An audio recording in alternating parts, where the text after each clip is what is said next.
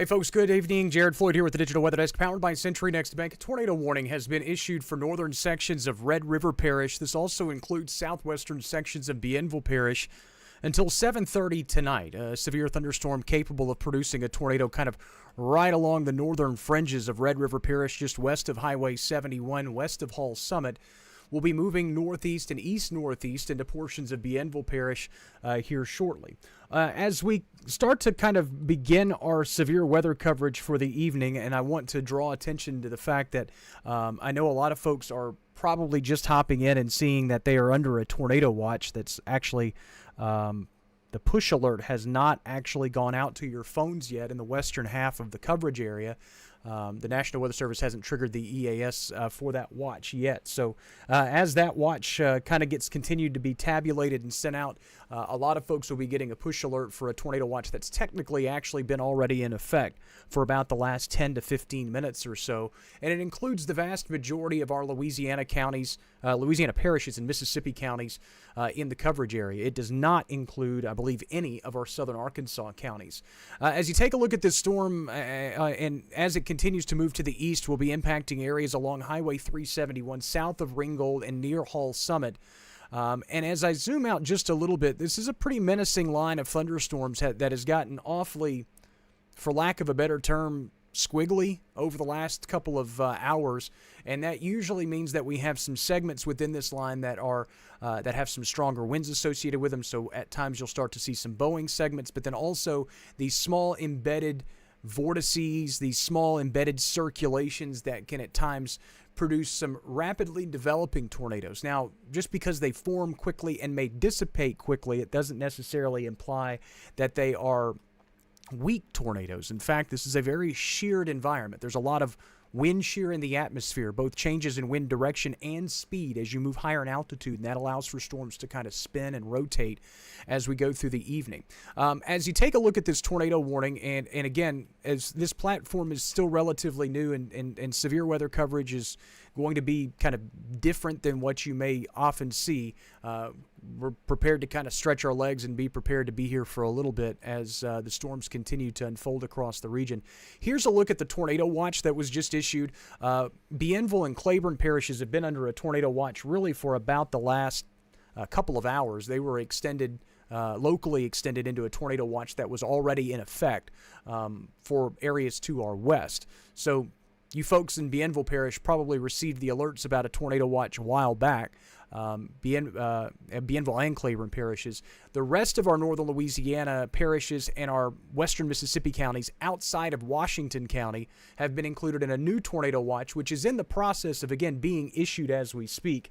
It's already out officially, and it goes until 2 a.m. But again, I know that there's probably some folks scratching their head wondering why they haven't received the push alert. And again, I believe that the National Weather Service has to kind of trigger the emergency alert system and send that watch out on their end. So some folks may have already received that alert, others may have not. The tornado warning, if you're in that warning, you should have already received that alert. So again, just trying to clarify for folks that are wondering, hey, we're under a tornado watch and I haven't received alert about it yet. That's probably why. As we take a look at this storm that is making its way into Bienville Parish as we speak, it's into the far southwestern reaches, or more the western reaches of Bienville Parish, which is a relatively rural section of that parish. So it does give us at least some time to kind of watch this storm as it approaches Hall Summit and Highway 371, the Castor community, Ringgold, and then eventually would be Lucky and Bienville. Bienville Parish is typically kind of one of the jumping off points for a lot of our more organized thunderstorms. It seems like Bienville Parish has almost been a magnet for tornado warnings lately. What we are looking at here and what we are watching for severe weather and for tornadic potential is where those reds and greens combine together on the radar. This is what we call storm relative velocity, which is basically measuring the strength and the direction of those winds in this thunderstorm in relation to the direction in which the storm is moving, but also in relation to how those winds are correlated toward the radar site. The reds are winds that are going away from the radar site.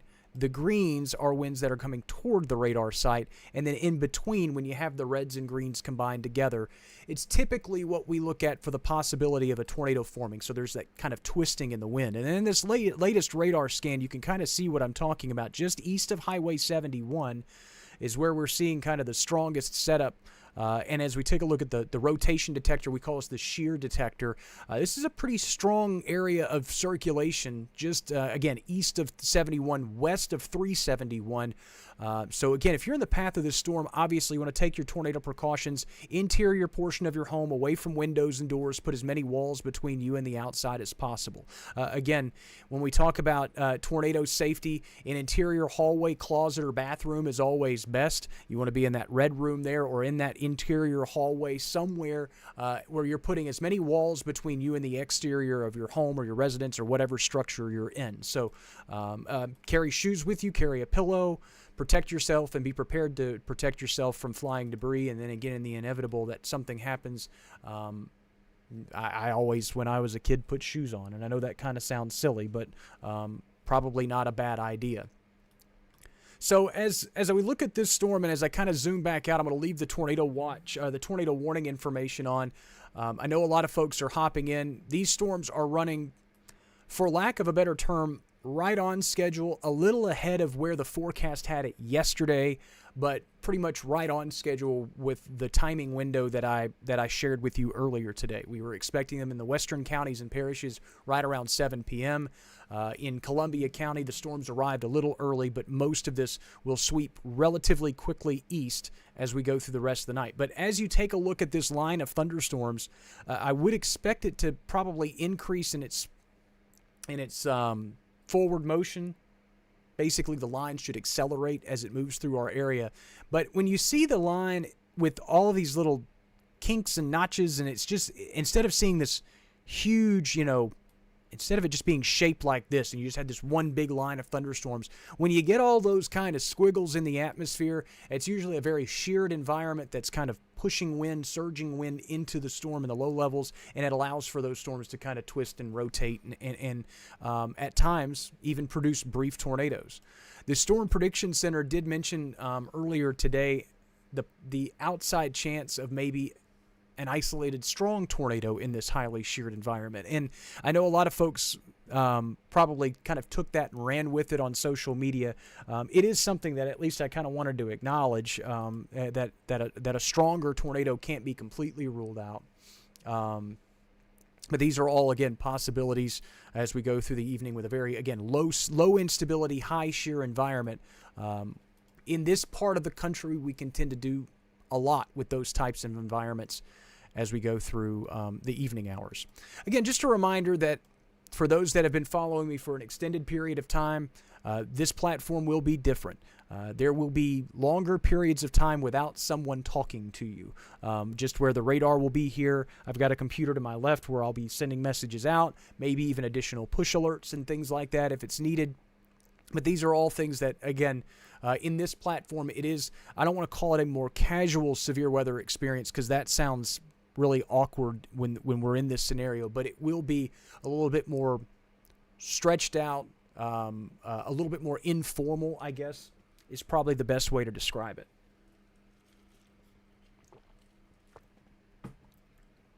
So as we set up for the rest of the evening, and you see these storms that are continuing to move quickly off to the east, any storm that moves east is probably going to be, that's moving that quickly, is probably going to pack some fairly strong winds with it. Not necessarily severe by definition, but 40 and 50 mile an hour winds may be commonplace in many areas as we go through the rest of the evening hours. I'm still waiting for that push alert.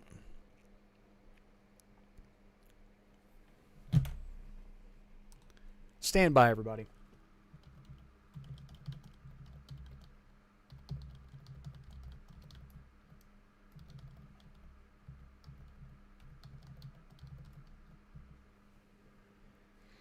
Okay, and as this tornado warning continues off to the east, I want to draw attention to the fact that as the line of storms moves east rather quickly, thunderstorm wind gusts that are non-severe, 40, 50 miles an hour, may be relatively common. A lot of folks, and again, thank you so much to Linda for saying that she got the alert on their phone. Depending on where you are, some folks probably already have received the alerts, the push alerts on their phones. But there are some folks in the western counties and parishes that may not have received the tornado watch yet. So I'm going to go back to that again as more folks continue to hop on the stream and they're kind of like, hey, what's going on? I do want to, again, draw attention to the new tornado watch that's out. For the vast majority of the region, all of our northern Louisiana parishes, most of our western Mississippi counties, with the exception of Washington County, but it does not include any of our southern Arkansas counties. So, again, I want folks to be aware of that as we go deeper into the night. And I don't expect you guys to be added to any additional watches as we go through the night. So there's a look at the latest tornado watch. Again, it goes until 2 a.m. Sunday morning for all of our Louisiana parishes and our western Mississippi counties. So I just wanted to, again, draw that to you. And again, this will be a fast-moving line of thunderstorms. Marisol asked that watch will expire earlier at 2 a.m. Well, it just depends on location because, again, that watch is a very large west-to-east tornado watch, right? So for the folks in the eastern counties and parishes, no, it's going to probably go until 2 a.m. unless this storm just continues to outrun everything and just speeds up and gets past the area during that stretch. But also... But for the western counties and parishes, it's out right now. You guys may be trimmed away eventually at some point.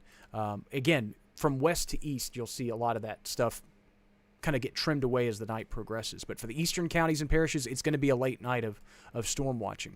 As we go back to the tornado warning that's in place, and I know that there's a lot of folks asking questions right now, and they're asking about a lot of specific areas in Morehouse Parish and in Ouachita Parish. I will address that where I can, but let's kind of keep our eye on the ball. We've got an active tornado warning out right now, and so, trying to talk about things that are way downstream, we'll kind of cross that bridge when we get there. There's a lot of areas that are under tornado watches right now. If the watch is issued, you need to be weather aware. And so for folks that ask, well, what about Ouachita Parish? You're under a tornado watch till 2 a.m. I'm still waiting to receive that push alert. But I just want to draw attention to the fact that you are under you're going to be under a tornado watch for a while, for at least the next couple of hours. When the storms in this line clear your area, then you will either be trimmed away from the watch or the severe weather threat will end in your area, so on and so forth. But we're at the beginnings of this. The watch was just issued literally 15 minutes ago. So this is the beginning. We're not close to the end yet. And I don't want to make a whole lot of speculations on what this line's going to look like in 80 miles because a lot can change in that 80 miles. If you're under a watch, be weather aware. Have ways of receiving alerts. If you're under a warning, act quickly. Again, this warning that we have out right now is for a relatively small area in the western counties and parishes. It's really just for far southwestern reaches of Bienville Parish.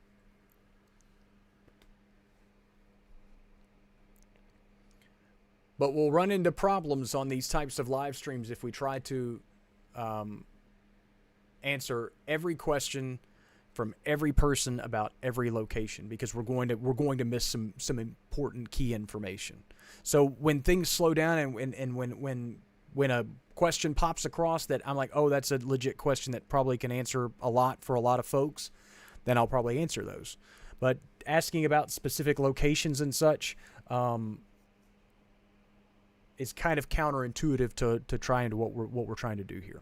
So here's a look at the tornado warning as it was just kind of re-updated as it approaches Highway 371 from Hall Summit to Ringgold. Again, northern Red River Parish, which is technically outside of our coverage area, but it does include far southern reaches of Bienville Parish.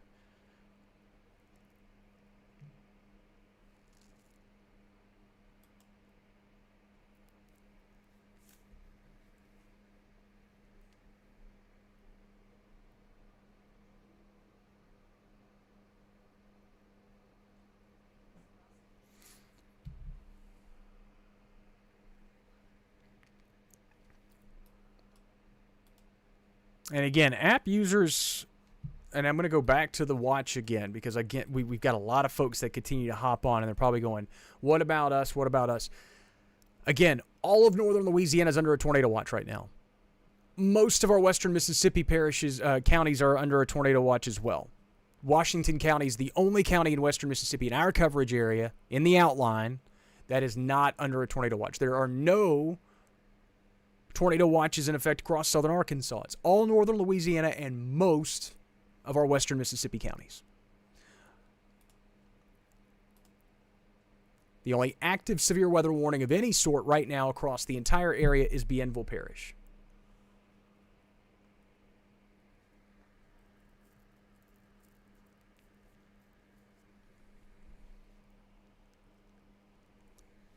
Yeah, Jonathan, I mean, this is the benefits of a digital weather platform. We're able to hop on when we want to hop on. We can stay on for as long as we want to stay on. And also just, again, it provides a longer form. It does provide a community for a lot of folks that are very anxious about the weather. If you're sitting home alone on a Saturday night, or if you're sitting there with just your kids or your whatever, your significant other, your loved ones, it can get very unnerving. So this does provide us an opportunity to provide a community and provide some kind of comfort and also information as these storms continue off to the east. And in any scenario as well. Yeah, Mercedes, again, for the folks that are under the tornado watch, and again, I'm thinking this is an EAS thing, because I'm waiting for the National Weather Service in Shreveport to actually send out the watch status, and that should push the alerts to our phones.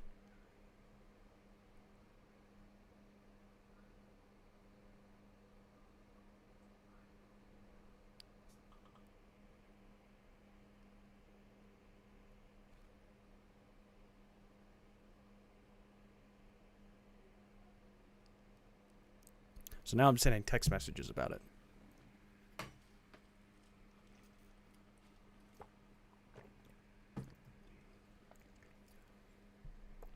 Yeah, and so Vanessa says she got the alert from Jackson, and like I said, the alert has gone out for the eastern counties and parishes, I believe, but the western counties and parishes at least have not received the alert from my app.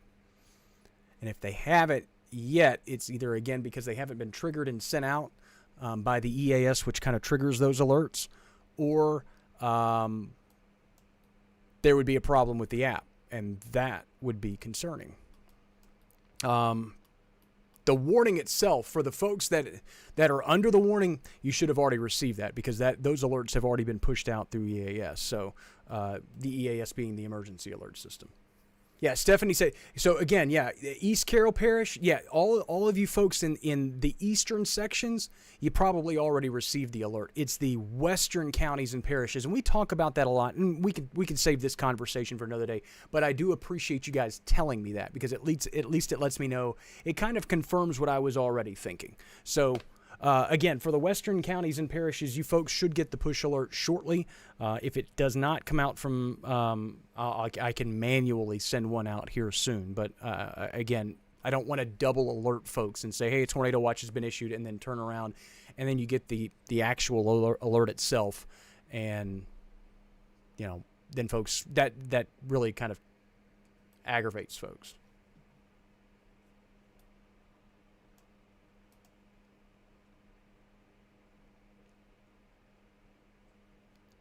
So as we look at this storm, this line of thunderstorms, and I'm going to zoom out a little bit better, so we can kind of take a broader scope of the line, the bird's eye view of this activity. And I again want to stress, there's going to be thunderstorms. There's going to be rain in southern Arkansas. You guys are going to hear lightning, or you're going to hear thunder. You're going to see lightning. There's probably going to be some gusty winds at times. But for you folks in southern Arkansas, the severe weather threat will likely remain rather low. Maybe some occasionally gusty winds. Yeah, Ouachita Parish, like I said, I'm in Ouachita Parish. I haven't received the alert either, but Richland Parish has. So let's go through that as the tornado warning continues, and the rotation associated with this warning has kind of broadened out. And so I'm wondering if the warning even makes it past 7:30. Nonetheless, if you're in the path of the storm, which is in a relatively rural section of southwestern Bienville Parish, stay sheltered. again, the warning has about another 5 minutes or so, and then it should be allowed to expire unless we see some kind of drastic increase in the storm's organization and rotation. Still probably producing, yeah, it's kind of broadened out quite a bit. Still probably producing some gusty winds, and that's going to be the other headache from a lot of this is thunderstorm wind gusts that are not necessarily severe.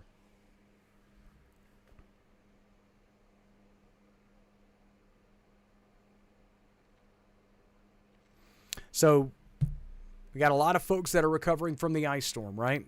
Tree debris, a lot of limbs that are still hanging that need to come down eventually, a lot of structurally compromised trees across the region, trees that, that need to be cut down but just haven't been tended to yet because time and people. There's only so many, folks to go around that can cut down trees. So 30 and 40 mile an hour wind gusts can cause more problems on a day like today than they normally would. Make sure you charge your mobile devices and just kind of be aware that, sporadic outages may be a little bit more frequent than they normally would. But again, this is the only warning that we have out across the area right now. So let's go back really quickly and let me explain something to folks and why some folks have received this alert and why some folks haven't. The severe weather watch, the tornado watch was, and you folks should still receive the alert eventually in the western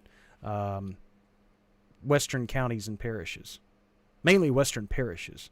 So the National Weather Service in Shreveport, Jackson, and Little Rock cover our coverage area. Little Rock covers Ouachita, Calhoun, Bradley, and Drew counties. National Weather Service in Jackson covers Columbia and Union counties and Union Parish, Ouachita Parish, Caldwell Parish, LaSalle Parish, and everybody west. And the National Weather Service in Jackson covers Washington County, Chico County, Ashley County, Morehouse Parish, all the way down this area and points east. So when a watch is coordinated by all the National Weather Service offices, they also have to kind of send those alerts out from their individual offices. Well, the National Weather Service in Jackson has already sent out their EAS, like, hey, heads up, EAS heads up tornado watch has been issued. That's why folks in those areas have already received that alert. National Weather Service in Jackson or Shreveport has been issuing and watching that tornado warning and the 3 severe thunderstorm warnings to the south out over eastern Texas. So, and here comes a new severe thunderstorm warning. This is going to include Grant and Wynn parishes, and you'll see it pop up on the screen here in just a second. But they have not, because they've been busy with all that stuff, they have not actually pushed out the EAS alert about the tornado watch yet. So eventually that should come out and you will receive that alert. That's why I haven't sent that alert to you through your phone. Those are automatically triggered and it should trigger soon. So just heads up. Bradley says power is out on Highway 546 in West Monroe. Again, yeah, that's going to be a problem. It's going to be an annoying problem because it's even 20, 25 mile an hour, 30 mile an hour winds could cause some issues on a day like today. So the new severe thunderstorm warning's just been issued. Again, it includes a good chunk of Sabine and Natchitoches parishes and also into southwestern sections of Wynn Parish and western Grant Parish. So this is going to go till 8:15. Severe thunderstorm capable of producing 60 mile an hour wind gusts. An embedded tornadic circulation is not out of the realm of possibilities. Hang on for folks that are asking about the app. I will send you the website link so you can go download it. Actually, you can just go to digitalweatherdesk.com. That's going to be the fastest way. But I'll do that anyway. I'll go ahead and links to download app. Yeah, again, for the folks in Lincoln Parish, yeah, Herbie, I mean, look, I'm going to be here for a while. My dialogue's going to be as long as it wants to be. We've got storms rolling through that have now just started to move into the area, and this whole platform is about being a little bit more informal and casual and to just discuss thunderstorms while you can watch the radar and kind of get updated with the latest information. So this is going to be long form coverage where I'm going to repeat things over and over, and we're going to get into some detail about some things. But right now, I'm also addressing the fact that our tornado watch has not been pushed out to the app. So a lot of folks are wondering why we're under a watch and we haven't gotten it yet. There are plenty of other options to receive your severe weather information if you don't like what you're receiving here. But this is how we're going to do things. Again, this tornado warning that was in effect for Bienville Parish just drops off the map. And so that one has been allowed to expire. That means the only active warning that we have out now is the severe thunderstorm warning for Wynn and Grant Parish till 8:15. So we'll put the storm back, we'll put the radar back into motion. You can see, again, the red flashing box that drops off the map. So the tornado warning has been allowed to expire. And we'll watch that as the more organized thunderstorms continue to press off to the east. And as we've continued through the evening hours, and I could loop the radar a little bit longer than this, but I'm not going to just because it's not overly important. But the southern parts of this line have been consistently more strong than the northern segments of this line. And so I want folks to be aware to the fact that as we go through the nighttime hours, the severe weather threat is really focused along and south of I-20. The northern sections of the tornado watch from I-20 to the state line, it will likely remain a very isolated tornado threat. Farther southward, where the severe thunderstorm warnings are really lining up across western Louisiana all the way to the Gulf coastline, those are the areas that have really had the better environment through the course of the day. And we talked about that with the slight risk area versus the marginal risk. And, the slight risk area was along and south of I-20. And so I really think at this point, the best ingredients for thunderstorms will remain across our southern parishes and counties. That's not to say that we can't see this line segment along the I-20 corridor. I wouldn't be surprised to still see a rogue severe thunderstorm warning, maybe even a brief circulation that could produce a tornado. But the better wind shear, the deeper moisture at the surface, all of that stuff is more readily available in the southern parishes and counties. So as we progress through the evening hours, I wouldn't be surprised to see a higher concentration of the warnings more frequently in the southern parishes and counties. So I'm going to get a forward motion on this severe thunderstorm warning moving east at 30 miles per hour, which is not exceptionally fast at this point, right? We do expect these storms to kind of accelerate through the region, and when they do, I wouldn't be surprised to see a lot of these areas wrap up the rain threat early, which is good news. We're a half hour we're a half hour into where we expected these storms to develop and sweep through the region. So it's not out of the realm of possibilities for maybe some areas to be done with the storms, here in the next hour and a half in the western counties and parishes. Eastern counties and parishes, folks along the Mississippi Valley, it's going to be midnight, maybe a little later. But that all depends on how fast this line moves. So again, 30 miles an hour. I'm going to go ahead and draw us out a little ETA, if you will. Again, moving into the western portions of our coverage area, Natchitoches a little before 8, Natchez, Louisiana a little after 8, the Clarence area, which is on your way toward Natchitoches, 7:58. And so you could kind of get a general idea of some of the arrival times on some of these storms in the western counties and parishes. Most of those cities are outside of our coverage area. If you are looking for more information central Louisiana-wise, if you have friends, family, loved ones in central Louisiana, and you're looking for more Alexandria, Toledo, Bend, those types of areas, which is technically not my coverage area, and that's by design, Cenla Weather with Nick Mikulas is a great follow. He was live earlier. I would assume if he's not live now, he will be off and on through the night. But Nick's a great follow. You can just search his name, Nick Mikulas, Mikulas, or you could just search Cenla Weather. You'll find him. But he's, again, got some great information across central Louisiana if you just need more info. Again, Alexandria, Marksville, Ball, Tioga, Pineville. He also covers the southern parishes, and we overlap for several parishes. Grant, LaSalle, Catahoula, Concordia. So, if you live in those areas and you just need more information, he's a great follow as well.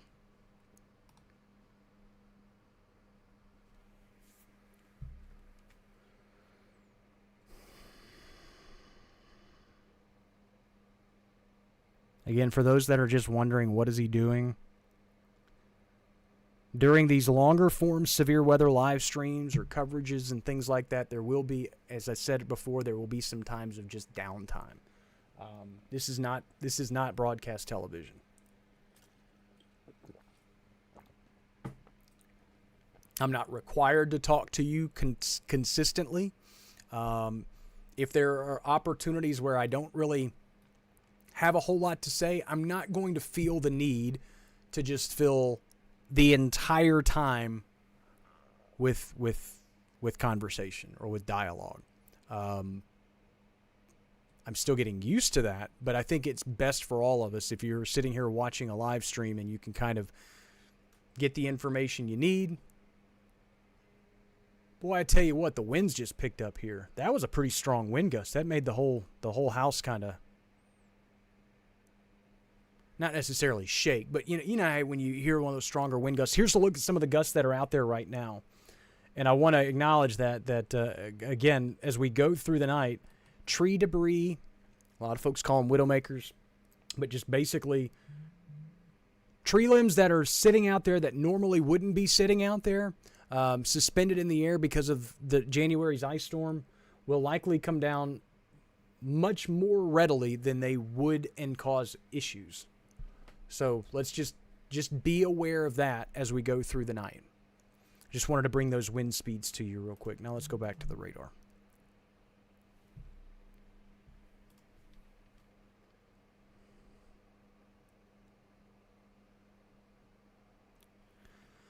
So as we look at what's going on across the region, another thing that I want to kind of take away from the fact that these storms are moving relatively quickly, it should, to a certain degree, mitigate the heavy rain flash flood threat. There will be some areas that see rain for a more prolonged period of time than others, and these storms will produce some very heavy downpours. But at this point, I think these storms will move relatively quickly in any one particular area to keep it from being a widespread, significant flash flood threat in our region. So I'm just going to leave the radar there for a second as I hop over and look at some other stuff.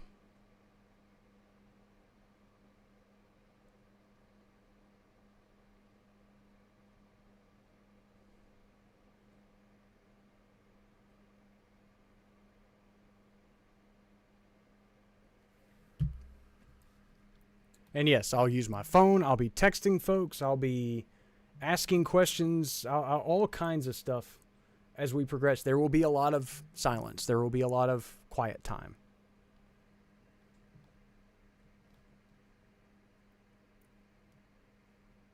Let's go back to the watch real quick. Again, I know there's a lot of folks that have not received the tornado watch alert in northern Louisiana, and they're probably kind of frustrated about that. I'm kind of peeved about it too. But these kinds of things happen. Again, I'm kind of waiting for it may just be a computer issue or something like that. I don't know, but we'll get it. But a tornado watch is out until for northern Louisiana and western Mississippi until 2 a.m. Claiborne and Bienville parishes 9 p.m. National Weather Service, the Storm Prediction Center of the National Weather Service office issued a tornado watch earlier for the ArkLaTex region. They locally included, they just kind of looped in Claiborne and Bienville parishes after the fact. And then farther eastward, all you folks were included in a new watch that includes, again, all of the rest of our Louisiana parishes and most of our western Mississippi counties until 2 a.m. tomorrow.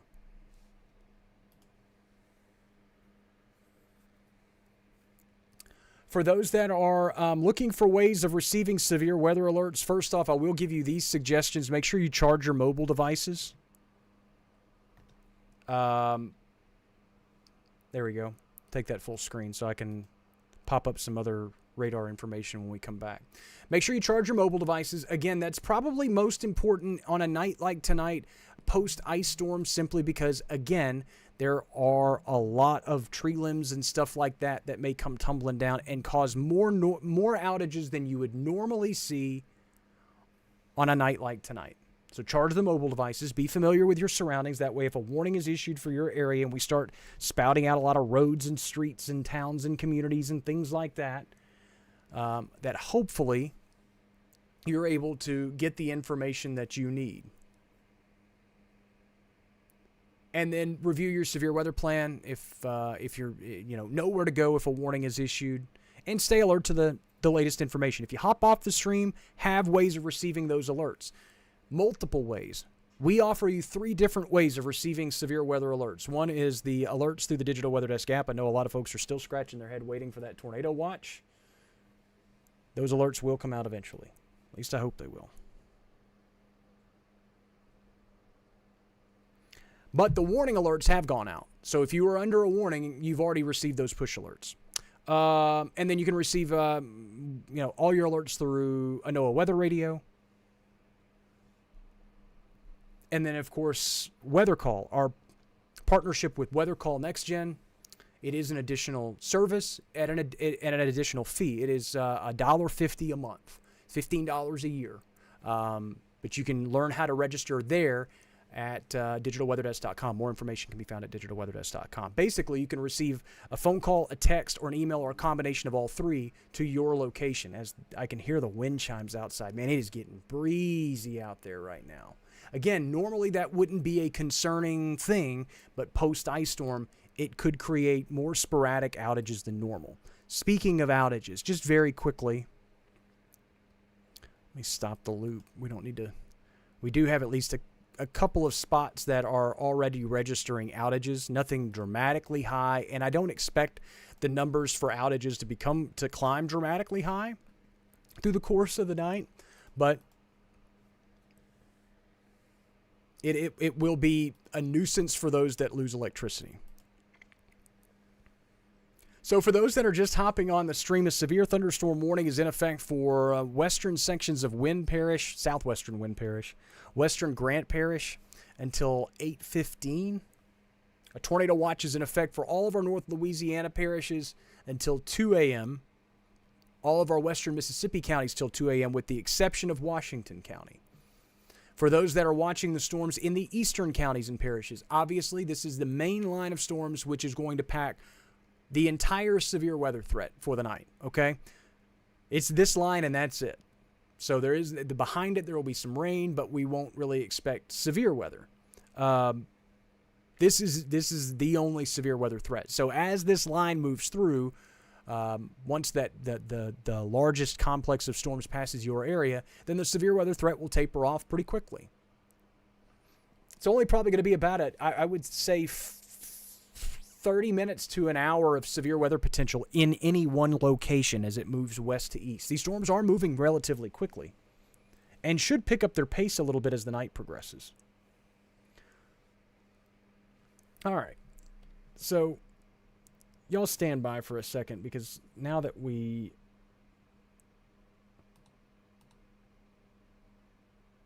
going to go ahead and just send out another push alert. So for those that have already received a push alert, you're probably about to get another one. For those that haven't received a push alert about the tornado watch, this is going to be a very crudely drawn, like, hey, heads up, there's a tornado watch.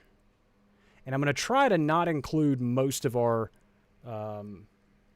eastern counties and parishes because you've already gotten that alert.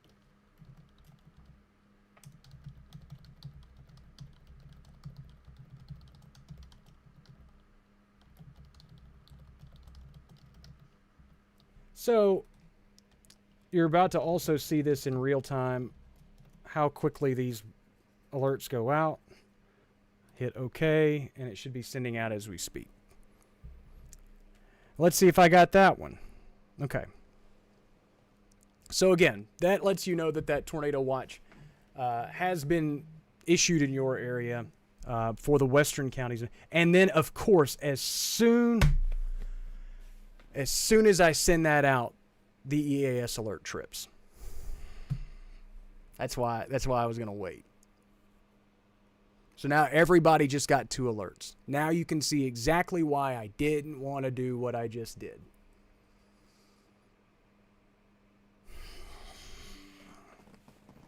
So anyway, tornado watch is out till 2 a.m. Everybody just received that alert twice.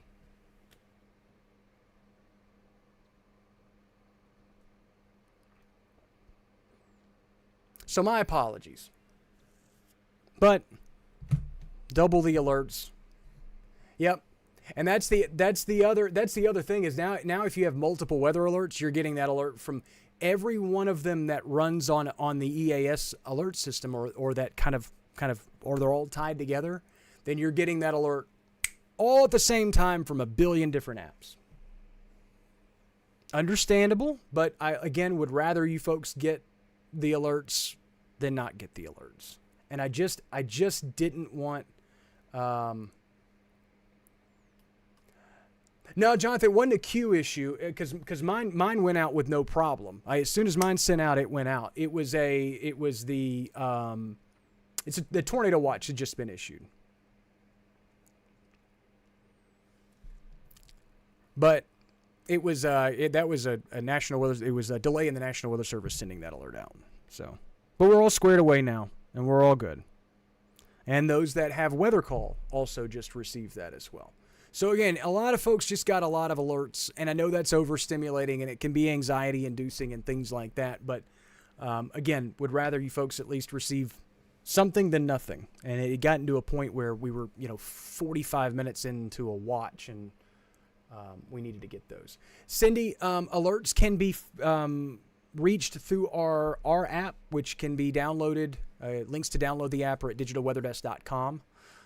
I think I just posted that earlier, but you go to digitalweatherdesk.com. It's right there on the homepage. You can download for Apple and Android.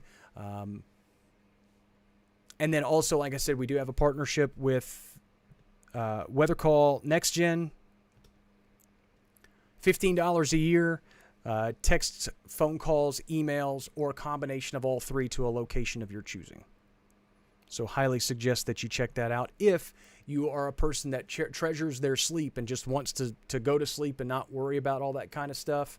And you just would rather somebody call you if there's a warning coming out, especially if you're,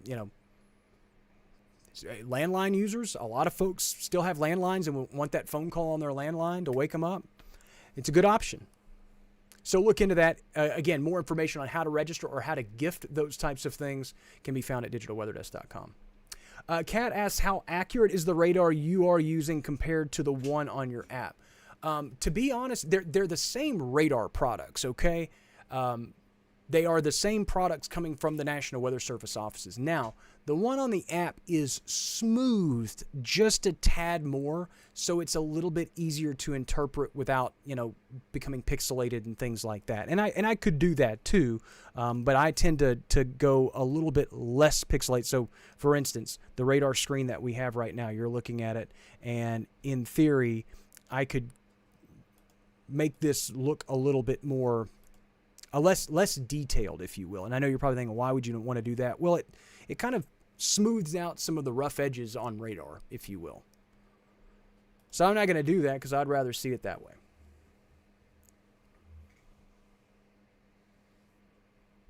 What are all the boxes that pop up? These are all different just things. This is the lightning counter. These are shear markers. I don't use those very often because they tend to clutter the screen. This is how I loop the radar. These are the different radar products. This is how we do storm tracks. This is how we do squall lines. That's just a measuring tool. This is different location views if I wanted to use those. I haven't set those up yet because I really don't need to. So those are all the different things. All the boxes to left. These are all different severe thunderstorm warnings, lining up from central Louisiana all the way to the Gulf coastline. Orange, severe thunderstorm warnings. Red, tornado warnings.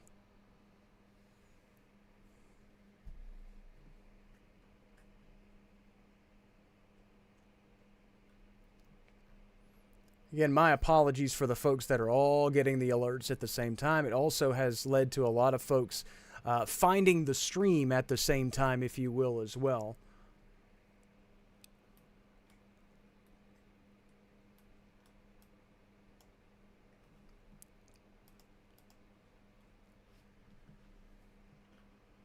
Yeah, orange boxes are severe thunderstorm warnings.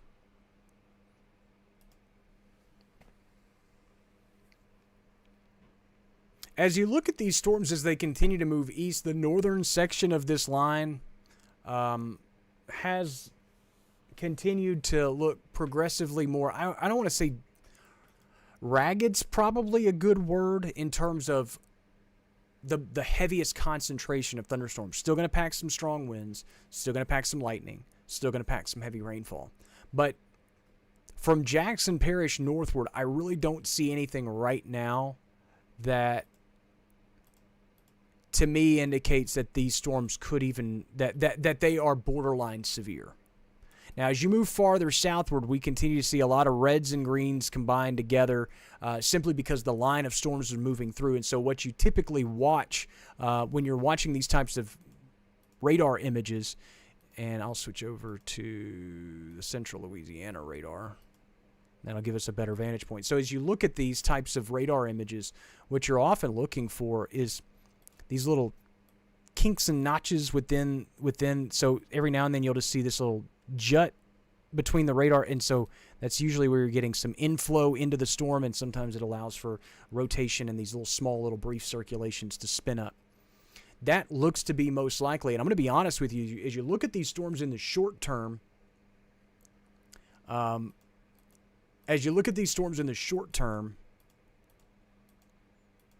vast majority of the strongest activity is really from central Louisiana to the southwest to the Gulf coastline. So, again, a lot of these storms are going to feed off of the best ingredients, the best wind shear, the best low-level moisture.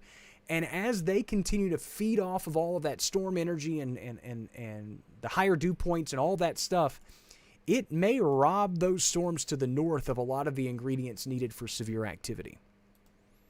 As we mentioned over the much of the week, the storm ingredients are kind of like baking a cake, and you can kind of balance out, high shear, low instability and still get some severe weather.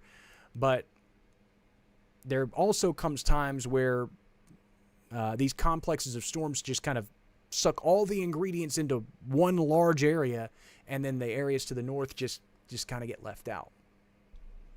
So as we progress through the night and these storms continue east, everybody's going to see rain, everybody's going to see thunderstorms, but some folks are going to see more organized, stronger thunderstorms than others. Not every storm is going to be severe. Yeah, I mean, it would really, Sean says, first time I'd want to be robbed. Vanessa says they can rob all they want. It actually would be that would be the best case scenario for our area, simply because it would give us kind of the best of both worlds. We would get some beneficial rain. A reminder that a lot of our area is still... No, Stanley. A lot of our area is still in a drought, especially along the Mississippi Valley. So we really could use the benefit of seeing thunderstorms without necessarily dealing with a concentrated, prolonged, organized storm threat that brings severe weather.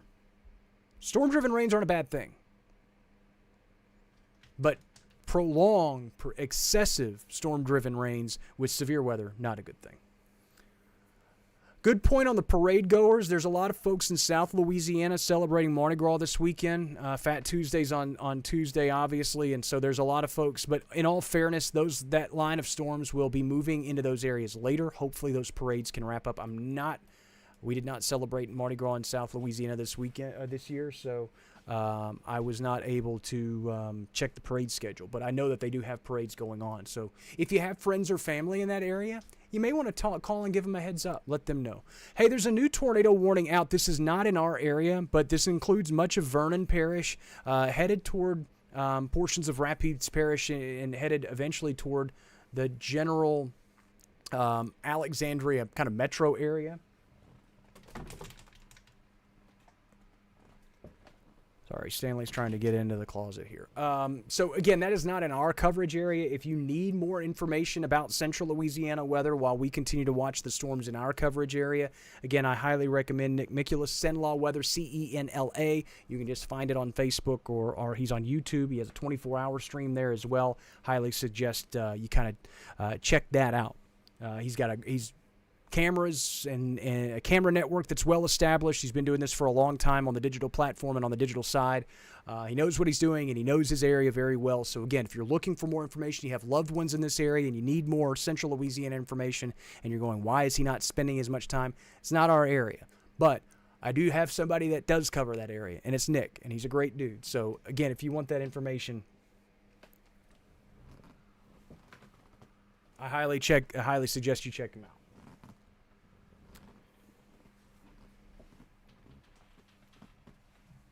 Stand by, everybody. I got to get this cat. Come on, buddy. I know. You're excited. All right.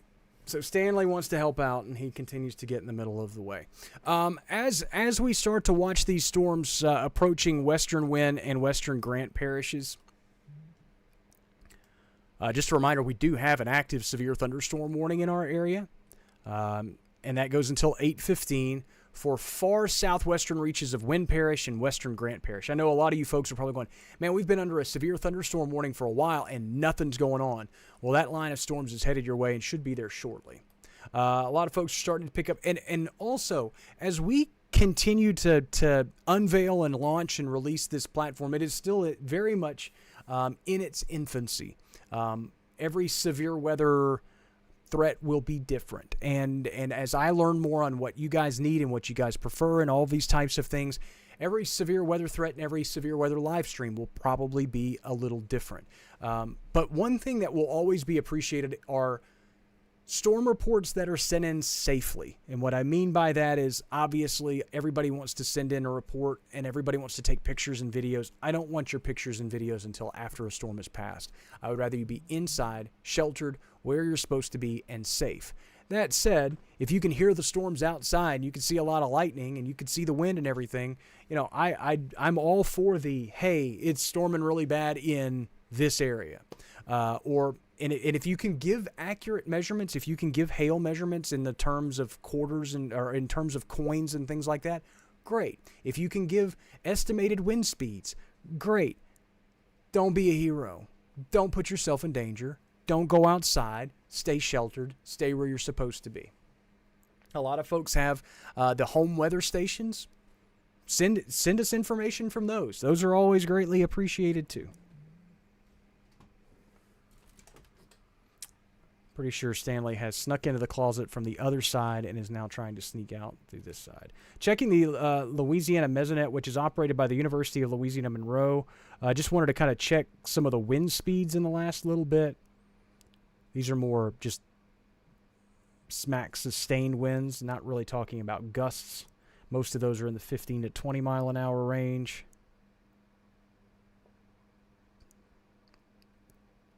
Yeah, and the gusts haven't been overly strong either. A lot of folks are asking about, are noting the rain as it continues to move into northern Louisiana. Again, these storms are moving relatively quickly, which is going to alleviate the heavy rain concerns across the area.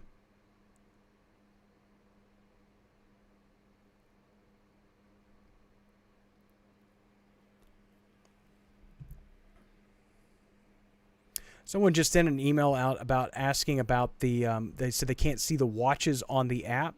All of those are available as different layers in the top corner in terms of the overlays and the layers on the app, so you can go back and toggle them on and off. You can toggle temperatures on and off. You can toggle lightning data, the power outages, all those types of things are available there, so you can toggle those on and off. Obviously, I'm not going to have the time, unfortunately, to respond to you in the thick of all of this stuff. But I hope that at least helps some folks because, yeah, the layers can, there's a lot of them, so it can be a little much at sometimes.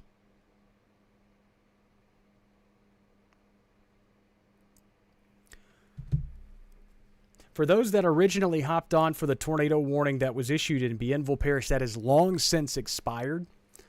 So I don't want folks to see that and go, where did that go? Well, that's been gone for a while now.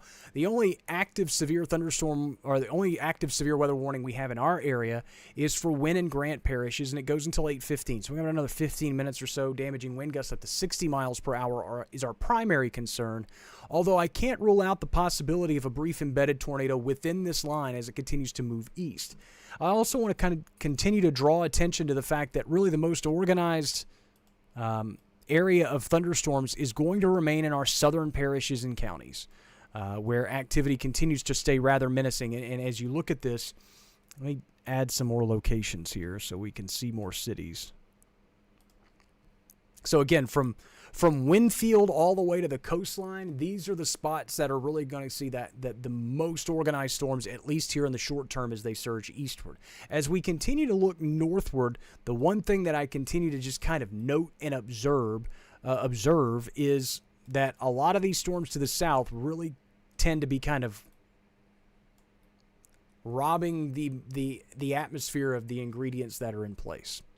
So as we look and we kind of reset for a lot of folks that are joining the stream just looking for information, a tornado watch is now out for all of our northern Louisiana parishes until 2 a.m. The only exception is Claiborne and Bienville parishes. You're under a tornado watch until 9 p.m. It's a separate tornado watch. And there goes Stanley. Pretty sure he just fell. Tornado watch until 2 a.m. for the Louisiana counties and parishes. Mississippi counties also in until 2 a.m. with the exception of Washington County. So the vast majority of our coverage area is under a tornado watch until 2 a.m. Southern Arkansas, nobody's under a tornado watch. Washington County, not under a tornado watch. So as these storms continue to move eastward, obviously it's going to be a later night for folks east than it will be for our folks farther west. Hang on just a second. Come on, Stanley. All right. I think he's finally getting broke free. As we take a look at the line of storms, and the little one's really excited to see her best friend.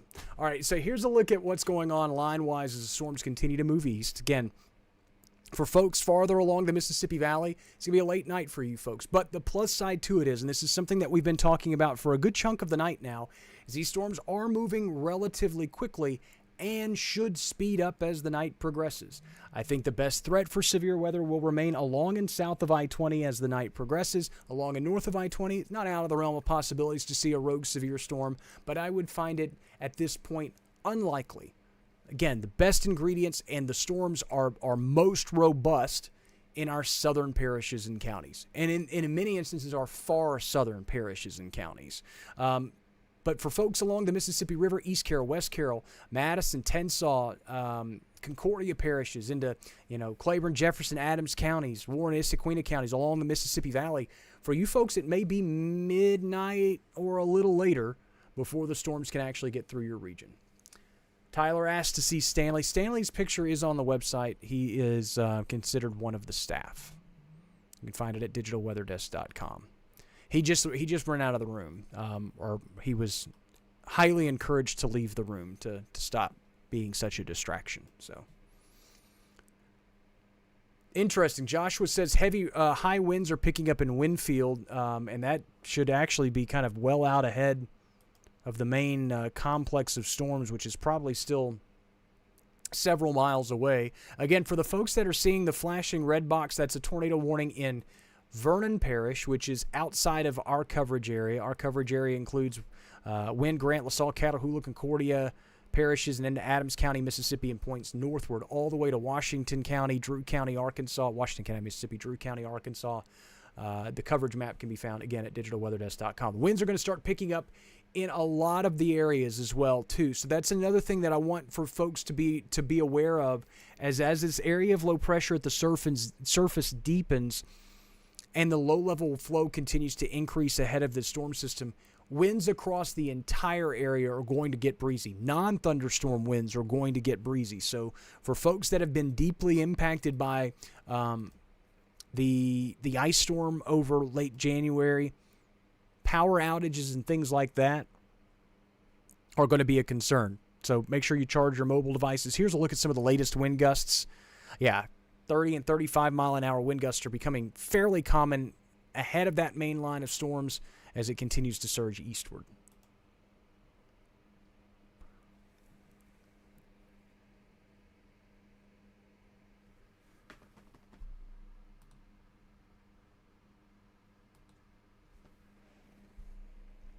Yeah, a lot of folks are starting to. Clint asks, is there a tornado warning in Bienville Parish? There was. There's not anymore.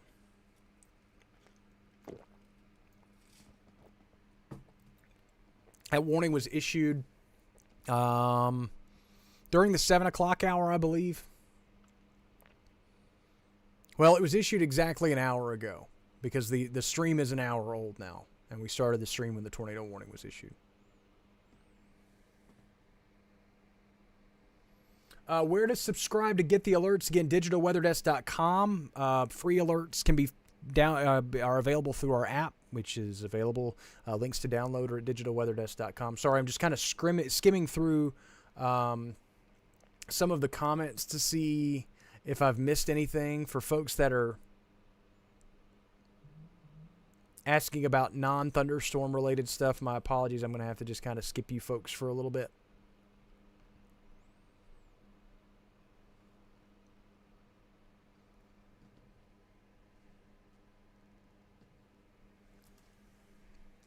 Another tornado warning lining up in Vernon Parish. My goodness.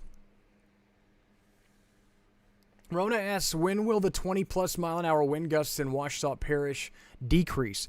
Probably not until Sunday night. Again, storm systems like this are windy before, during, after. Becoming breezy now. They're going to be breezy as the storms move through.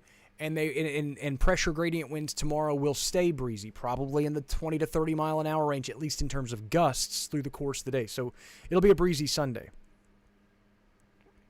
Again, not trying to step on my guys' area and territory, but just a look at some of the severe thunderstorm warnings and tornado warnings that are headed toward Glenmora and into western sections of Rapides Parish, Vernon Parish.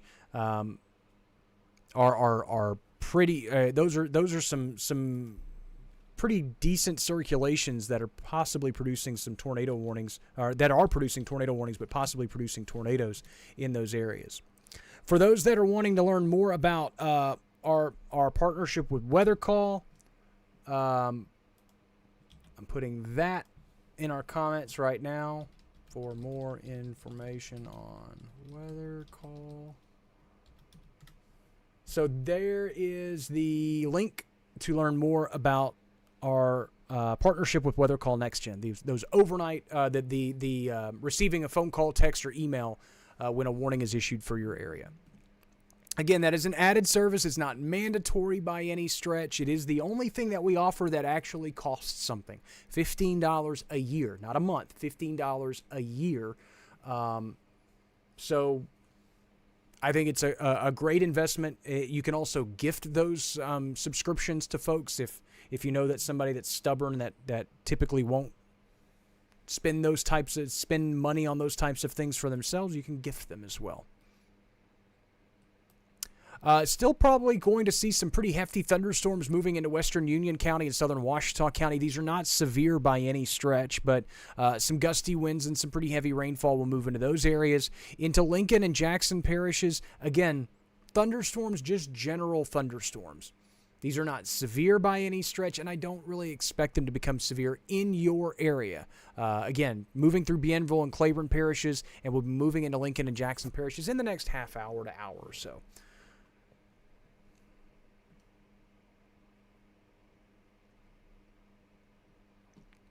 Farther southward, the storms are a little bit more organized, packing more of a punch, and have the potential of being routinely more severe or more organized as the night progresses. But the vast majority of these organized thunderstorms are just outside of our area. To subscribe to the alerts from the app, you input a location. So as you add a location, all of the alerts will default for that location. So if you add your home address as a location on the app, all of the alerts that are available, you're going to default and receive. You would have to then go back through and turn those off if that were the case.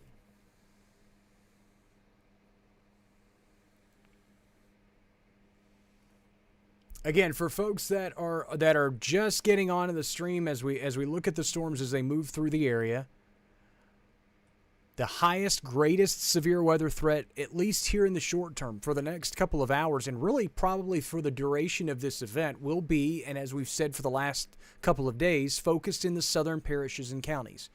It is a very active night unfolding for central Louisiana, and that does include some of our southern parishes and counties. Wynn Parish, Grant Parish under a severe thunderstorm warning until 8:15.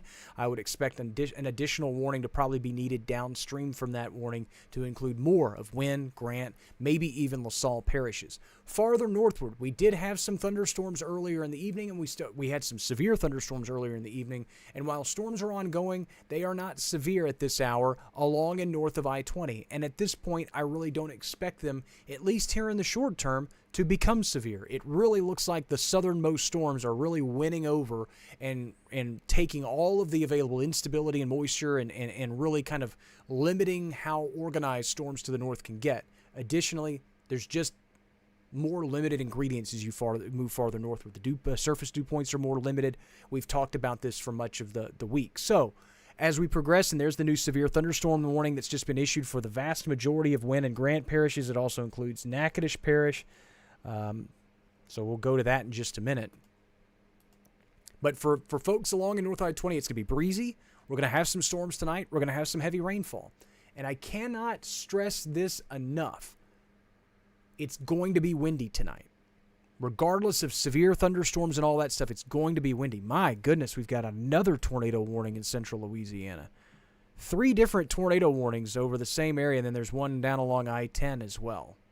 Again, those are not in my area, and I really don't want to spend too much time on them, especially when we have a new severe thunderstorm warning in our area that goes until 9 o'clock for much of Wynn and Grant parishes. But if you have friends or family in central Louisiana, again, Nick Mikula, Send-Law Weather is a great follow. He's probably covering all of this stuff in detail for central sections of Louisiana. And just, again, very briefly, because there's a little bit more going on, and you can kind of see what I'm talking about with all the little notches and spins in the atmosphere, and it's getting really messy down there really quickly. But you're looking at a possible tornado here. I think there's probably one here, a little bit farther north than where I just circled, and then there's probably one there. All moving east, and will be moving Oakdale and into western sections of Rapides Parish here shortly. So again, Nick's a great follow. He'll be watching those in detail as we continue to keep an eye on these storms to the north.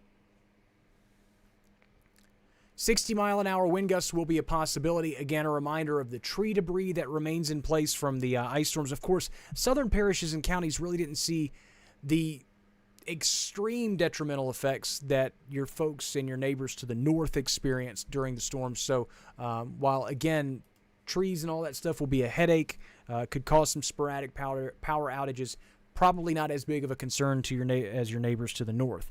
All of that said,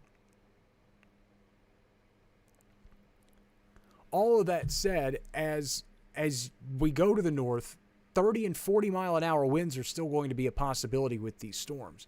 They may not be severe by definition, but considering the circumstances of where we are post ice storm, 30 mile an hour winds could cause problems more frequently than they usually would.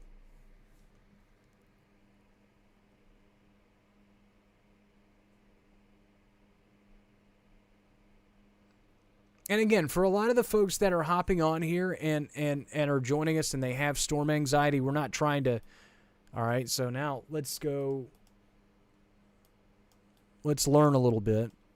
This is a confirmed tornado. The purple boxes mean that a tornado has been confirmed either by radar or by eyewitness accounts. And this tornado has been confirmed west of the Fullerton area. Again, this is not our area. This is not our coverage area, but it is a weather headline that should be noted. So switch over to the debris. We probably had a little bit of a debris spike earlier.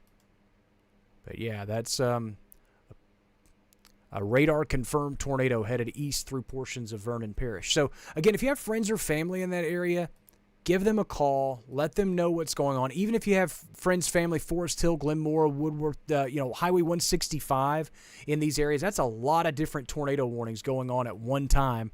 1, 2, 3, 4 different tornado warnings concentrated over that area, and then another 2 down along I-10 to the west of Lake Charles. Again, you can clearly see that the most organized storm potential with this event is now unfolding across central Louisiana and southern Louisiana, and that does stretch into our southernmost parishes and counties in our coverage area. Yes, Vanessa, that's exactly what that was. That funny little hook thing was the confirmed tornado as it moves its way into those regions.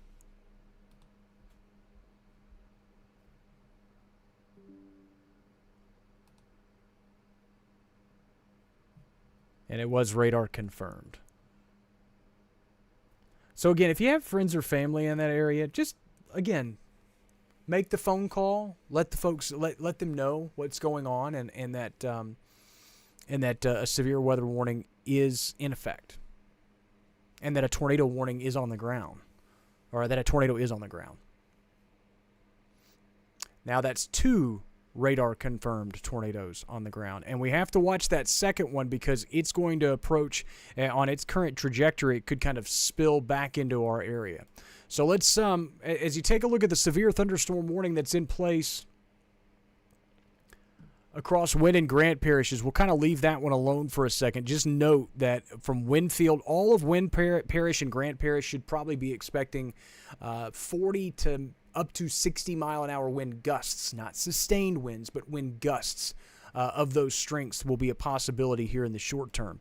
As you take a look across central Louisiana, there's now 2 radar-confirmed tornadoes, and the one to the south, we're going to have to take there's a lot going on here, and I know it's getting really, really cluttered here on the radar for just a second. So we take the radar, the warnings down, and you can see that both of these are headed right toward the Fort Polk or Fort Johnson radar site. And I'll switch over to what we call the correlation coefficient, which does not seem as, yeah, you can see the reflectivity, the drop in reflectivity, the correlation coefficient, which confirmed the tornado earlier as it was making its way through this region. But now the storms are getting so close to the radar site.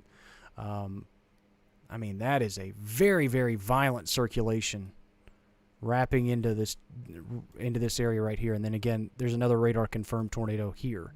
So I'll put the warnings back up there so you can kind of see what's going on. But the reason that I draw so much attention to them is, A, they're confirmed tornadoes on the ground, okay?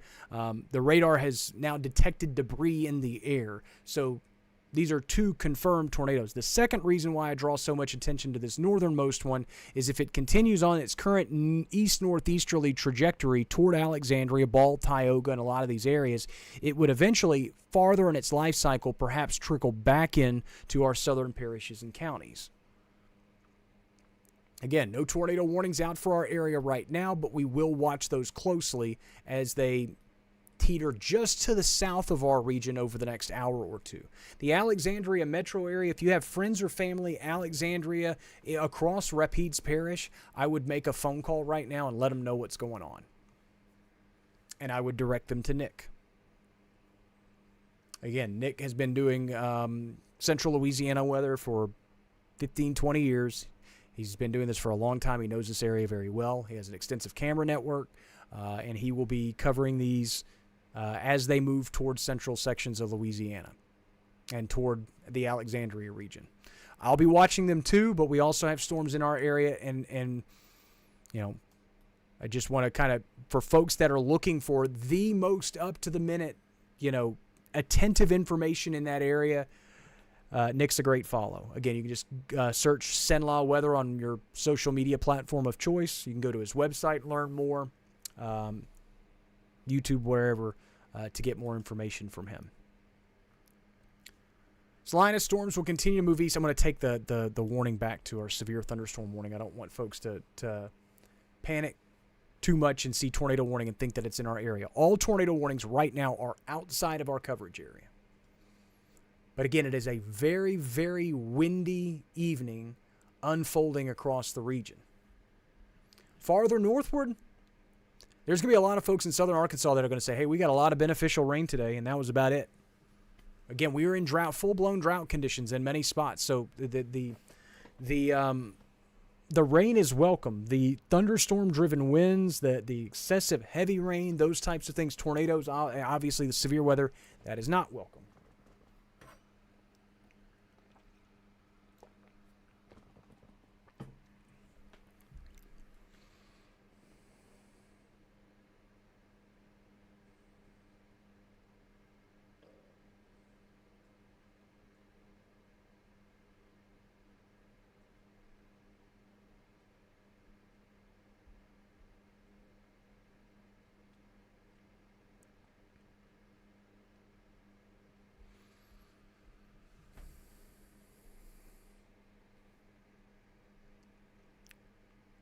All right, 9 o'clock on the severe thunderstorm warning that is out for Wynn and Grant parishes. For folks that are just hopping in, a tornado watch is in effect for most of our northern Louisiana, actually all of our northern Louisiana parishes, and most of our western Mississippi counties. So here's a look at the alerts as they stand right now across the region. Severe thunderstorm warnings in orange. Tornado warnings flashing in red. Radar-confirmed tornado warnings in purple. Tornado watches also in red, but over parishes and counties. There's a lot of colors going on here and fully acknowledge that. So let's kind of just go through this. Again, the tornado watch out until 2 a.m. All of northern Louisiana and most of western Mississippi with the exception of Washington County. Again, in southern Arkansas, no watches in effect.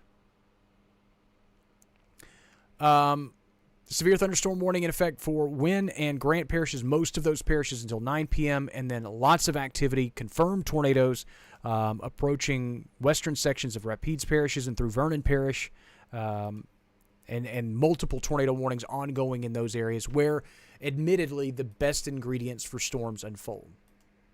Rachel, I'm about to use you as an example here, but in a good way. She says, I'm in Spearsville and I'm under a tornado watch, but have not heard about much going on in our area. That's a good thing. If at any point during this entire stretch you're under a watch, but I'm not talking about your parish or your county or your town or your city or your neighborhood, that is a good thing. That usually means there's not a whole lot going on. Sometimes we don't get overly specific and we don't get into towns and cities and stuff like that. But if I haven't mentioned your parish or your county, then yeah, that's probably a good thing. You are still under a tornado watch. You still need to be aware of what's going on. You need to be prepared to act if a warning is issued. But I'm going to be honest with you, as we look at these storms in the northern sections of the coverage area, there's just we're really limited in the overall ingredients, and the reason that is because of what's going on to the south. All of these storms, and in fact, as you zoom out even farther, all of these storms that are unfolding, and I'll go to the national radar so you can see just how this is a monstrous line of thunderstorms, okay? And so as you look at this in kind of a broader scope, this entire line of thunderstorms is just robbing any kind of deep layered moisture that could make its way farther northward, deeper into our area that would support a severe weather threat. That's a good thing. We don't want severe weather. We can deal with the showers and the thunderstorms. That's cool, especially considering the drought conditions we're in.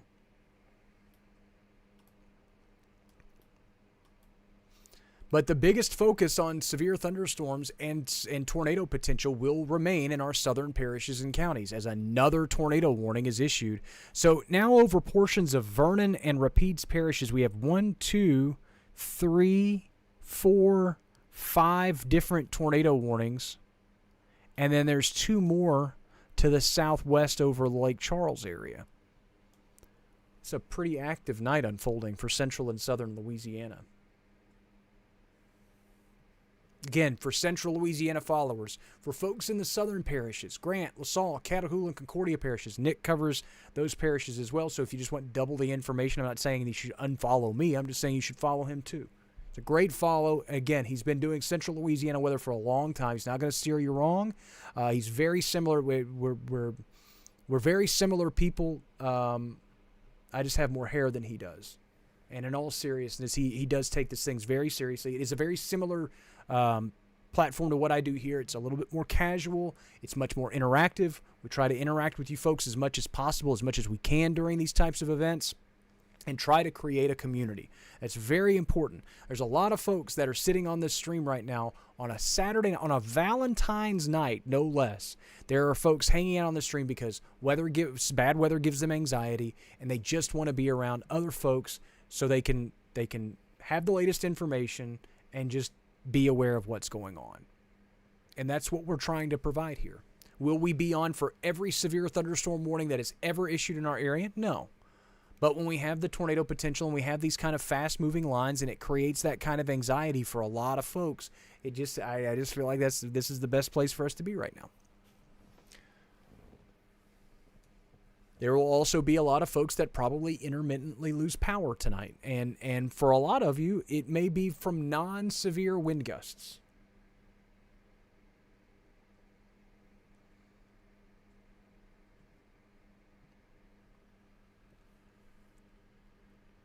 Yeah, I mean, this is and I'm not going to get into the specifics of all of that, but yeah, and there's a third tornado warning in the Lake Charles area too. So now you've got 8 different tornado warnings clustered over 2 different areas, and then all of the severe thunderstorm warnings that stretch from Wind Parish all the way down to the Gulf coastline. Yeah, Jeremy, we've been saying that for a while, but it's always a great thing to kind of throw back into the comments. A reminder to charge all those mobile devices. Have ways of receiving alerts just in case you do lose the power from even just a rogue outage.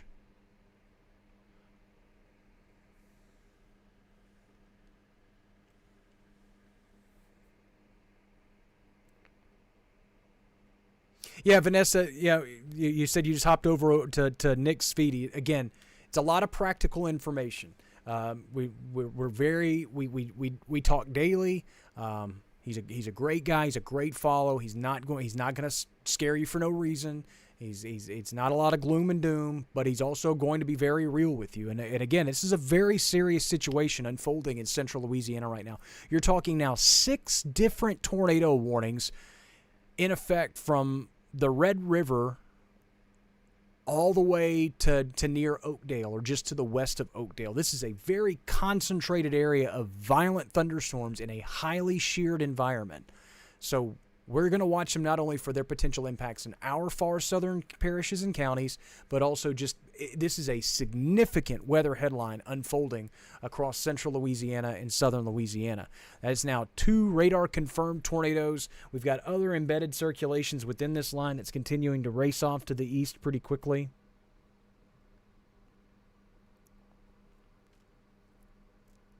Just a lot of stuff going on.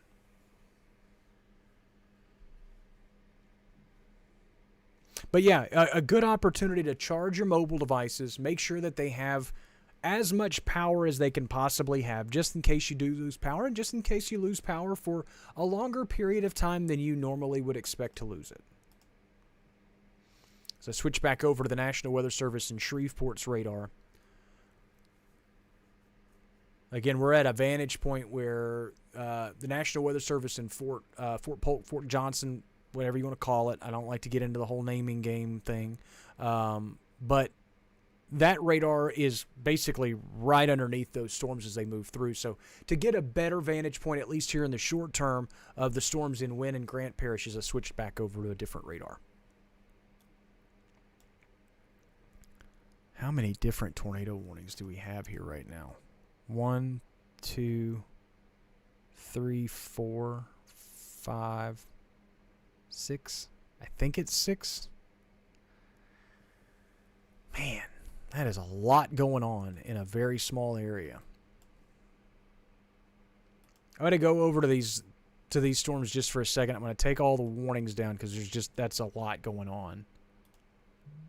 And you can see all of the shear associated with this and all of the little embedded little squiggles and just embedded notches and kinks within that line that can provide some twisting of winds and can cause some problems. And we're still seeing some stuff into western portions of Grant Parish that we'll have to watch here in the short term too.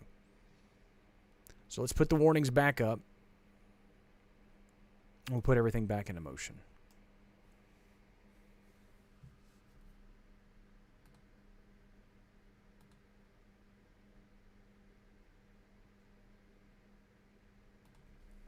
Just checking to make sure that I'm not missing anything over here on the other computer.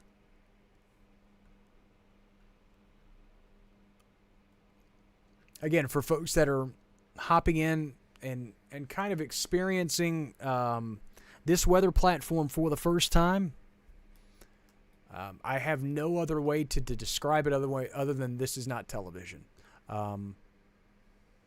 There are no, FCC obligations and things like that. So there will be times for us to be a little bit more casual and a little bit more informal.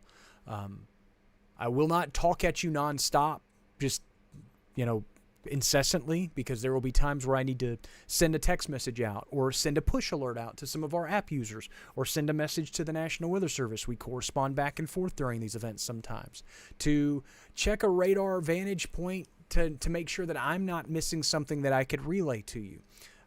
In turn, we will also bounce from a lot of different pieces of information, from radar to what shear products are and where you need to go in the event of a tornado warning and all of those types of things. So it is designed to be a more casual, somewhat more informal, but yet still very reliable and respectable and professional, presentation for you to be able to receive. Edward asks a question about Winnsboro. And again, to kind of reiterate this for folks that are just hopping onto the stream, all of northern Louisiana is under a tornado watch right now. The entire northern half of the state is under a tornado watch. Some of these areas will be trimmed away pretty soon. But if you are under a tornado watch, and Franklin Parish is, but we haven't talked about your parish or your town or your city or even in any of the surrounding areas, if we haven't talked about you very frequently, then that probably means either the storms that are ongoing are not really problematic or they're not severe, or B, the threat hasn't gotten to you yet. So for folks in the eastern counties and parishes, it's going to be another couple of hours before these storms get into your area. That said, as we look at the storms as they move their way into the Winfield area and stretching through portions of Grant Parish along Highway 167 or approaching Highway 167, I do want to draw attention. I want to get the forward motion on these just so I get this as accurate as possible. And they are starting to speed up a little bit. These storms were once going in the 30-mile-an-hour range and are now running about the 40-mile-an-hour range. So we'll do a little storm ETA east at 40. And this gives us a general idea of some of the arrival times within the path of this complex of strong to severe thunderstorms.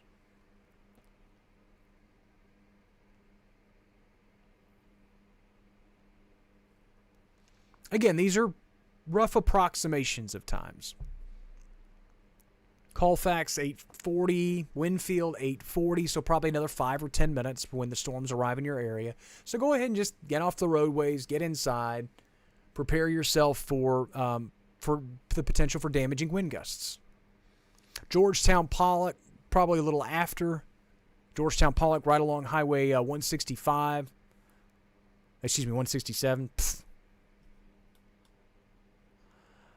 And then Grace and Gina, Columbia, and areas along 165 will be probably closer to 9:30. So again, just trying to give you some general arrival times on the storms as they sit currently right now. If you are east of these areas, Edward says a buddy of his lives in Pineville and said one is on 28 west out of Alexandria. Yes. I think, in fact, that's where the National Weather Service has been tracking that one. And all the folks. And again, for folks that are probably that are looking at me and seeing all of these different tornado warnings to our south and going, why is he not talking about those? Again, it's not my coverage area. We don't really have rules. I could sit here and talk about them the whole time, but then folks in Winfield would probably be going, hey, what about us? We're in your area and you're not talking about us. So we will continue to keep an eye on those storms simply because, A, they are close to our area. We have a lot of loved ones and friends and family in central Louisiana and southern Louisiana, so we will continue to reference them, but we won't spend as much time on them as other folks. But yes, they are getting hit really, really tough. And again, some of these are radar confirmed, some of these are radar indicated. There is a difference. But it is an active night unfolding across central Louisiana. If you have loved ones in that area, as I mentioned before, Nick Mikulas is a great follow. Just look his name up, Nick Mikulas, tough to spell, Mikulas, or just search Cenlaw Weather. You can go to cenlawweather.com. He'll get you squared away with all that information. And the northernmost tornado warning in Rapides Parish has just been canceled. So that's the one that was closest to our area that was kind of threatening our region. So we are starting, now we went from 6 different tornado warnings in that area to 3 different tornado warnings. How fast is the line? It's south moving, looks fast. Yeah, most of this is moving in our area. The segment's moving about 40 miles an hour. Farther southward, probably moving, well, I'll tell you. The tornado warnings, those storms are moving east at 35. So not necessarily as fast as you would assume, but the line itself is still making some pretty decent progress through our area. 8:30, so we've had this stream rocking and rolling for about 90 minutes now. The live coverage started here on the Digital Weather Desk, powered by Century Next Bank, when a tornado warning was issued for Bienville Parish a little bit earlier. That tornado warning has expired. That is the only tornado warning that we have had for our area. Since then, we've had several severe thunderstorm warnings, and we still have one as storms now approach Highway 167 across portions of Wynn and Grant parishes. If you're on 167, I would highly suggest you stop traveling. Try to find somewhere that'll let you go in and hang out for these storms, again, are moving relatively quickly, so give it a half hour, 45 minutes. And a lot of this will continue to move off to the east rather quickly.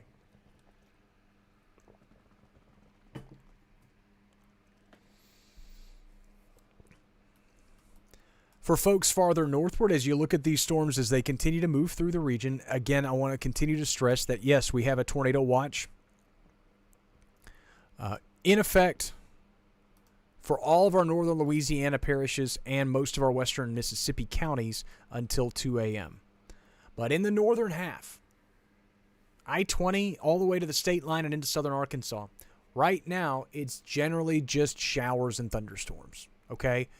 And I really expect as this line progresses, it looks like the greatest and most organized severe weather threat will stay across the southern reaches of our coverage area, where the most organized storms currently reside. So as we freeze the radar for just a second, this is the area that I'm talking about. I really think our greatest severe weather threat will generally be over these areas. That doesn't mean that areas outside that red circle can't see severe thunderstorms. I still think there's an isolated severe weather threat for the areas in blue. But I generally also think that most of us will probably just see thunderstorms with some occasionally gusty winds as activity continues to advance through the region. The most organized, most concentrated severe weather threat will remain across our southern parishes and counties. I know there's folks in southern Arkansas right now going, he hasn't said a word about us tonight. That's a good thing. If I haven't said anything about you, it's probably because you don't need to worry about it. Or at least in the short term, there is no hazards. For you folks, the severe weather threat is pretty close to zero. Southern Arkansas, no tornado watches are in effect. I would expect some periods of heavy rainfall, some occasionally gusty winds, but not necessarily damaging winds.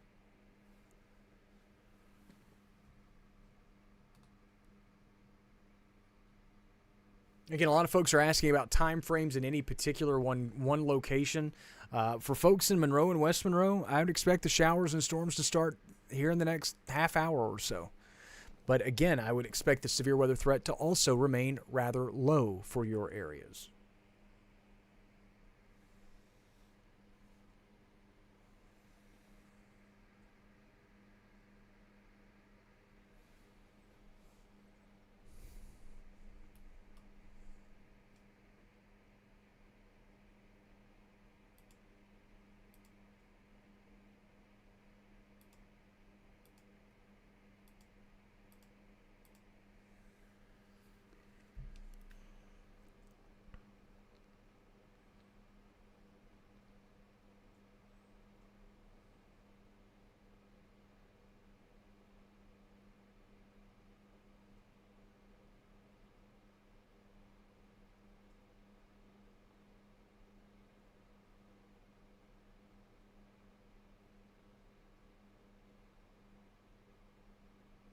All right, so again, for those that are just joining in and hopping into the live stream, kind of wondering where we're at, where things sit, widespread thunderstorms unfolding across the area. I don't want folks to be alarmed when I say that, as Rona asked about El Dorado. And again, if I haven't referred to your town or county or parish or whatever, that's probably a good thing. But the rain and the thunderstorms are moving through southern Arkansas and through portions of the Ouachita River Valley from Smackover, southward, Callion. A lot of these areas probably picking up some pretty heavy rainfall. Nothing severe in your area.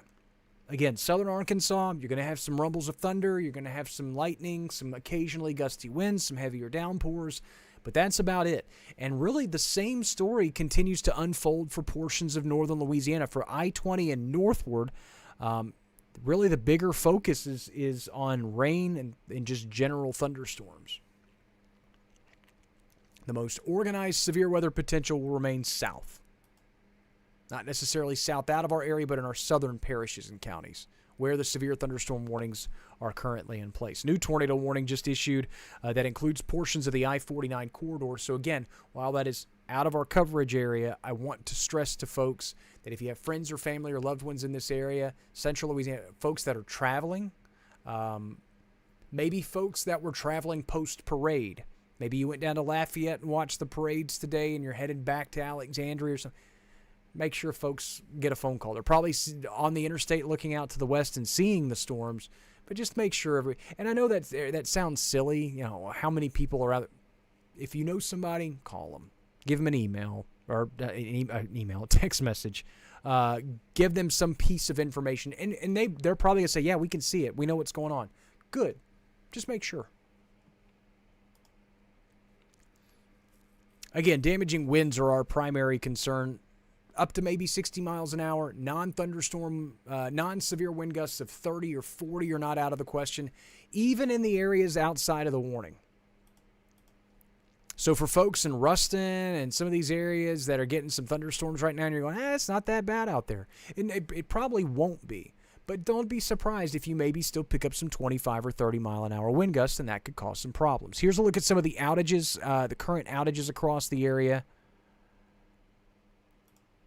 We do have some sporadic stuff, very small percentages of outages, and that's probably what we are going to continue with across the region. I don't expect any kind of widespread power outages, except for maybe where we could get a larger swath of damaging winds, and even then, I think most of our damaging wind potential will be isolated.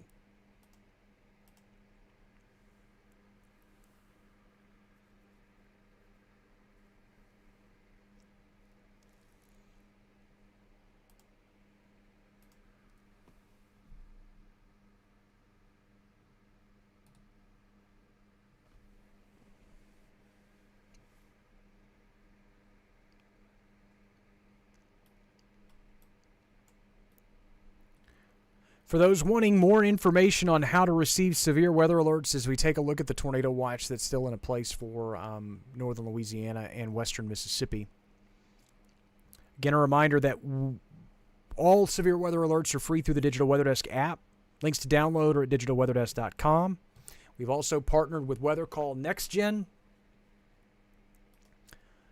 And for $15 a year, you can receive phone calls, texts, emails, or a combination of all three to a location of your choice. Links to register or to gift a subscription to someone can be found, again, at digitalweatherdesk.com. Thanks so much for the folks that have hopped in and stayed in this evening. We will hang out for as long as necessary.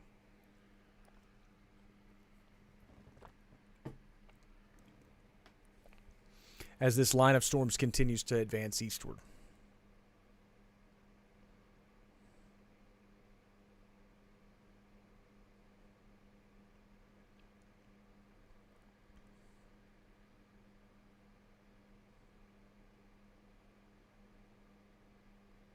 Again, I will check text messages from time to time, Facebook messages and stuff like that. It does give me an opportunity to absorb as much information Again, for folks that are new to this platform, it's gonna be a lot of there's a lot of difference. There's a lot of difference between this and my past life and past careers. So we're trying to do something different, provide something that the community can kind of sink their teeth into, and that you can interact with. Can I get to every question and comment that's being posted on all the different platforms right now? No. And in most instances during severe weather, we can't. But at least for folks that are asking questions, we can at least try to pick and choose some and that help disseminate the most information in our area. Vanessa says, are we down to one purple polygon? Yes, we are. Still got a lot of red ones. That's not necessarily good news. But we are down to one purple one, so that's a positive sign. Let's hop over to velocities for just a second.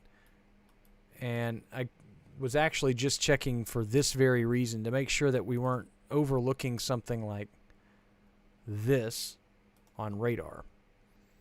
Now, again, it's not necessarily overly organized, but as you look at it from a few different vantage points, there are some reds and greens kind of creeping together right along the Wynn-Grant Parish line. And it is something worth watching. Shear rate notes it as well.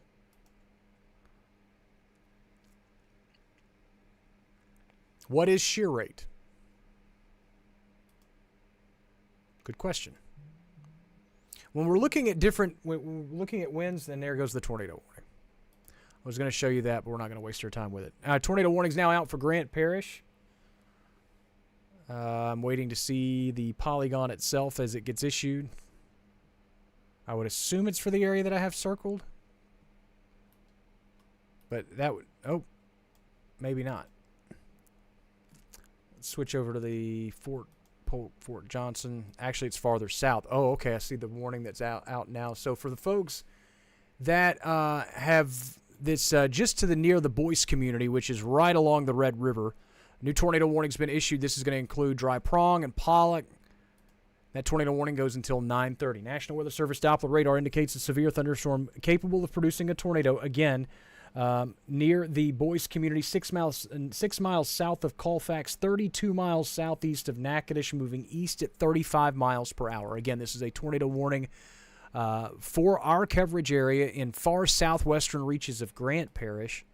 As you take a look at the area that I'm indicating here, it's this spot right here that could potentially be producing a tornado.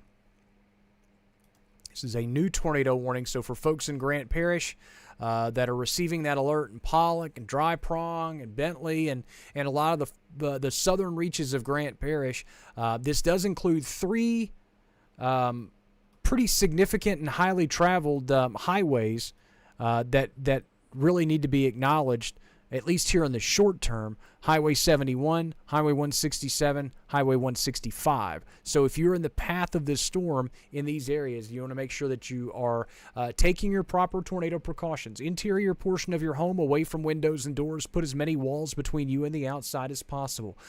Carry a helmet, pillow, put on shoes, protect yourself from flying debris. As you take a look at the shear rate, which really indicates a very bold, strong area of rotation.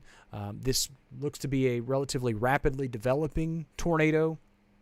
We cannot confirm it on the ground, although there is some light drops in the correlation coefficient. That next scan takes it away. So again, we're just going to kind of track this possible tornado as it continues to move off to the east. And for folks that just received that alert, you can see that little spin up, little comma notch, inflow notch associated with these little embedded mesovortices that can occasionally develop in these linear complexes of thunderstorms. So there's our possible tornado.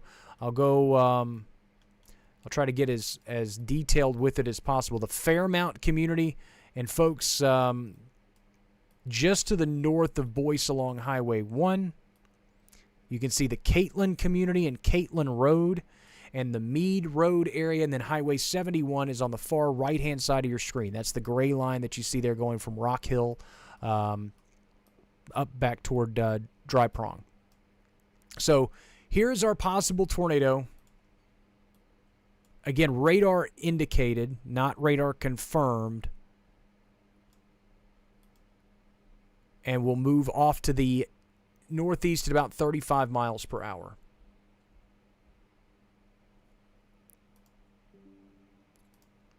I'm going to zoom out just a little bit and take some stuff off the screen so we could kind of declutter what we can. We'll say at 35 miles per hour. Actually, let's say 40. Again, Ball and Pollock. Pollock at about 913. I know you're probably thinking, hey, show more community, so we'll do that in just a second.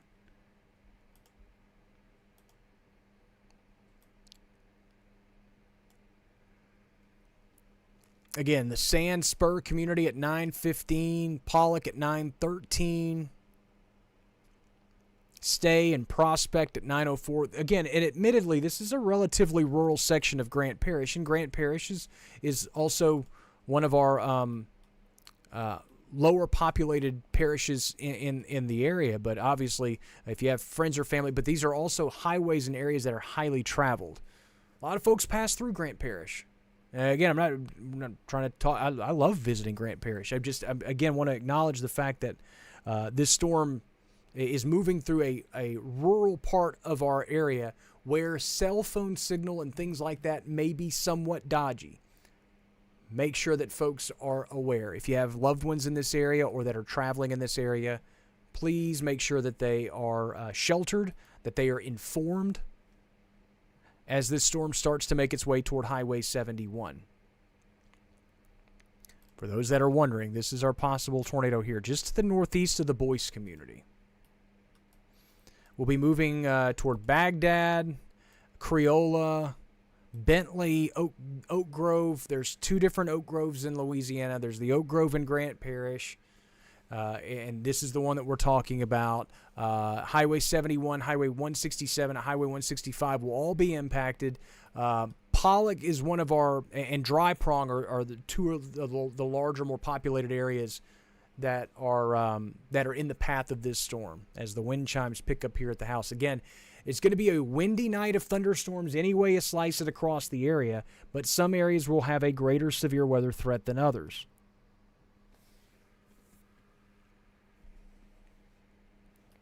So as I zoom out very briefly and we go back to our normal radar reflectivity, and you can see the numerous tornado warnings that are lining up across the region as they surge eastward. We have a severe thunderstorm warning out until 9 p.m., so about another 8 minutes or so for Wynn and Grant parishes.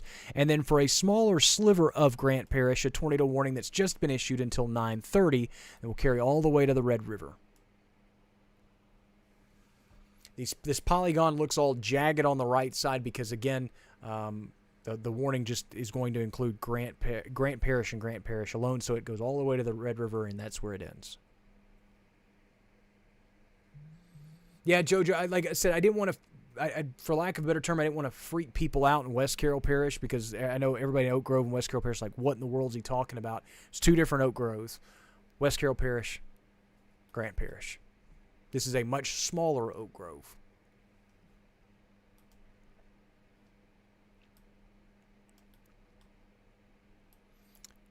Just of note, there's another very violent circulation making its way toward Woodworth communities just south of Alexandria. Again, I know that's outside of our quote-unquote coverage area, but that one right there, still a very, very menacing storm. And then there's our possible tornado here kind of on the far southern reaches. And a new severe thunderstorm warning out for Caldwell, Grant, LaSalle, and Wynn parishes. You folks probably just received that alert on your phone. And as this unfolds, you can kind of see, again, where the best severe weather ingredients are pooling up in the southern parishes and counties. It's really for these areas on the northern extent all the way to the south. These are the folks that will have the greatest severe weather threat here in the short term.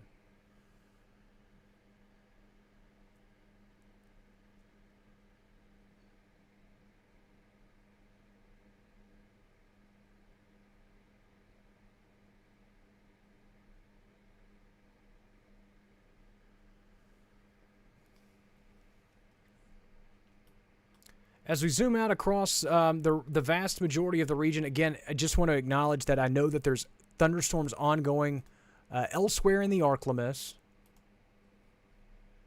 as we put these into motion over the last hour, again, I'm fully aware of that, but nothing that we're seeing along and north of I-20 is even close to severe. Not overly organized, nor do I really anticipate it becoming overly organized as we go through the next couple of hours. Showers and storms will continue. Yes, you're under a tornado watch. Yes, you need to stay aware just in case a warning is needed in your area, but the main focus for tornadic potential, for severe weather potential, remains in our southern parishes and counties.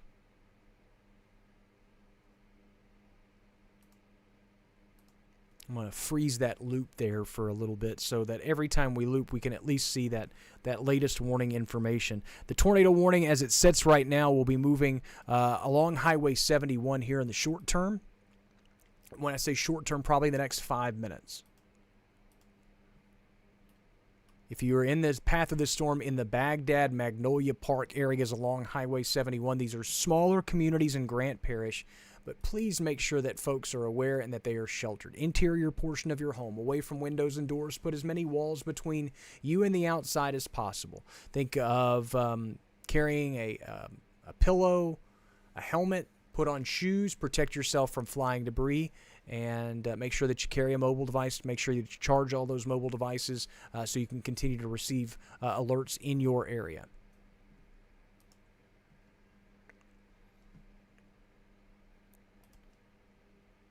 Really watching, well, that's a new radar image, so let's go back.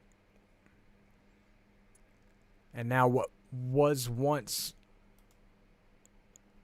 a very strong-looking circulation has now started to weaken a little bit.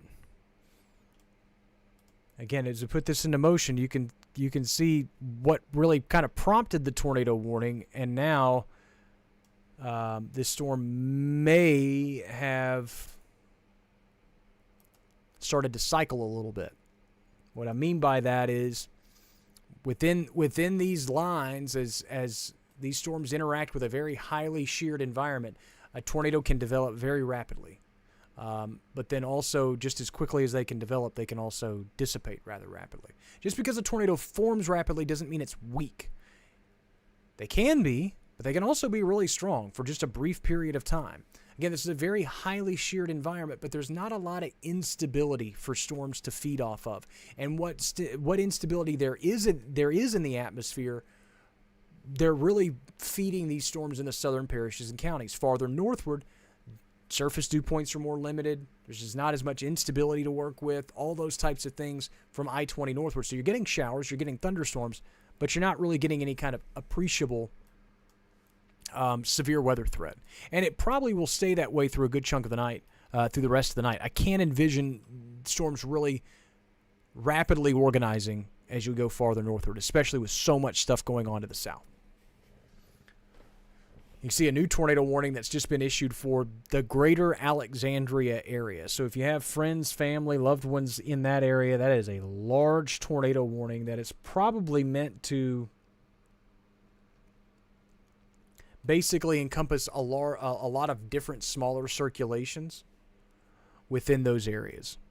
So let's go back to our tornado warning that's in place for Grant Parish. Near the Baghdad, Magnolia Park areas, right along Highway 71, is where our greatest concern for a developing tornado resides. That's the Shreveport vantage point, which is not very good. This is the Fort Polk, Fort Johnson radar vantage point. Let's go over to shear rate. You can still see that area of convergence and rotation right along Highway 71, but it is markedly weaker than it was. Still want to be sheltered. Still a lot of thunderstorms going on. This is still under a severe thunderstorm warning, and you're still under a tornado warning. So if you're in the path of the storm, make sure that you're staying sheltered. Highway 71, southeast of Baghdad, or near Baghdad, southeast to Magnolia Park. And then eventually moving into right along the Rapides Parish line. The Grant Rapides line, you folks need to be sheltered.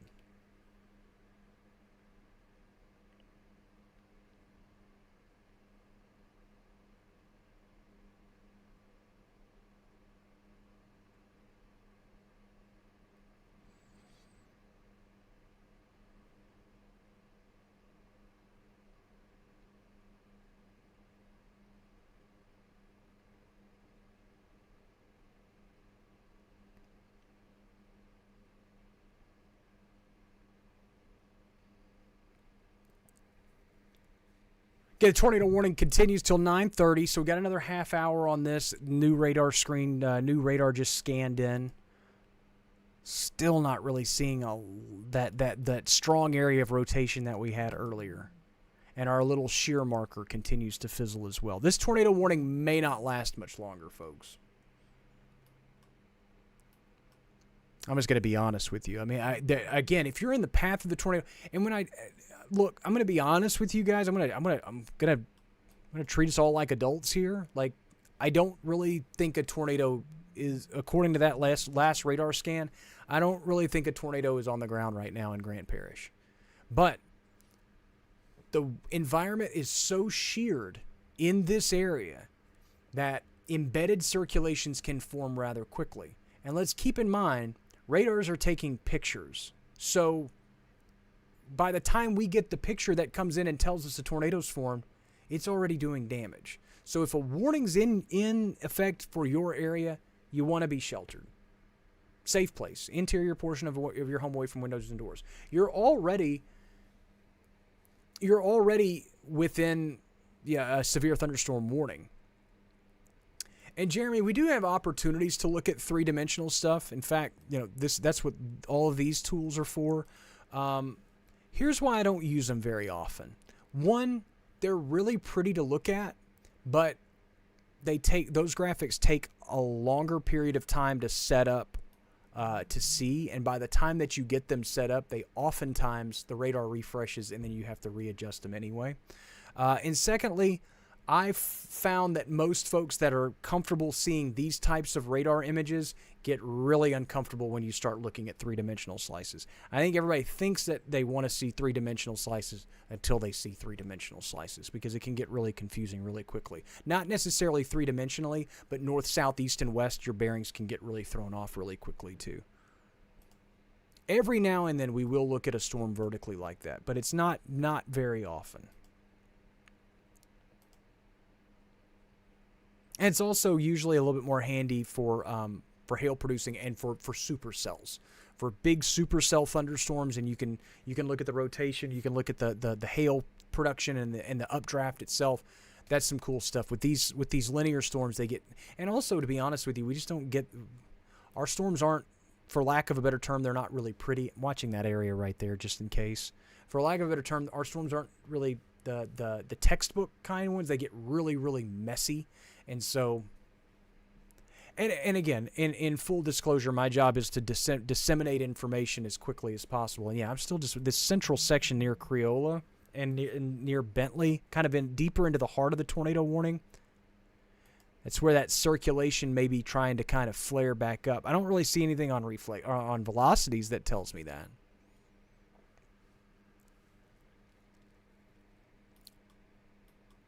Zara says, rain's picking up a little more in Ruston, not too much.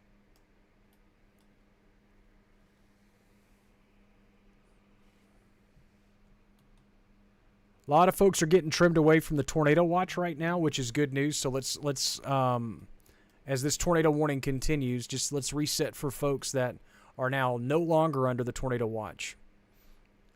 In our area, it's Claiborne and Bienville parishes. Okay, so that was just the tornado watch that was expiring.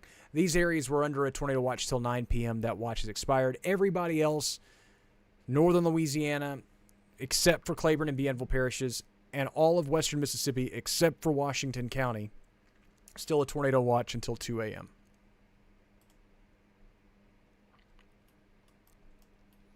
Here's our tornado warning that is still in effect until 9:30 for southern Grant Parish. It includes portions of Highway 167 and Highway 165.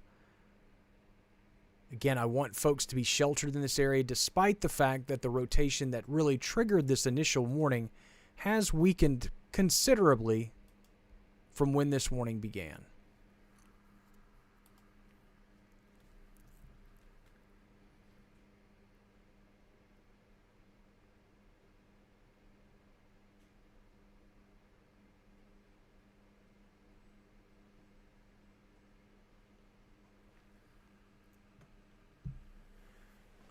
And again, for folks that are getting the storms farther northward, just because they're not severe doesn't mean they won't produce some heavy rainfall. It doesn't mean that they won't produce some gusty winds and things like that.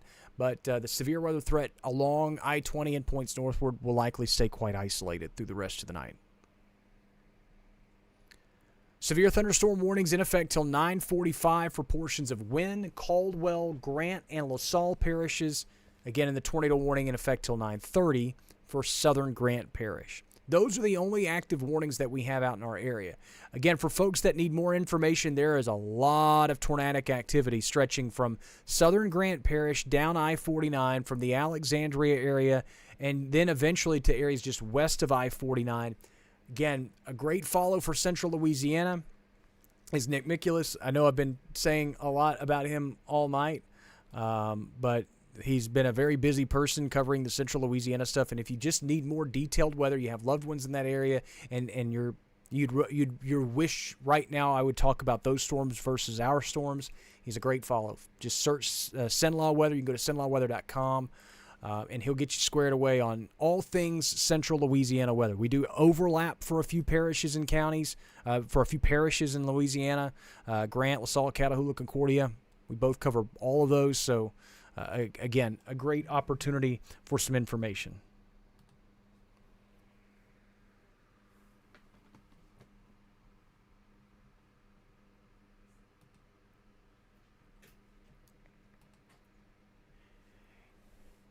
At this point, generally, it looks like, the most favorable ingredients for the rest of the evening will continue to reside in our southernmost parishes and counties, but really also across southern Louisiana in general.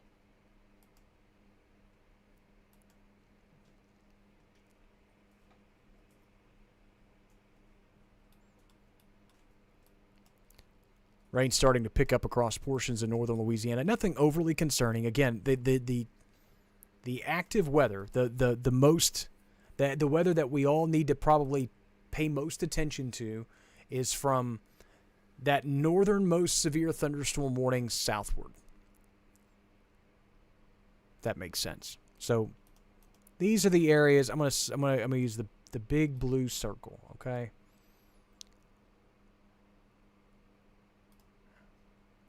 But essentially, and I'll even go a little bit farther north. So these, in our coverage area, because again, we only cover so many spots, but these are the areas that I would really pay attention to for the possibility of severe weather here in the short term. That blue area. I know there's a lot of stuff going on the screen.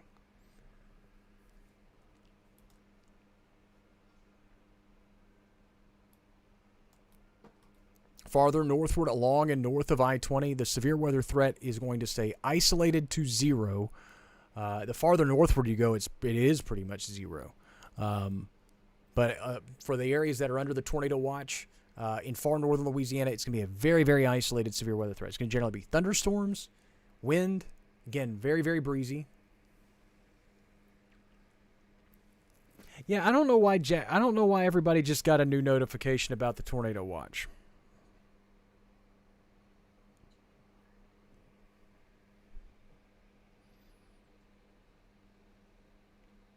I'm going back through all of the different alerts on my phone because there's a bunch of them to see if I received it.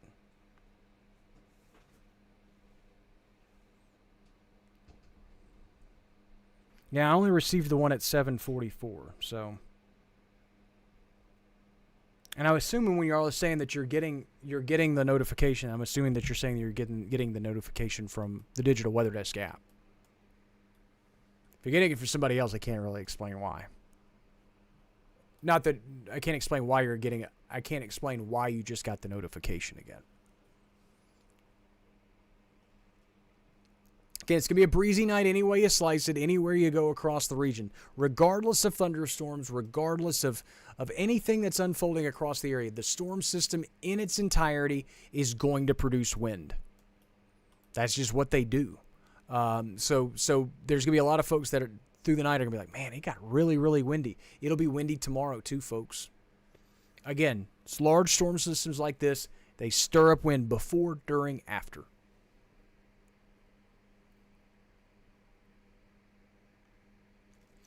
Again, the National Weather Service continues the tornado warning for portions of Grant Parish until 9:30. For areas generally sandwiched between 167 and 165. Again, not necessarily seeing any kind of organized rotation, but if there was going to be a tornado that was going to form, it would be somewhere in this general area right here. Do I think a tornado is imminent just from what I'm seeing on radar? No. But again, within these types of environments, tornadoes can rapidly develop. So I just want folks to be aware of what's going on in those areas.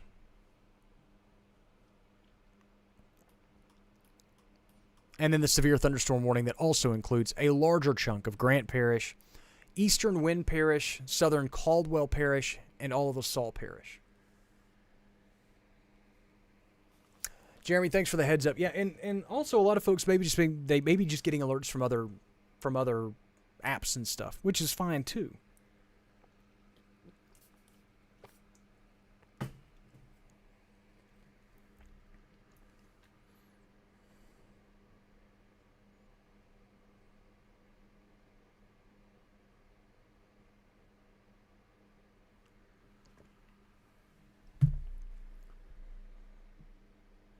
Yeah, a lot of folks are starting to talk about the rain as it sets up in northern Louisiana, and look at all of the tornado warnings that are unfolding. My goodness, across central Louisiana.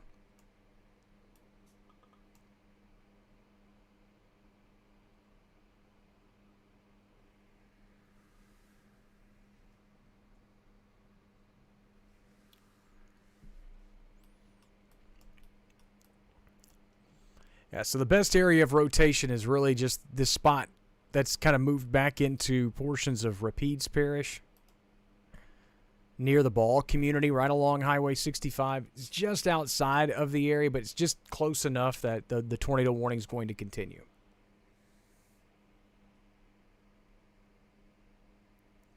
Edward asks, why does this stuff mainly come through at night? I think a lot of that, first off, is revisionist history. I think a lot of us think that they always come through at night because more frequently here lately they have been.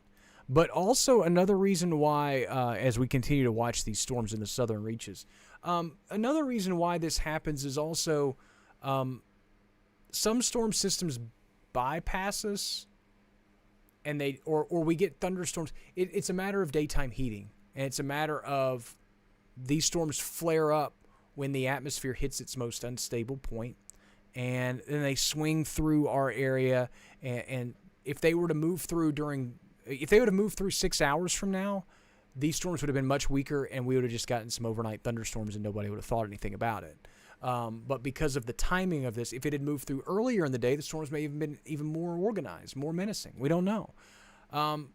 But I think a lot of it is we get storm systems all the time, and I think we just have a tendency to remember these a little bit more frequently. And a lot of it has to do with the diurnal cooling and heating cycle of the atmosphere, just sun up, sundown, evening, nighttime, you've gathered up enough warm, humid air to help fuel thunderstorms.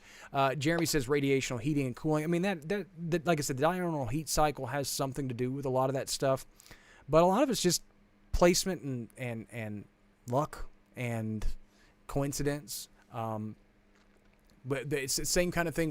We had a stretch one time where it seemed like every storm system hit us on a Friday. And everybody's like, why is it every Friday? Sometimes you just get into that rut and that routine. But a lot of it has to do with what I consider the diurnal heat cycle. Just, you get storms to flare up afternoon, evening, and then they linger evening, night, and surge eastward. But I know what you're talking about. You're talking about in terms of timing of storm systems. They always tend to sweep through at the exact same time. I get it. I don't try to take much stock into it. It's also something, to be honest with you, in full disclosure, I pay very little attention to. I see every storm system, and I've been seeing so many of them for so many years that I tend to pay little attention to those types of things. I just do. Diurnal. Diurnal. The diurnal heat cycle. Di meaning 2. So you hit a diurnal minimum, which is usually at night, and a diurnal maximum. So basically, diurnal heat maximum is the peak heating of the day. Diurnal heat minimum is usually right before sunrise, when all of the Earth's radiation that you've absorbed, solar radiation that you've absorbed through the day, has been radiated freely into the atmosphere. While we watch this tornado warning, and while we acknowledge the fact that the tornado warning itself is probably outside, the tornado warning circulation is probably outside of our coverage area, I want to continue to draw attention to the larger severe thunderstorm warning that unfolds. And on that note, the diurnal minimums and maximums are the exact opposite out over the open ocean. So if you've ever wondered why a lot of hurricanes tend to hit rapid intensification at night instead of during the day, it's because all of the sun's energy takes longer to be absorbed by water. Water takes longer to heat up and cool down. So it takes most of the night for the water to absorb all of the sun's energy. And so in those instances, oftentimes we hit our diurnal maximum, heat maximum at night. Tornado or hurricanes rapidly intensify during that stretch, and then they sometimes fizzle and hit their and really kind of become disorganized during the peak of the afternoon, because all of the sun's energy is radiated out through the day instead of during night. All because water warms up and cools down slower than dry air does. Our atmosphere is a cool thing, folks. And there's always something new to learn. And if you think that I know everything, people way smarter than me. And there's always something new for me to learn, too. That's the cool thing about this community. That's the cool thing about our atmosphere. That's the cool thing about this planet that we live on, is there's always something to learn.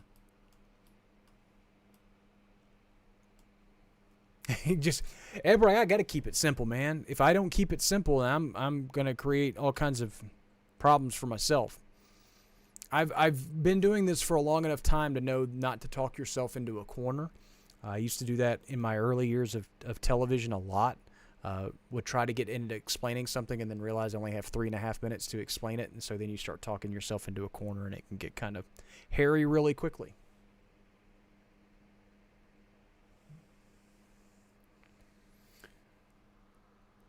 Pressure is not raised by thunderstorms. In fact, storms develop in low pressure, which allows for storms to build rapidly. When there's low pressure, air tends to, for instance, a surface low, that air is circulating inward and upward in the atmosphere. High pressure, the air sinks and compresses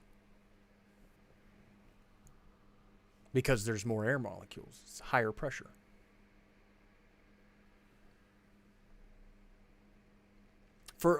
As we watch this tornado warning continue off to the east, for those that deal with migraines and continue to that monitor barometric pressure, for instance, fall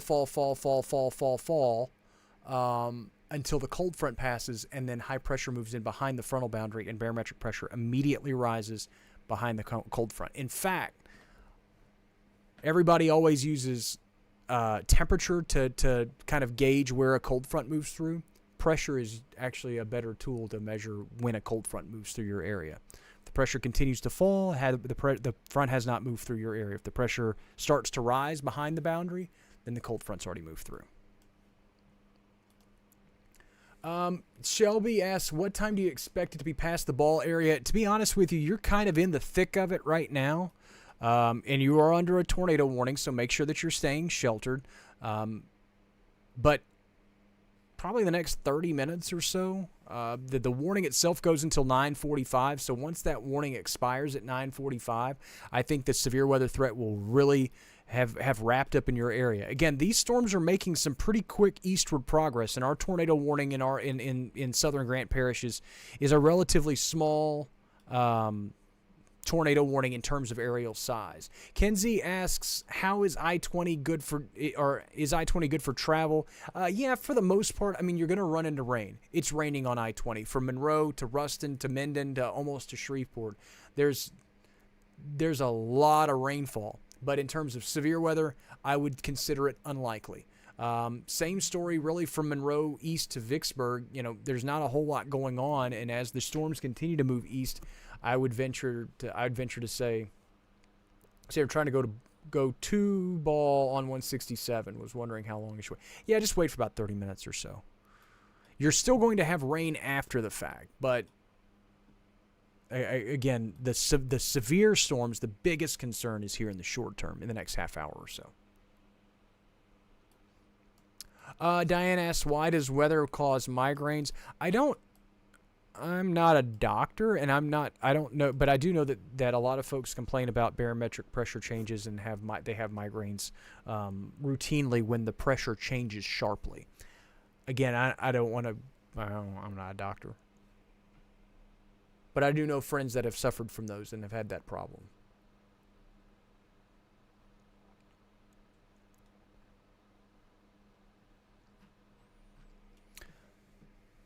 Again, as I look at this storm in Grant Parish, the rotation itself is generally right along the parish line, the Rapides-Grant Parish line, headed toward the Bob community.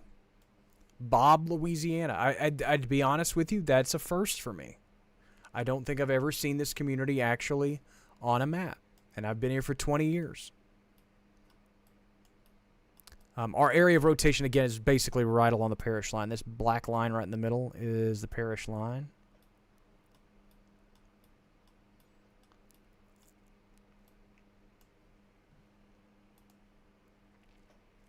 Again, right now, I'm not intently concerned that a tornado has formed in Grant Parish. If there is a tornado in this area, it is likely in far northern Rapides Parish. But if you are under the tornado warning, please make sure that you're sheltered. Elsewhere, as we zoom out, a reminder, severe thunderstorm warning until 9:45. Wind Grant, Caldwell, and LaSalle parishes. 60-mile-an-hour wind gusts are a possibility. Farther northward, it's windy and rainy, but it is not severe thunderstorms. And I really don't expect them to become severe thunderstorms as you move into northern Louisiana. Again, there's still some periods of heavy rain to be had. There's still some gusty winds. There's still a lot of tree debris, so I wouldn't be surprised to see some random rogue, kind of oddly timed power outages, especially for areas that have been hit really hard by the ice storm. And not everybody was created equal during the ice storm. Ruston fared a lot better than Calhoun or Downsville or West Monroe. So those power outages may be a little bit more of a concern for the areas that were hardest hit. Heavy rainfall may drain poorly tonight. So exercise caution on roadways. What I mean by that, there's a ton of vegetation, sticks, leaves, tree stuff on the ground. So that means that water probably won't drain as efficiently or as readily as it usually does. So just kind of watching the storm as it moves off to the east. Now I'll go ahead and go back to kind of looping the storm so we can get a better look at the progress as they continue off to the east. For those that have taken time out of to spend on this Valentine's night with us, we appreciate you. Thank you for being part of the Digital Weather Desk powered by Century Next Bank.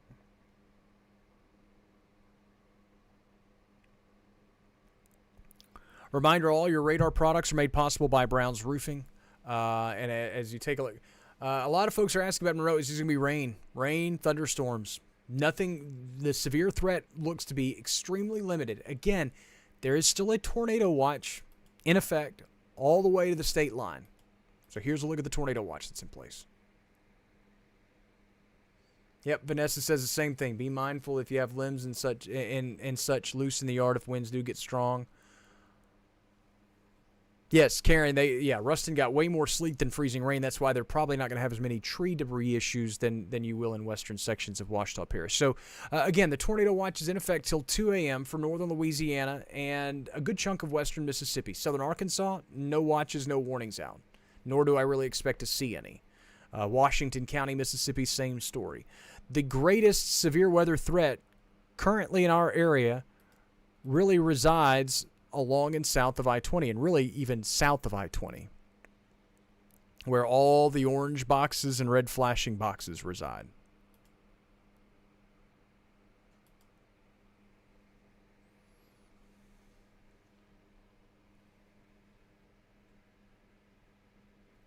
Be honest with you, I'm still just kind of waiting for this tornado warning in Grant Parish to be canceled.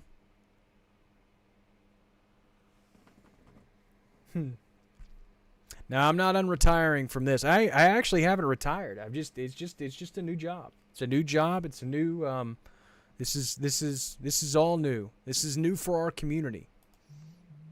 And I think it's something that we all deserve to have and enjoy. And I say this a lot when I go out in our community and talk about the digital weather desk, is that our community deserves nice things.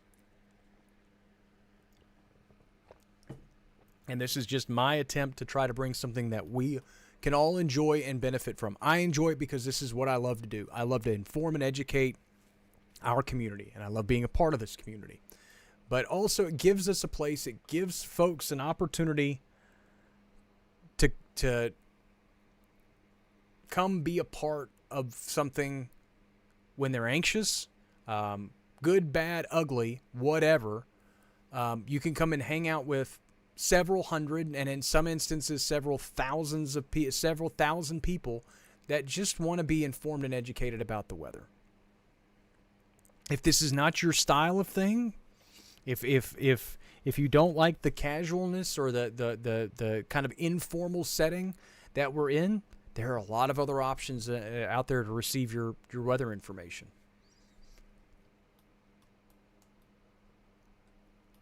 So I do acknowledge the fact that this is not going to be for everybody. But guess what? Broadcast television wasn't for everybody either. So we all got to find what works best for us.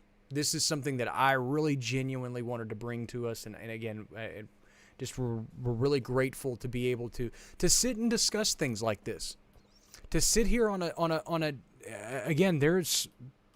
Let's be honest. I'm sitting here looking at this tornado warning, and I'm not convinced that a tornado is imminent. But we can still sit here and talk about it. I can still sit here and show it to you, and that way I can make sure that you're heeding the information, that you're receiving the information, that you're receiving it in a responsible, consistent manner. I think this is good. This is good stuff. So we'll continue to watch this storm, and as this storm continues eastward, the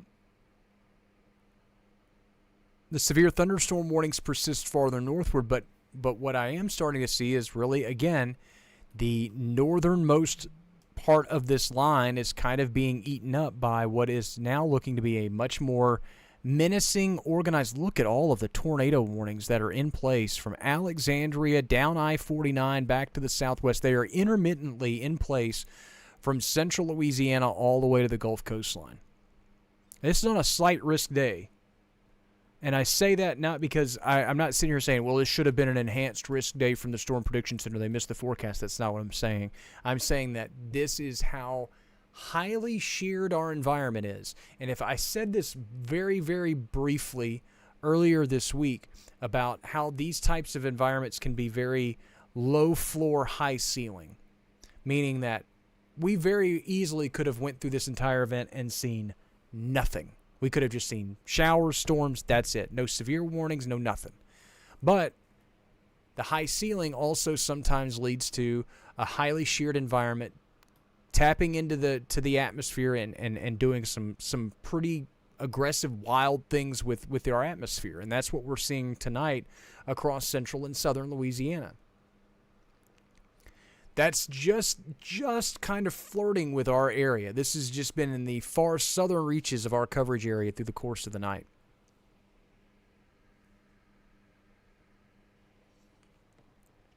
This tornado warning will be set to expire in less than a minute. At 9:30, this tornado warning will drop off the map. At that time, I will take a brief break I'll leave the stream up. We'll just take everything full screen, and you'll have some weather information. But let's be honest. I've been sitting in this chair for now 2.5 hours, and I would really just like to stand up. I think you guys can appreciate that. Heavy rainfall setting up here in Midtown Monroe. Nothing egregious, but I can hear the rain outside, so.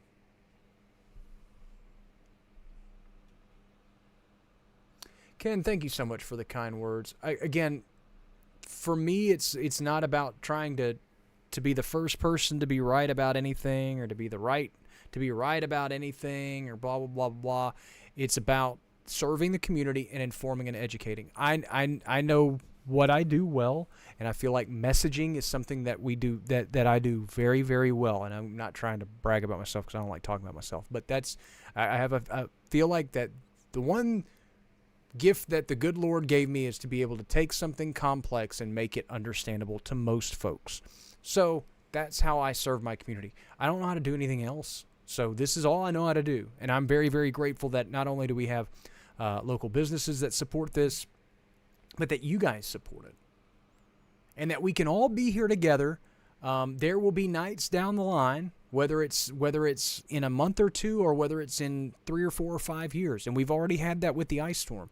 There will be times where we have some really, really unnerving things move through our area. And for our southern counties and parishes, these are some pretty rough thunderstorms. But I think everybody can acknowledge that we will run into another widespread, significant, severe weather outbreak somewhere down the line.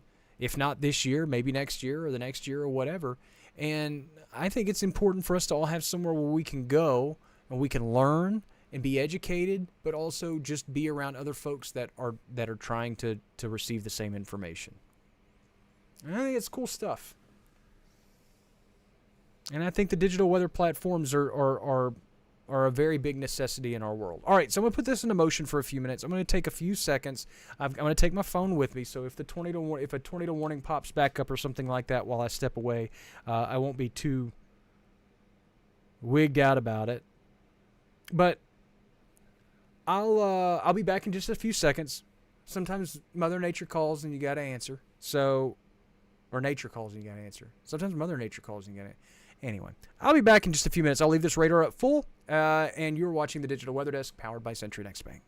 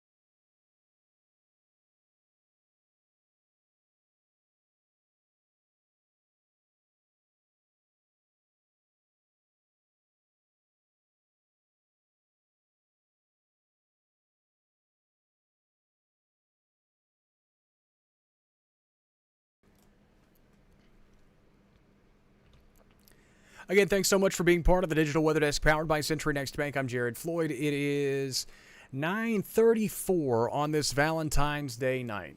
And a severe thunderstorm warning continues across portions of Wynn, Caldwell, Grant, and LaSalle parishes. No tornado warnings are active in our area, but a tornado watch still in place until 2 a.m. for the vast majority of northern Louisiana and most of our western Mississippi counties. The main focus of the severe weather threat as we continue over the next few hours is generally along and south of I-20, but really more or less south of I-20. For the areas that are currently under severe thunderstorm warnings and points farther southward than that.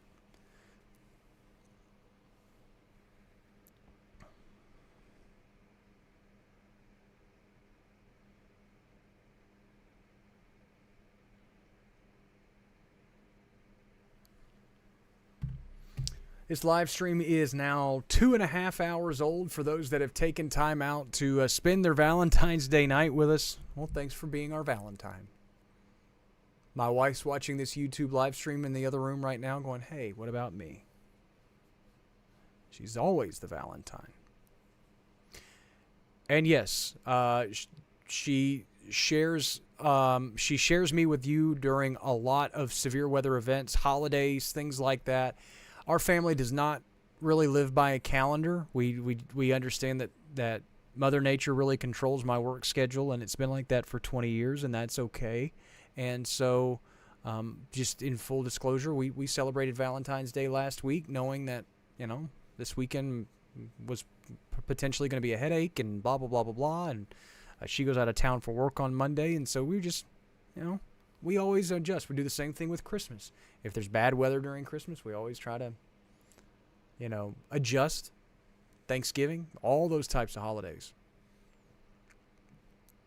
This one was easy. This was just, we have to do what we got to do.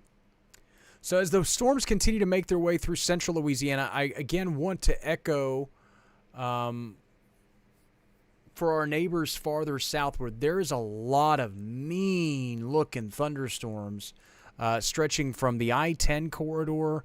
Again, as I take the radar, the warnings down, you see all how many squiggles.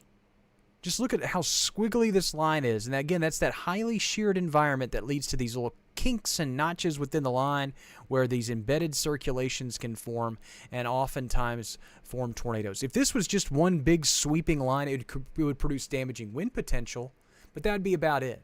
But along this line, there's such a sheared environment that at times you get these storms that occasionally produce some brief circulations and tornadoes.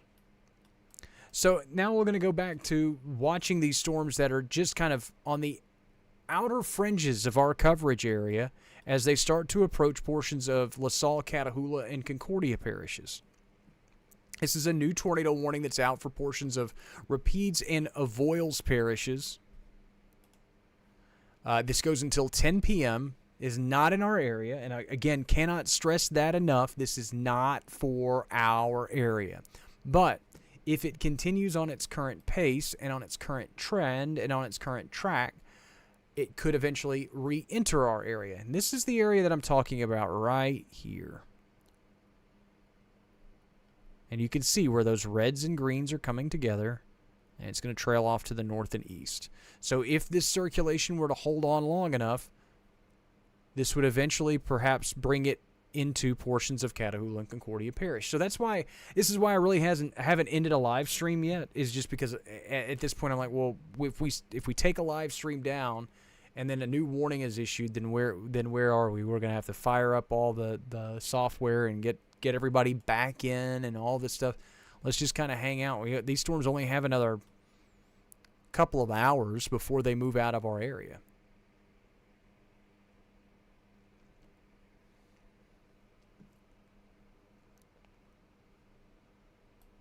Again, that's not technically in our coverage area, but it is something that we will watch nonetheless as I loop the radar back over again.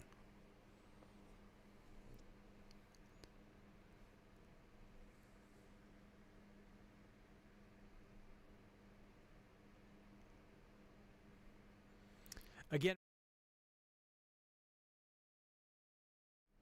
Sorry, y'all, I hit the wrong button. My suggestions as we continue through the rest of this evening: make sure that you charge your mobile devices. Prepare for the possibility of power outages, especially in the southern parishes and counties. Be familiar with your surroundings. These are kind of commonplace suggestions that we give during severe weather. Stay alert to the latest changing information, and of course, download the Digital Weather Desk app. And you can also learn more about our relationship and our partnership with Weather Call Next Gen. Links to download the app and to learn more about Weather Call can be found at digitalweatherdesk.com.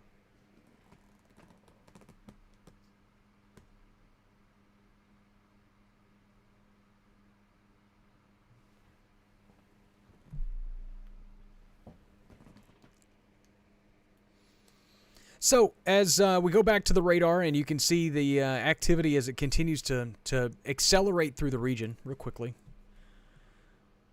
I'm going to check and see the forward motion of these storms. East at 40 miles an hour. So we will pause. And let's do a storm track. East at 40.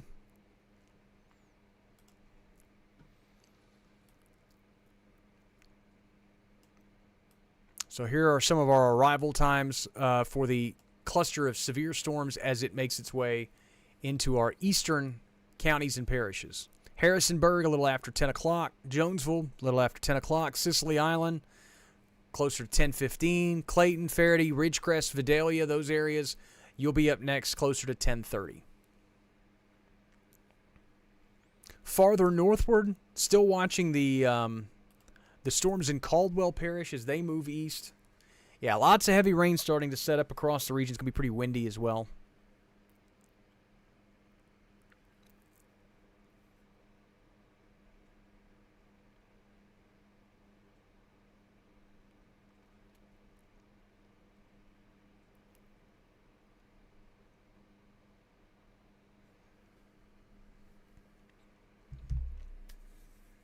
And as we watch these storms move to the east, a reminder of tree debris. Now, the plus side to this is most of the areas that are seeing the strongest winds weren't as deeply impacted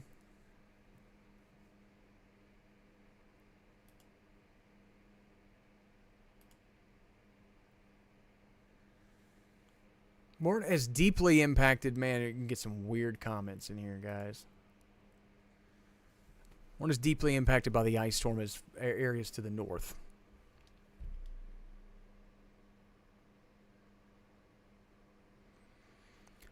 So the good news is that while tree debris is still a concern and could be an issue for some folks, it won't be as big of an issue as your neighbors to the north, and they won't see as strong of winds as what we're seeing to the south.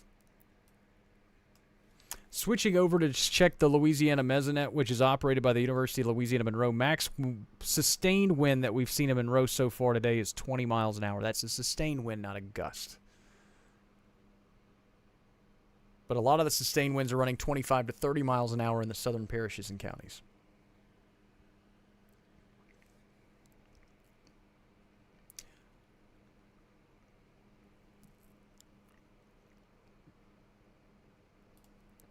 Just a quick look at the estimated times of arrival farther northward as you move into Franklin Parish and some of these areas too. Clarks, Grayson, you folks are getting the storms now, but into central sections of Franklin Parish, Mangum, Winsboro, Gilbert, Wisner, all those areas generally along Highway 425.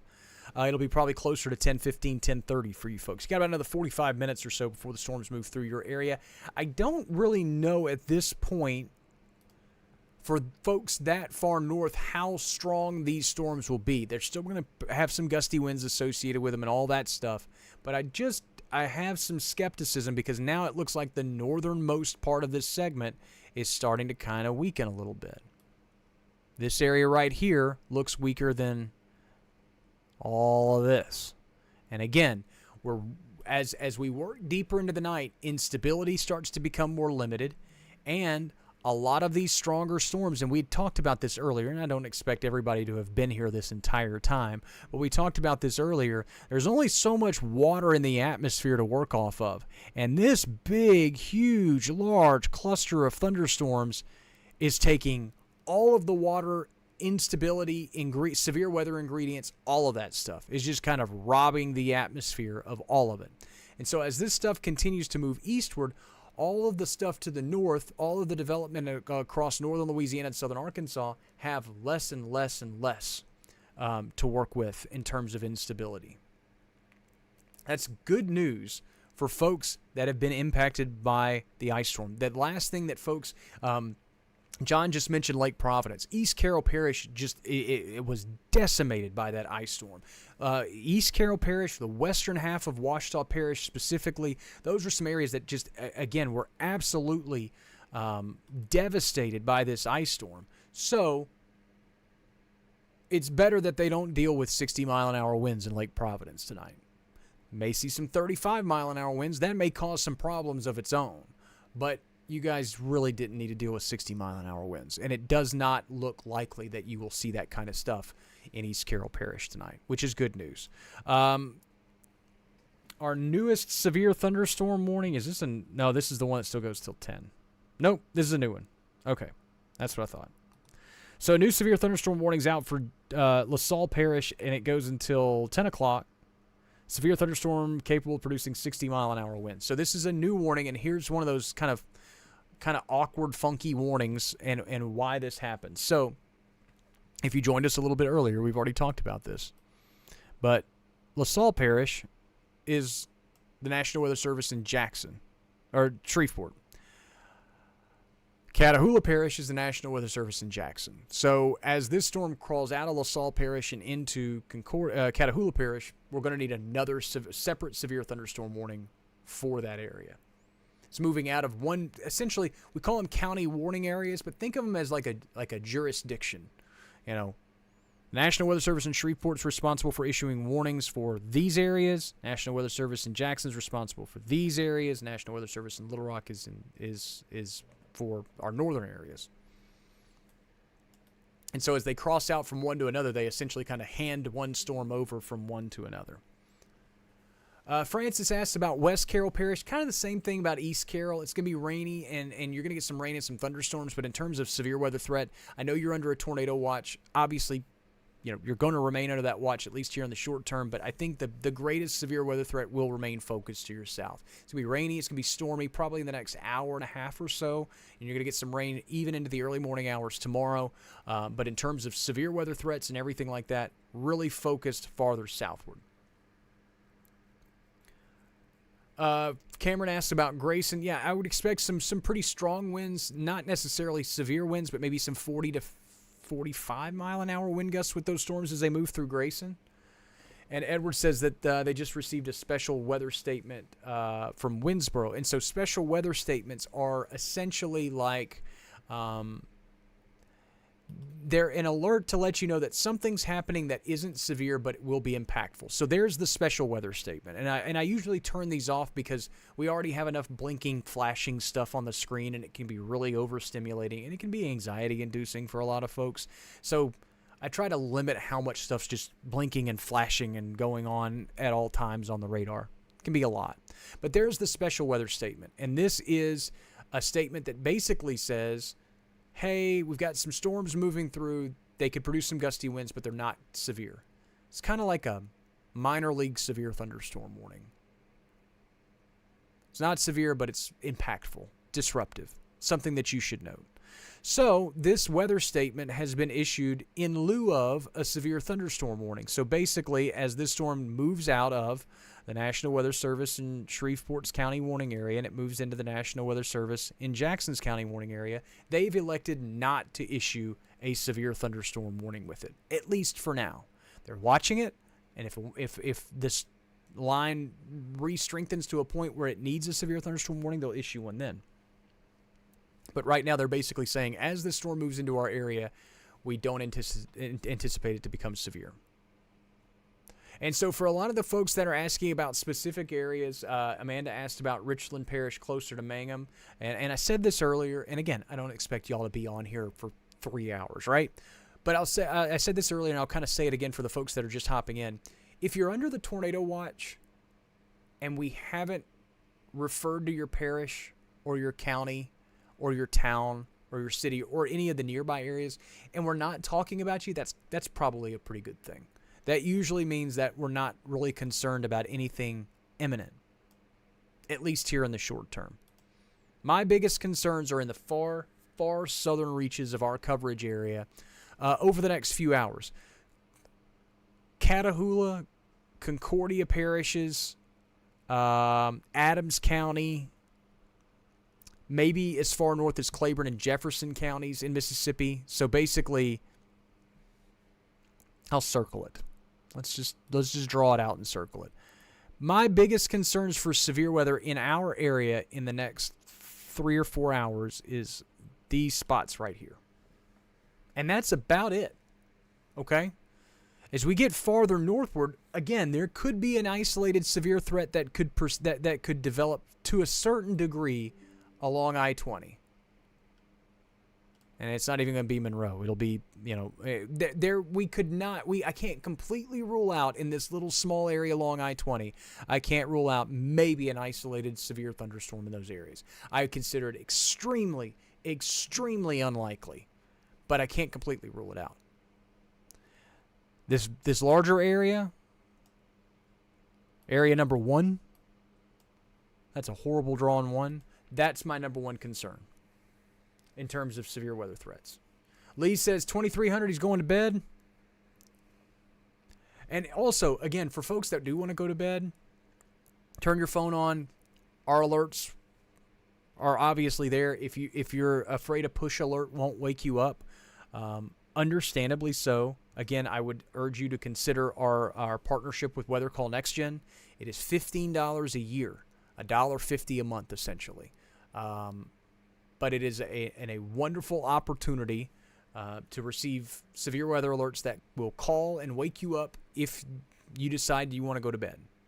You can also gift those subscriptions to folks. So if you have a loved one that is like, I want to do that, but I'm not going to pay $15 a year for it, you can go buy it for them if you want to. Linda asks about Ashley County. Same general story. If I'm not talking about you guys, you probably wouldn't worry about it. For you folks in Ashley County, you're going to get some rain in the next couple of hours. You're probably going to hear some rumbles of thunder, but the severe weather threat is extremely low. In fact, it's pretty darn close to 0 in your area. There's no watches out in your region. There are no warnings anticipated. But yeah, Millie says, I'm in Natchez. Yeah. Natchez, Mississippi is one of those spots, so we're going to have to keep an eye on these storms as they roll through. But we are starting to see, as the line continues to surge out, we're really starting to see this line accelerate. Watch how fast those storms have moved over the last hour across central Louisiana. And you're starting to see more of these surging bowing segments. Here, here, here. And so all of these little segments have damaging wind potential. And then within them, there's also these little embedded possible spin-up tornadoes. Here, here. And it just really, really kind of muddies the water in terms of all the different hazards that are unfolding. Most of those aren't in our area, which is good news.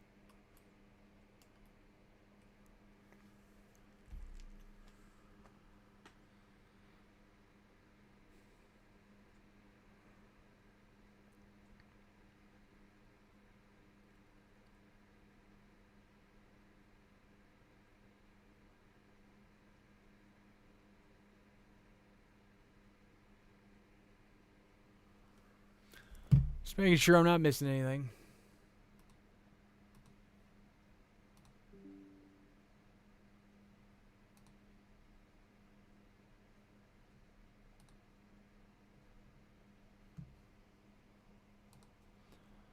Let me check rain totals real quick.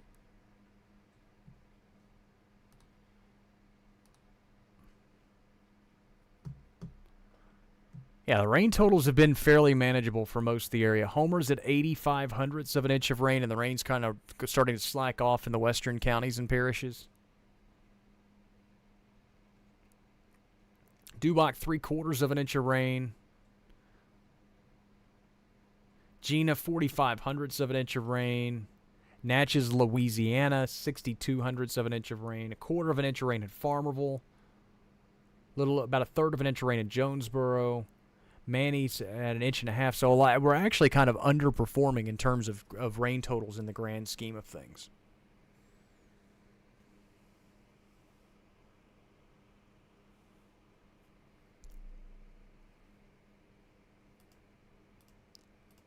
Quick check of the tornado watches as they stand right now. Again, I know a lot of folks in northern Louisiana and far northern Louisiana, along and north of I-20, are probably going, come on, man, trim us out of the tornado watch. That's not going to happen. And May asks, is Union Parish still under the tornado watch? Yes. Until this line passes your area, I can't imagine folks getting trimmed out of this tornado warning or tornado watch early. That said, Lincoln, Jackson, Winnan, eventually here in the short term, Grant, Union parishes, maybe Ouachita Parish, a lot of you folks may get trimmed out, if not at the top of the hour, maybe in the next hour. National Weather Service tends to give a lot of padding, and they want to make sure that everything's completely clear out of any one area before they trim you out of a tornado watch. It's very much an erring on the side of caution in an extreme manner, just because you would never, ever want a scenario where you canceled somebody out of a tornado watch and then you had to issue a tornado warning for them after the fact. That would be just like one of the worst case scenarios in terms of messaging. And that's one thing we would never want to do in the weather industry, is to tell you, okay, you're fine, and then go, wait, never mind. Like that's bleh. That's really, really not good on our end. So, again, it's going to be very much an err on the side of caution until we are absolutely 100% positive that the severe weather threat is completely gone for that area. Still watching some little spinnies, in this tornado-warned area in portions of Avoyelles Parish that could still trickle into portions of Catahoula and Concordia Parish in the next hour. But we're getting to a point now, to be honest with you folks, where,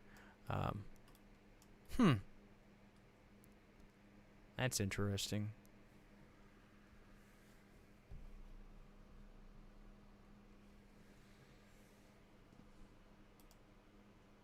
Oh, I get why.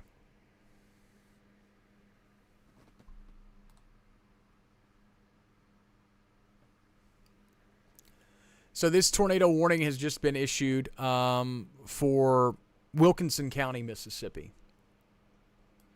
And you're probably going, why are they under a severe thunderstorm warning and this sliver of Concordia Parish isn't under a severe thunderstorm warning? Remember we were just talking about with the different county warning areas and their jurisdictions and all this stuff? Wilkinson County, Mississippi is actually covered by the National Weather Service in Slidell. So southeastern Louisiana covers these counties, so they issued a severe thunderstorm warning out ahead of this complex of storms as it moves eastward, but the National Weather Service in Jackson has not issued a warning yet because we're probably just waiting to see as these storms start to move out of. So again, Jackson, Slidell, Lake Charles, Shreveport, all converging. There's 4 different National Weather Service offices that are all kind of converge over one general area. And it can get kind of weird sometimes. Terry asked, do you think the next tornado watch that gets issued, if it does, stays to the south of I-20? The next tornado watch will not, and I don't know if you're asking for this reason, but the next tornado watch will not include any of our area simply because the current tornado watch includes most of our area. If a new watch is issued, and again, there's a lot of folks under tornado watches right now. So you can see the new watch that's issued, or you see that the new watch as it would be issued east of the current one. So you're talking east of the I-55 corridor. Do I think it stays south of I-20 at this point? If there's a new watch that needs to be issued, then yes, I do think so. Because I think the bigger focus is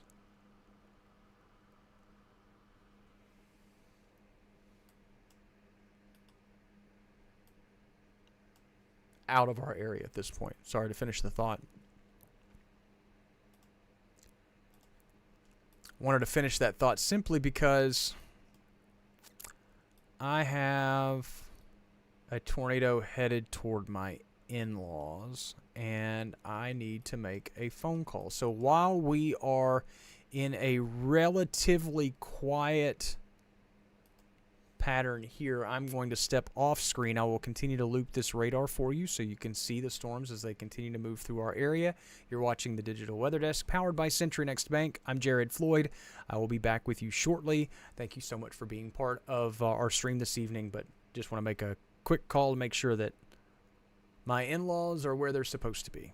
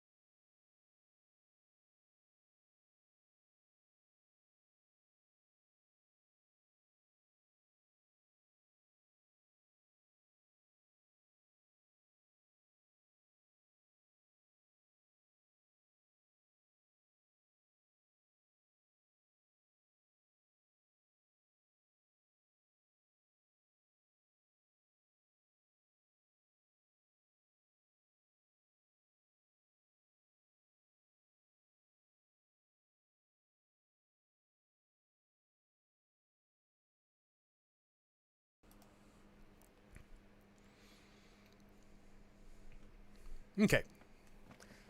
They were either already watching the stream or my wife had already called them, but they were already in the bathroom where they needed to be. So for folks that have family and friends in the greater Lafayette area, a tornado warning has just been issued for the Crowley, Rain, Dusson, Lafayette areas, Acadia Parish, Lafayette Parish, all the way up to near Opelousas and a lot of those spots too. So again, make phone calls, let folks know that warnings are in place in their area.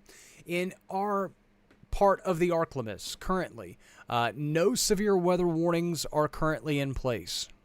And let's hope it stays that way. The tornado warnings that were kind of flirting with our area have been allowed to expire.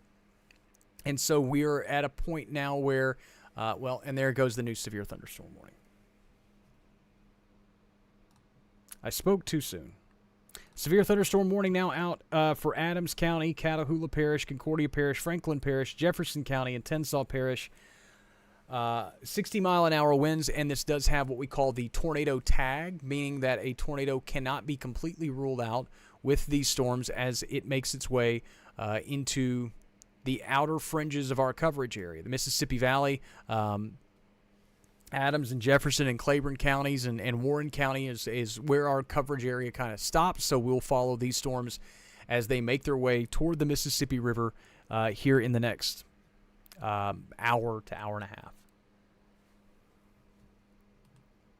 The severe thunderstorm warning goes until 11:15. Moving east at 40 miles per hour, so we'll go ahead and clock those out for you.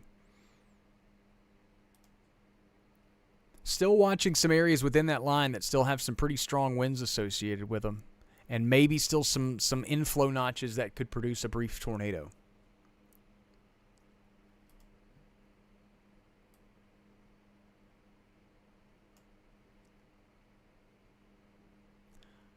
All right, I'm going to redraw that because the radar just refreshed, so I want it to be as accurate as possible.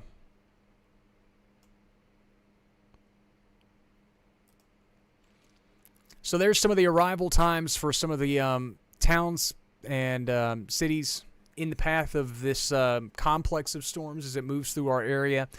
Jonesville and Harrisonburg, shortly after 10 o'clock, we'd already kind of clocked you folks for that general time frame. Sicily Island, 10:20-ish.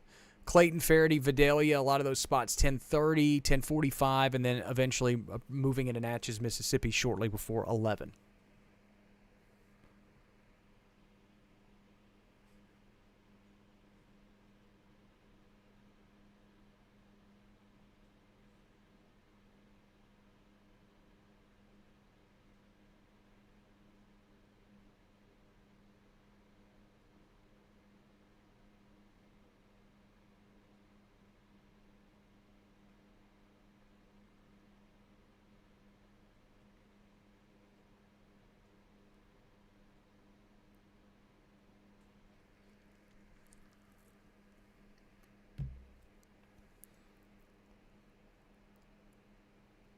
We'll go back to a loop real quick. See if folks can kind of see this in real time. We'll take the times down. And our new severe thunderstorm warning that's out until 11:15. And I've got a cord around my leg somewhere. All right, get that out of the way.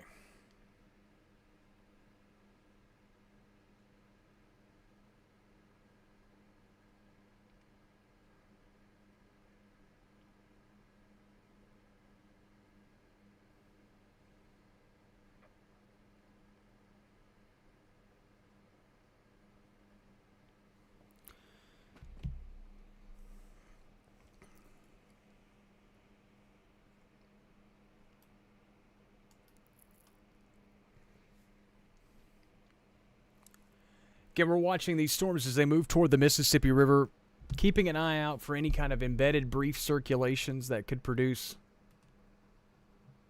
a brief tornado. Brief does not imply weak. It's a very sheared environment, so a tornado can form very, very quickly.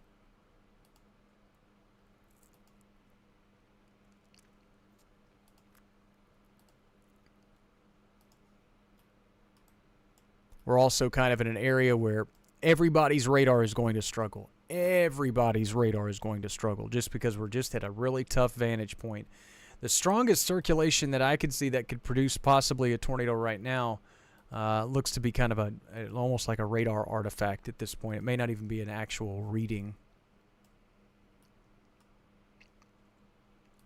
But again, we're also in a really tough spot to see anything with a high degree of certainty in these areas.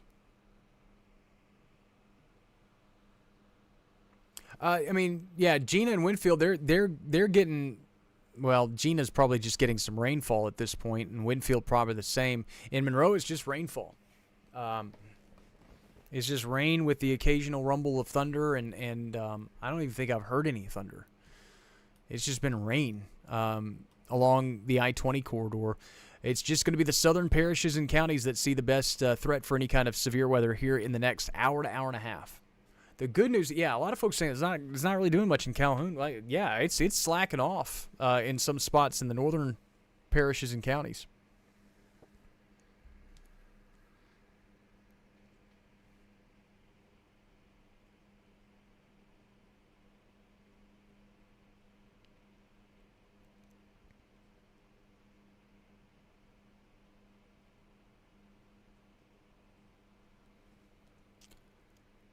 Let's check outages real quick just to make sure we haven't. Yeah, I got a lot of sporadic power outages. These are by percentage of customers in any kind of county or parish. We'll just go through them really quickly. West Carroll Parish, 2%. Very small percentage in Richland and Caldwell and Jackson and Grant and LaSalle parishes, 2.5% in LaSalle parishes. So again, a lot of these areas, these are pretty sporadic, kind of small end power outages. But obviously, for folks that are without power, make sure you keep those cell devices charged, those mobile devices charged, as we go through the next hour to hour and a half. This severe weather threat is winding down for the vast majority of our region. It's really just for the areas that are ahead of this immediate cluster of thunderstorms. I would say far southern Madison Parish needs to keep an eye on these storms. Portions of Warren County from Vicksburg southward need to keep an eye on these storms. Port Gibson, and from folks from, like I said, Claiborne and Jefferson and Adams counties as well. If you're not under the severe thunderstorm warning, or if you are, just make sure you're watching these storms as they continue off to the east.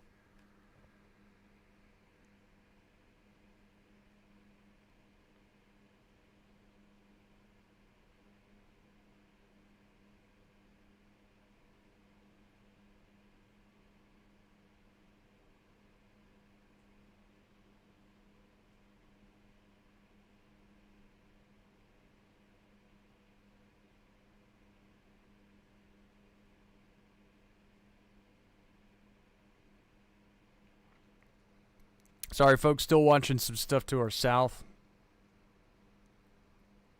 That's not in our area, but it's impacting family, so just kind of doing a bunch of different things at one time, to be honest with you.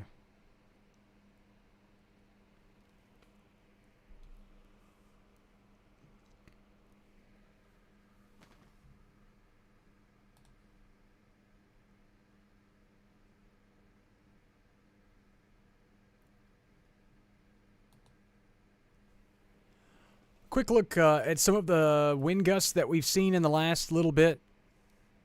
It's breezy out there, folks, and some of these wind gusts will, again, cause some sporadic power outages and knock tree limbs loose and all those types of things as we go through the next few hours. A lot of what we've seen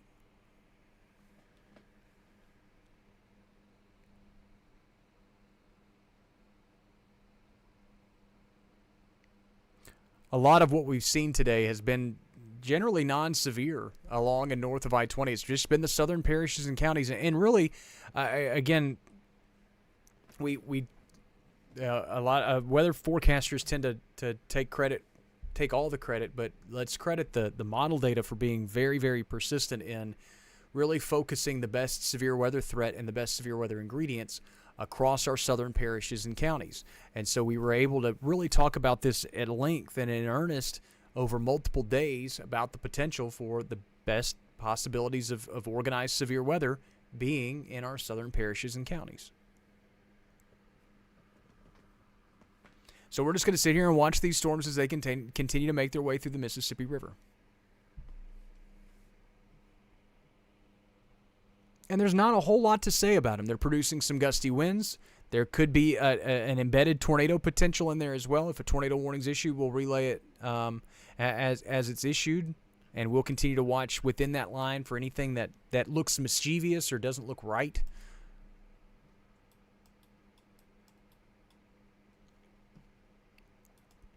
Case in point, this area right here.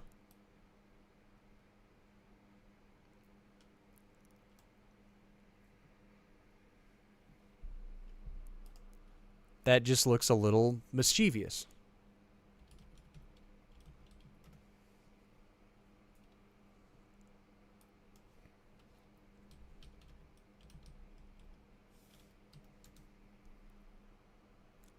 And that circulation is just essentially right along the Black River in Catahoula and Concordia parishes, right along the parish line, which is the Black River. Again, that does not have a tornado warning with it or anything like that. It's just an area that just kind of just doesn't look right. Faye, we're glad that you found us too. Thanks so much for joining in, and thanks for being part of the Digital Weather Desk. We're very grateful that the ice storm was a very, very unfortunate thing for our area, but it was also a thing that helped a lot of folks find us and find what we're doing here. So we're grateful for everybody that is part of this, that finds this information either helpful or comforting or a little bit of both or whatever. We're glad you're here, and thanks for being part of a very, like I said, a community, a growing community. Yeah, still watching that area just south of Highway 84 along the Black River, simply because it would be an area that would impact Faraday and Natchez and some of the spots right along 84 and 425 if it were to hold on as it clears the Black River. So again, just watching that closely.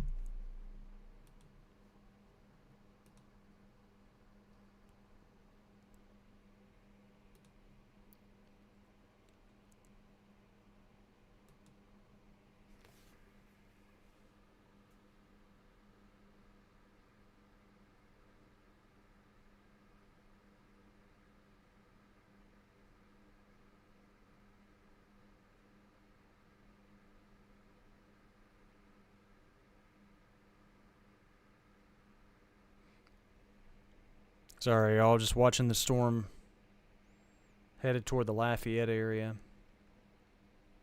That's going to move right over my in-laws' house.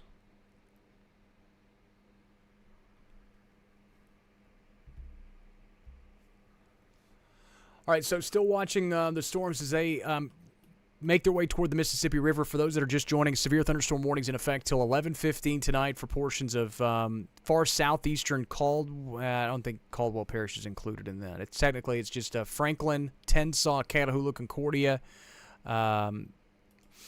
Jefferson and Adams counties in Mississippi until 11:15. This does not include any of Claiborne County, Mississippi, but does include Jefferson and Adams counties. Damaging wind gusts are our primary concern as these storms move to the east.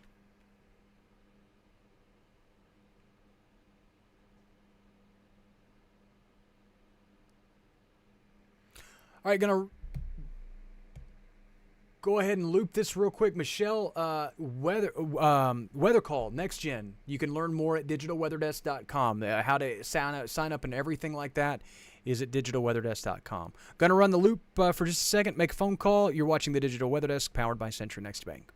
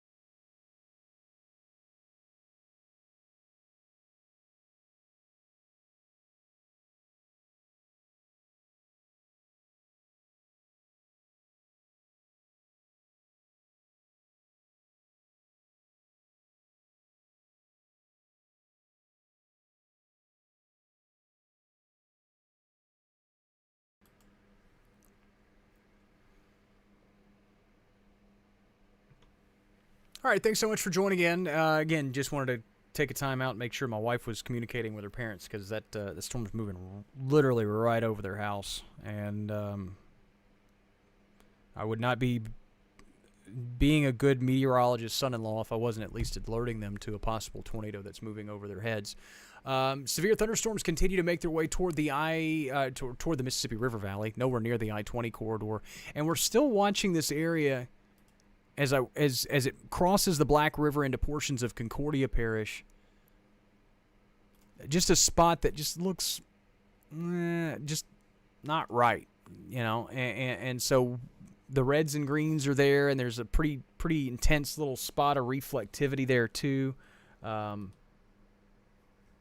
So we're just watching it. We're keeping an eye on it. So for folks in Jonesville and along the Black River from Catahoula into Concordia parishes, and then eventually into Adams and Jefferson counties in Mississippi, you want to keep an eye on these storms as they move east. Damaging wind gusts are our primary concern as these storms continue to move off to the east. I'll clear that circle off so you can see things.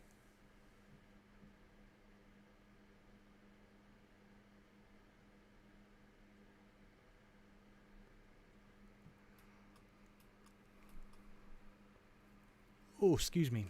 Getting a little late.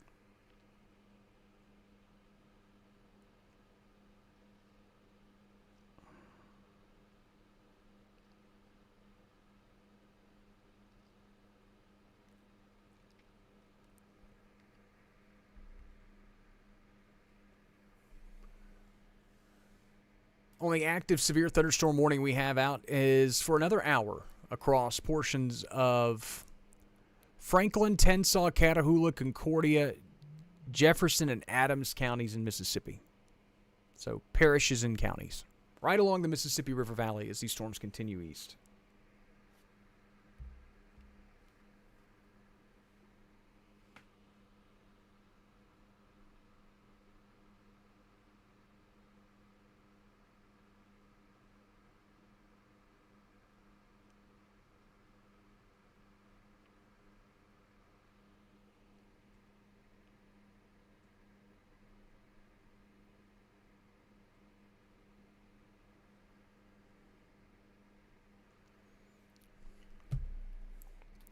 Again, for folks that have family across southern and central Louisiana, there's a lot of tornado warnings that are unfolding across the area.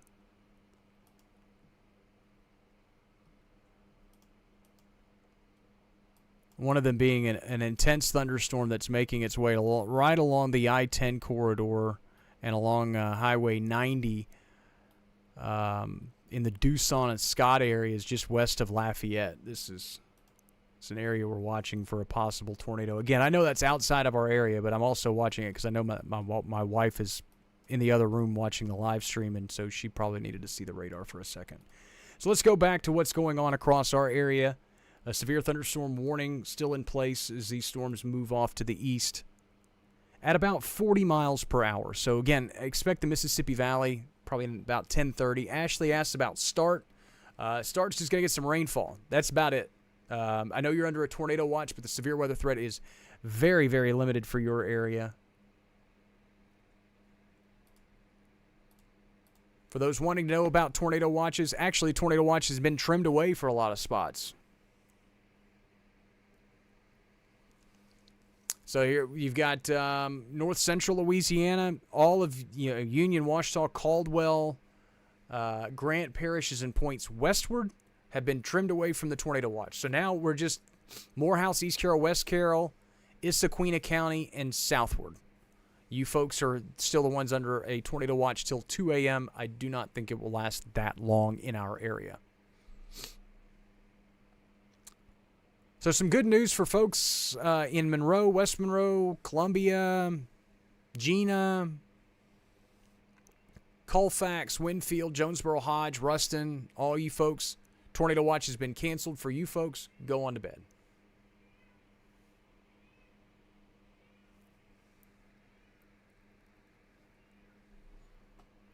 If you guys hear a loud screaming in the background, that's just Stanley.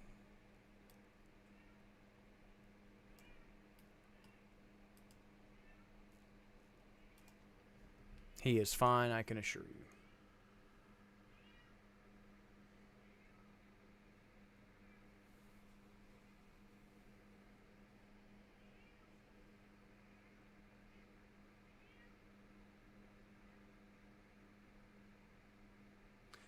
All right, well, I'm going to have to go let this cat in here so he can eat, so I'm going to take the radar full.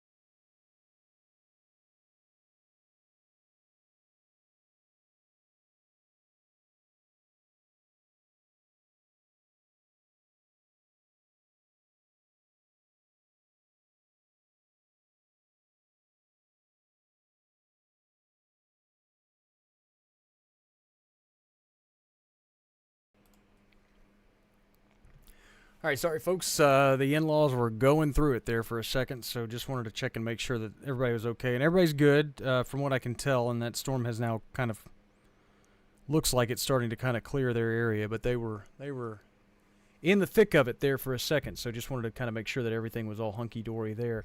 A new tornado warning has been issued for Wilkinson County, Mississippi. This does not include any of our area. But it is worth noting that for folks that are traveling out of Natchez toward Baton Rouge, not necessarily a highly traveled road this time of the night, but 425 comes out of Natchez. A lot of folks that travel from Natchez and hop on 61 and go all the way down to Baton Rouge that way. There is a tornado warning that's now in effect for portions of Wilkinson County. So again, that's not in our area, but just wanted to kind of draw attention to it. Continuing to watch the storms as they make their way toward the Mississippi River in our area, and still watching for some brief areas of rotation that could spawn a brief tornado. At this point, the one area that we were seeing does not look near as menacing as it did earlier. So we'll just kind of watch these and continue to loop them. And I'm just going to kind of hang out here with you. We call this, for lack of a better term, kind of babysitting thunderstorms. We know what's happening. We know that it's stormy and that there's gusty winds and things of that nature. But there's not a whole lot else that I can relay to you other than what we've already relayed. So we will continue to repeat that information and just basically sit here and provide a presence for folks that are watching these storms as they move through. Elsewhere across the region, if you're wondering about rain and thunderstorms to your north and along the I-20 corridor, the reason that we have not talked about you folks a lot tonight is because there's not a whole lot happening. It's really just rain and storms for you folks. They're not severe. They won't become severe.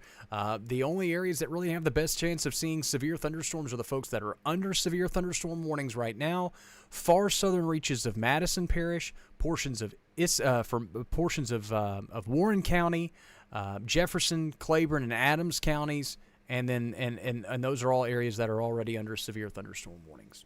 So we're just kind of watching as these make their way through. They'll probably be done here in the next 45 minutes to an hour or so, and then we'll be able to kind of wrap up live streams. We've been on consistently now for the last 3.5 hours.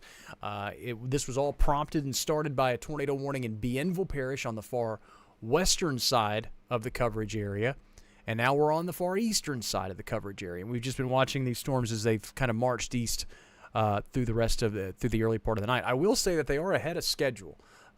We were generally expecting them in the 7 to 10 p.m. time frame, and that, in the western counties and parishes, 10 to midnight in the central sections, and then after midnight along the Mississippi Valley, a lot of us will be done with the showers and storms before midnight.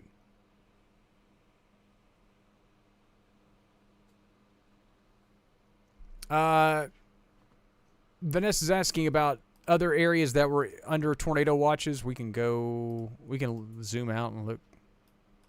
These are the areas under tornado watches right now. So no, southeastern Louisiana is not under a tornado watch yet.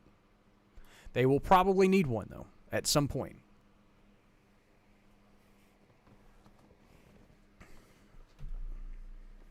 I need a new chair. I'm learning that very quickly.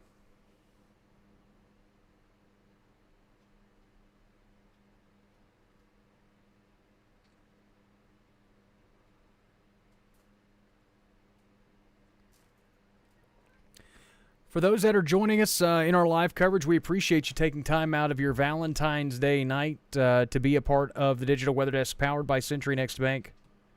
A reminder, our live coverage like this always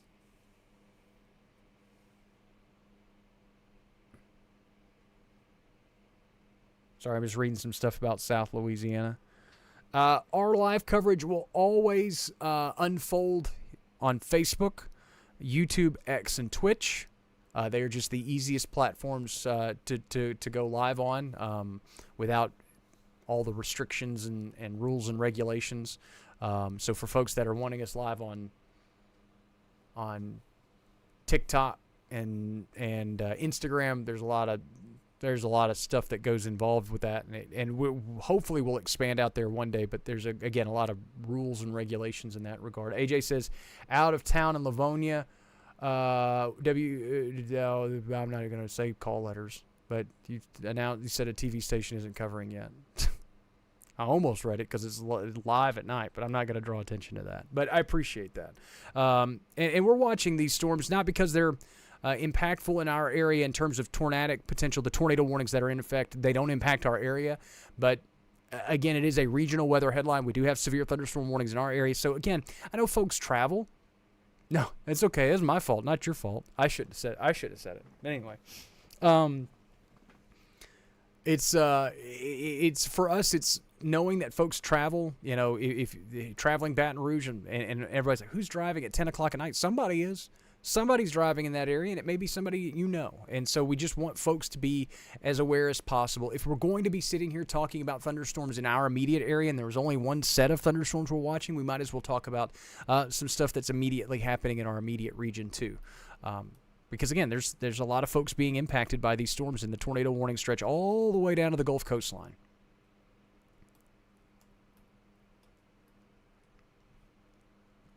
So we'll throw the loop back on and continue to watch these storms as they move east. And every now and then I'll freeze them, and so we can take a look at... Callie says she lives close to Woodville in Mississippi. That's a tornado warning? That's correct. That the tornado warning that's out right now is in northern Wilkinson County. I do not believe it includes Woodville. If you have a way of receiving severe weather alerts and you haven't received that alert, then you're probably not under the warning. I'm going to say that's De La Rosso. I drive through it all the time when I used to, date my wife when she lived in Baton Rouge. And I always knew how to spell it, but I didn't necessarily know how to pronounce it. But they're included, and a lot of the interests along Highway 61 are included in that tornado warning as well. So, again, northern sections of Wilkinson County. Not necessarily in our coverage area, but since you asked about it, I just wanted to pass along that information. Also, Callie, I know that is not an area that we cover here at the Digital Weather Desk officially. It's just south of Adams County, and technically we don't cover Wilkinson County. But if you download the Digital Weather Desk app, you will receive all of those alerts, just as you would inside. The app works across the entire country. And in fact, if you establish different locations across the country, you have family that lives somewhere and you want to receive severe weather alerts, that app works anywhere. Links to download can be found at digitalweatherdesk.com. As we work deeper into the night, eventually we will wind down our coverage, probably in the next 30 to 45 minutes. As these warnings move out of our coverage area, we'll wind down things for the night. We've been here long enough. We might as well stick around for a little bit longer.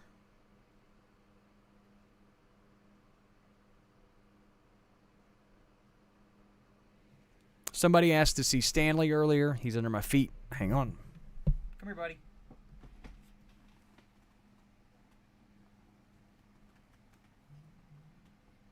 Stanley. He likes to get under my feet during severe weather because, like I had said it the other day, but the computers are warm, and so he likes to go down there and sniff around. And he usually ends up unplugging something along the way. Callie says, you're closer to Bude? Stanley, what are you doing, dude?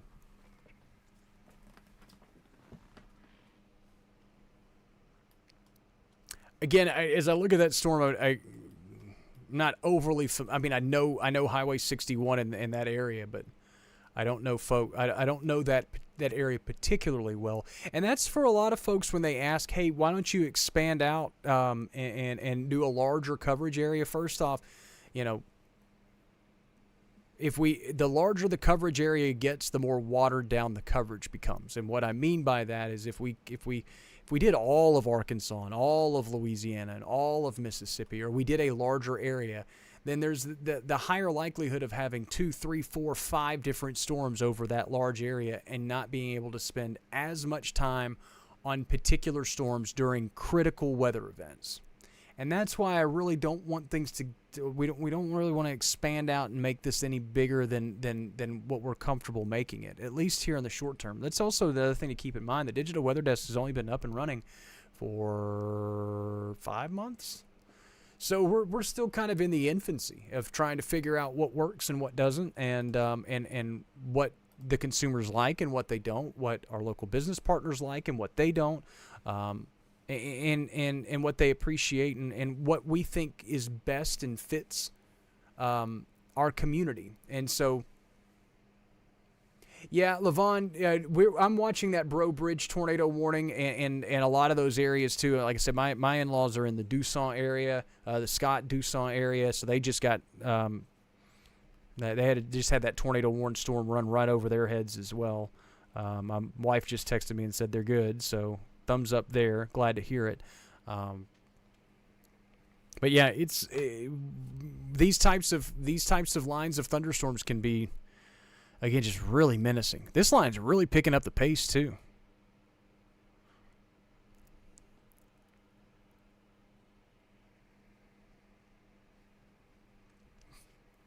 But back to my original thought, like I said, expanding out and trying to get bigger than what we need to be. Another thing is as we expanded into western Mississippi and we included, Natchez to Greenville and a lot of areas in western Mississippi, those are areas that, while I'm very familiar with them, and I've driven Highway 61 many a times, and I've been through Vicksburg and Greenville and a lot of these areas many times over the last, over the 40-something years I've been here on this planet. There's still areas that I'm not as familiar with as I would be with, say, Jackson Parish or Wynn Parish or Union Parish. So I would like to just get more acquainted with the areas that we're covering before we start thinking about trying to broaden out anymore. I think folks are owed that. If we want to, if we're trying to include everybody as part of our community, then we owe them the absolute best coverage possible, and we shouldn't be tripping over road names and cities and things like that. And you guys deserve better than that. And we're trying to give better than that. And now I'm just talking to stay awake at this point. That's one thing that has changed since we launched the digital weather desk. My sleep schedule has changed from my previous life. I was a night owl, and I would stay up till 2 o'clock in the morning and then sleep till 9 or 10 or 11 o'clock in the morning because you work nights, and so you stay awake all night. Now I'm up at 5 a.m. every morning, and I go to bed at 8 p.m. every night when I can. So 10:35 is uncharted territory for me now. Millie, we're glad you're here. I'm glad that, and again, the expansion to include western Mississippi when we launched this thing was simply because in my previous experiences I had learned there were so many folks that when we did digital live streams, that when we got to Greenville and Vicksburg and Natchez and Port Gibson and a lot of these spots, folks that have kids at Alcorn State and along the Mississippi River Valley, we had a lot of folks that be like, "Wait, you're getting into our area. Why are you leaving us?" And I'm like, "Well, we don't cover your area." And they're like, "Well, why not?" Well, now we can, and so we will. Caitlin asks about Richland Parish. They out of the tornado watch now? No, I don't think so. Unless they snuck in and canceled it while I wasn't paying attention. Nope. You guys are still under the tornado watch. Now that said, the severe weather threat has essentially bypassed your area now. Look, you've got some storms moving through, but the severe weather threat is pretty close to zero for Richland Parish now. Are you still technically under the tornado watch? Yes, but the primary threat is to your south and will continue to stay to your south. Again, I don't like telling folks, hey, you're in the clear, but I feel pretty confident in that regard at this point.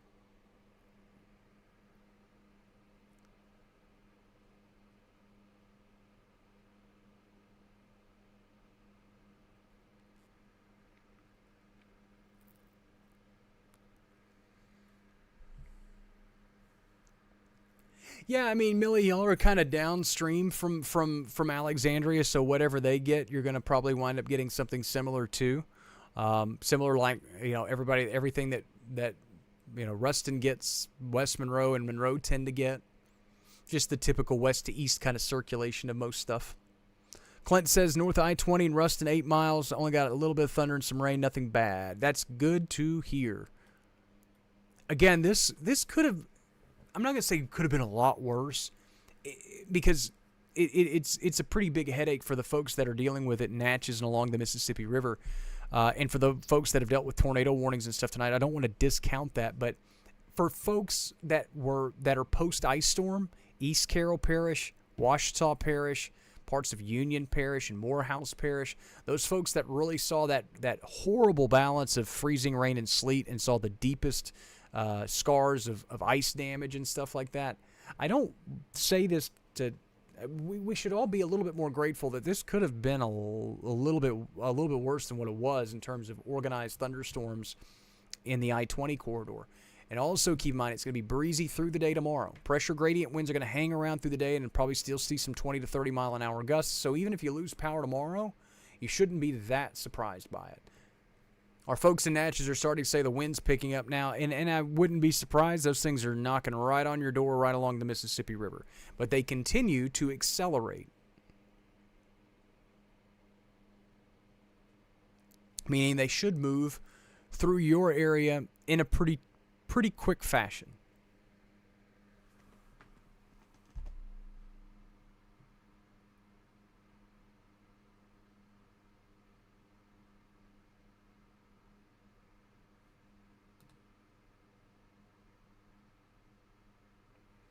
The severe thunderstorm warning for Catahoula and Franklin parishes has been canceled. So as you see this, the severe thunderstorm warning be trimmed away. Now Franklin Parish and Catahoula Parish, the severe thunderstorm warning has been canceled for you folks. Ken says I need to make a home studio with a green screen. I'm going to be honest with you. We had the option of doing that. We have the opportunity that we could have done that in this room, and we opted against it, and here's why. Standing in front of a green wall, in my mind, to establish a presence and to stand and point at things is nowhere near as efficient as what I'm doing right now. If I stand in front of a screen and I point at all the storms, there's a good chance that I missed something. Or there's a good chance that information that I could be relaying to you, I don't know about until I step off the screen to go look at a different computer. In the setup that I have right now, I can point things out by drawing on them, and I have another computer that I can telestrate with. We didn't get that out tonight because we didn't need all the fancy toys. This was just we were focusing on one thing at a time and trying to not reinvent the wheel. But I can circle and telestrate and point things out like I need to if I need to draw attention to stuff on the screen. But also, more importantly, and I don't know if for a lot of folks that are new here, I got a lot of information in front of me. I've got a teleprompter so I can see stuff and put things in there if I need to see it. I have the weather graphics right in front of me. I control the weather graphics from a screen that's to my left. I can see the stream and all the comments. And that's the other thing. If I were standing in front of a green screen right now pointing at things, any kind of information that you guys pass along to me, any questions that you ask, any storm reports that you send, all of those types of things. 49 mile an hour wind gusts to Vidalia, by the way. But all of those types of pieces of information that you guys pass along as part of this community, I wouldn't see if I was standing in front of a green wall. But I'm able to see all of your comments and all of your questions. I'm able to monitor the stream to make sure, because also as a one-person business, not only am I the meteorologist, but I'm also the director, the producer, the video editor, all the IT person. So if something goes wrong, I need to be able to fix it. Sometimes the audio just goes out for whatever random reason. You have to turn a microphone off and on, or sometimes the camera freezes up and has to be turned off and turned back on. These are all things that I wouldn't notice if I was standing in front of the traditional green screen, if you will. I have another separate computer over here to the left that doesn't even, it's not even on air, that has a chat server with the National Weather Service so I can see things and communicate with them. It also just has, it's just a basic desktop computer so I can send push alerts out through the app. These are all things from this chair, this very uncomfortable chair. I can sit and do a lot more stuff than I could have ever done in my previous 20 years in doing this profession. Ralph says, Bastrop is calm. Yes, Bastrop is quieting down considerably. In fact, the rain's pretty much wrapping up for you folks in Morehouse Parish. You guys can head on to bed. Again, the primary focus right now for any organized storm potential is from Tensas Parish southward. Again, we'll keep an eye out for folks in Warren County, just generally along and south of I-20 as this cluster of storms continues to move east. The strongest wind potential really is associated with portions of Adams County and Jefferson County as these storms kind of crawl out of the Natchez, Mississippi area here in the next 5 to 10 minutes and stay generally along Highway 84 and Highway 61 as you move deeper into portions of Jefferson County into the western sections of Jefferson County, and then eventually deeper into the Highway 61 area. Yeah, Ken, it does make sense. I just need a new chair, man. And we really kind of toyed with the notion of how we wanted this to look. And guess what? And that's the other thing that's in full disclosure. And the other thing I love about the digital weather desk, nothing is permanent. We may at some point down the line decide we do need a green screen for whatever reason, or maybe we do a green screen in like a podium or something that's on rollers. There's all kinds of stuff that we can do, but the other thing was also trying to start as simple as possible, because I think simple is sometimes the best way to do things. Kayla says, Wisner is getting heavy rain and wind. It shouldn't last for very long, Kayla, because you're kind of on the back end of these storms along Highway 425, so a lot of this stuff should start to quiet down for you folks here shortly.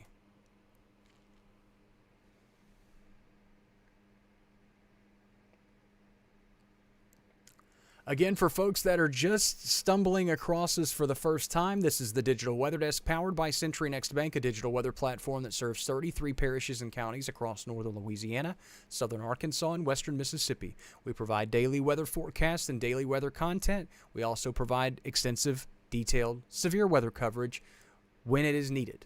And so this is all provided 100% free to you on all different social media platforms, by local businesses that genuinely care about keeping you safe and informed.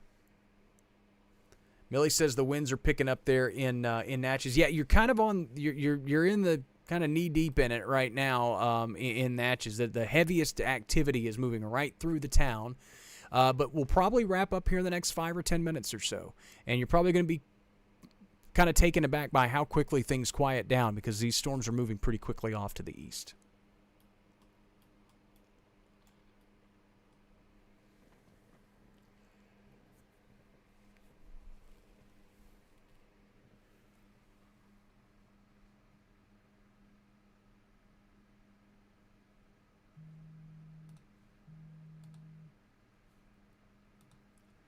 Quick check of some of the rain totals. Monroe, only 0.3 of an inch of rainfall.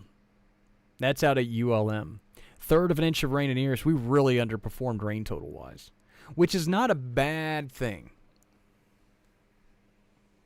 Not necessarily a bad thing. We needed rain, but we didn't necessarily need a lot of thunderstorm-driven heavy rainfall.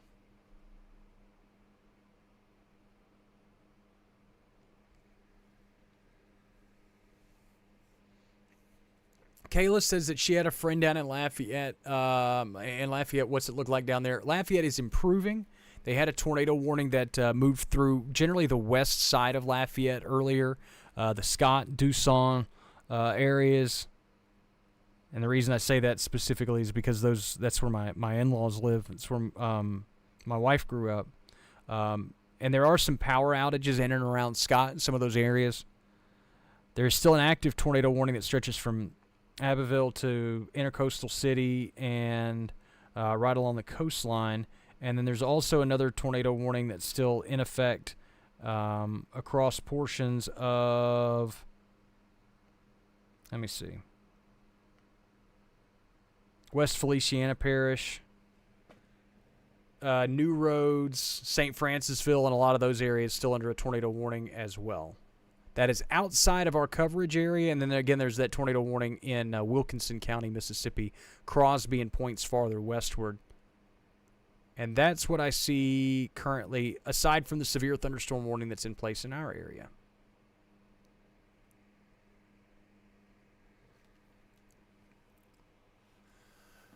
Gracie says, traveling from Epps Delhi to Calhoun, how does it look? It's just raining. You guys will be all right. The heaviest rain will be until you get to I-20.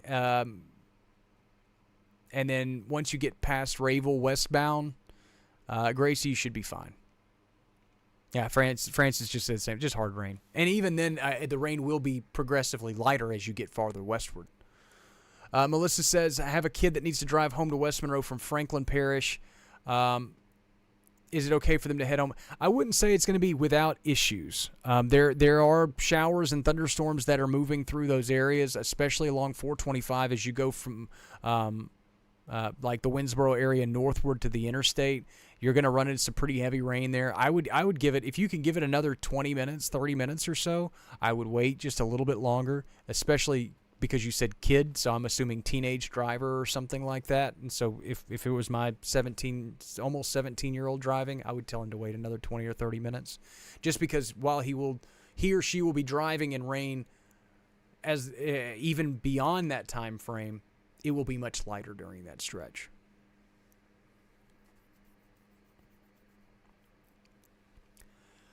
Active severe thunderstorm warning continues for about another 20 minutes or so. Goes till 11:15 right along the Mississippi Valley.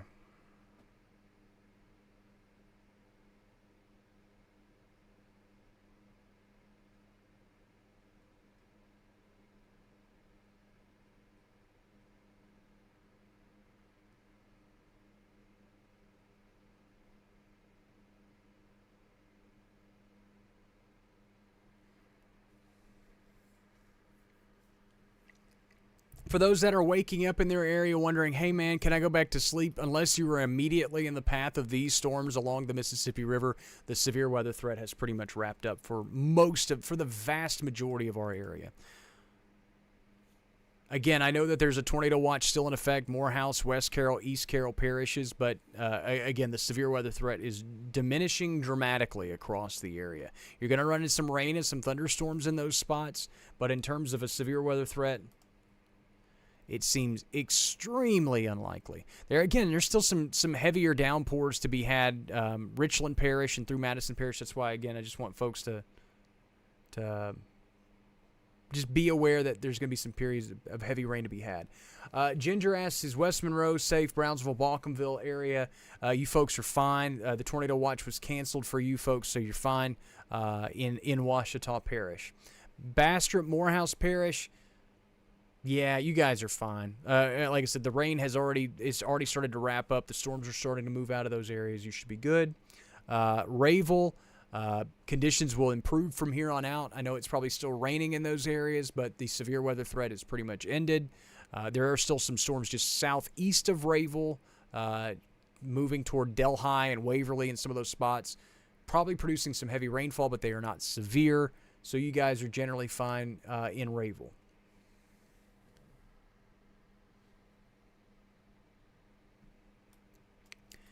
Heaviest activity continues right along the Mississippi River now into southern portions of Tensas Parish, far western Jefferson County, and the northern sections, really central sections of Adams County. Of course, Claiborne and Jefferson counties stretch a little bit farther to the east than other counties along the Mississippi line, so we'll be hanging with those for a little bit longer. Jamie, yeah, I saw you in Tickfall. Yeah, I mean, southern Louisiana is not really our forte here, but it is. There's some tough stuff going through these areas, and so, like I said, if you're in the path of these storms, I don't want to get overly specific as the storms move through. But if you're in the path of these storms and you're under a warning, make sure that you're staying sheltered.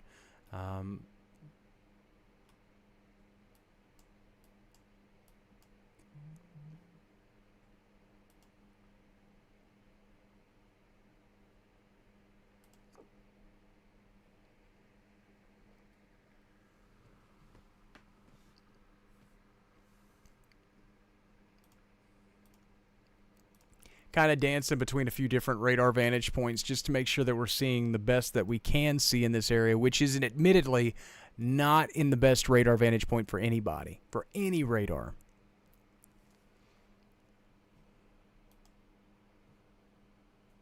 But just making sure that we're not missing something.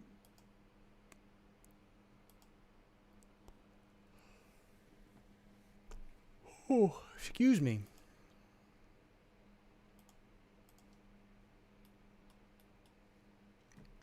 All right, so let's go back to just looping the thing. A new tornado warning out over southern Mississippi. It does include, folks right along the state line. Does not include any of our area as we continue to watch the last of the storms moving through the Mississippi Valley.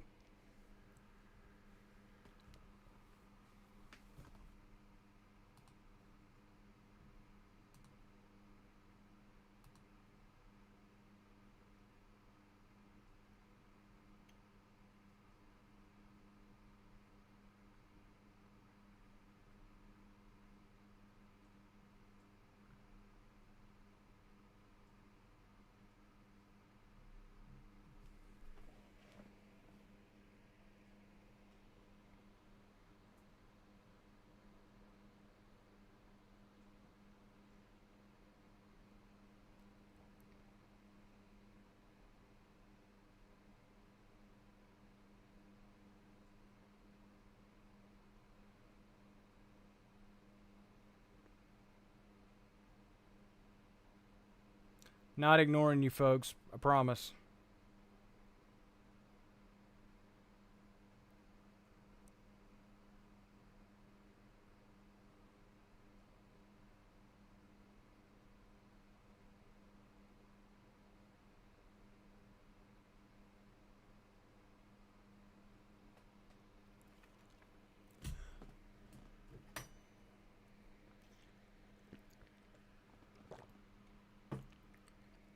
Full disclosure, there's a lot of times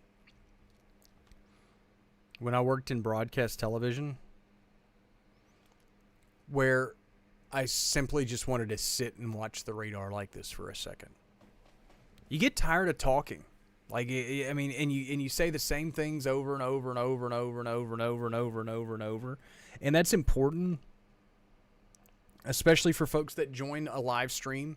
But as things start to trickle down like this and we start to kind of, for most of the area, you're starting to see things kind of quiet down. Sometimes you just want to take a second to just chill.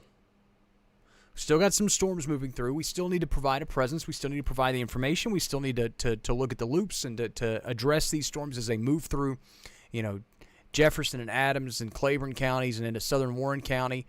We're going to watch all of these just in case anything, in just in case they intensify, or if there's a storm signature, if there's a storm report we need to pass along, or anything like that. Millie says it has died down, so that's good. Sherry asks, how much rain are we going to get in Bastrop? Well, Bastrop has already seen...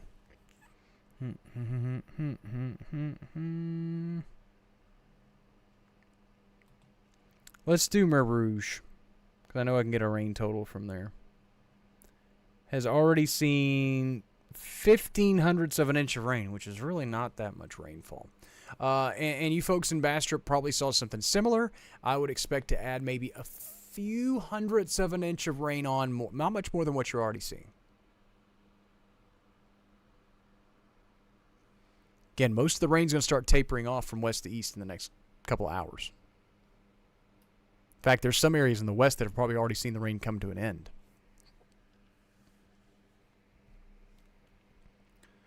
But as I was mentioning, when you do these types of, we've been doing a live stream now. We're almost at 4 hours, and sometimes you just want to take a second to kind of catch your breath and take a look around at some things and to kind of reset. And you don't really get that opportunity in the broadcast world. You just got to keep talking. You just got to assume that somebody's just now tuning in for the first. Now I assume and I know that folks are jumping in and jumping out, but it does give us an opportunity to, again, in a slightly more informal, a slightly more casual. I think casual is the best way to describe it. Doesn't mean that it's not professional. It doesn't mean that it's not reliable. It doesn't mean that it's not, an educated, a stream of information. But it just gives us an opportunity to kind of be a little bit more, back and forth. And I tell folks this a lot of time. Instead of it being a monologue, we have a dialogue here. I'm not talking at you, I'm talking with you. And I think that's important.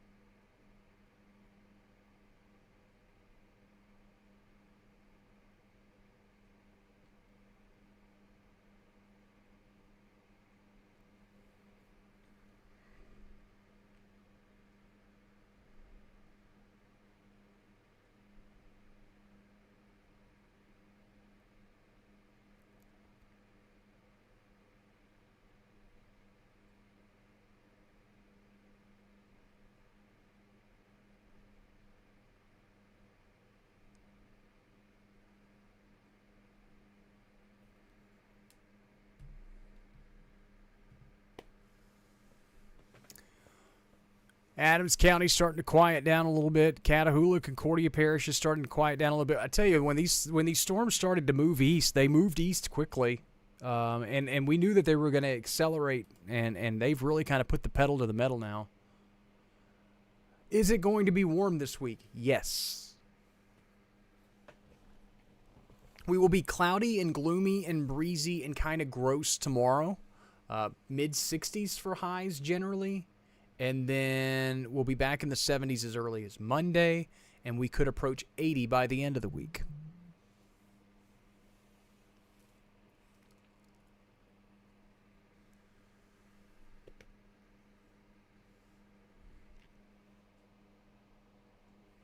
Okay, this chair stinks, and I'm not, it doesn't smell. It is unsatisfactory.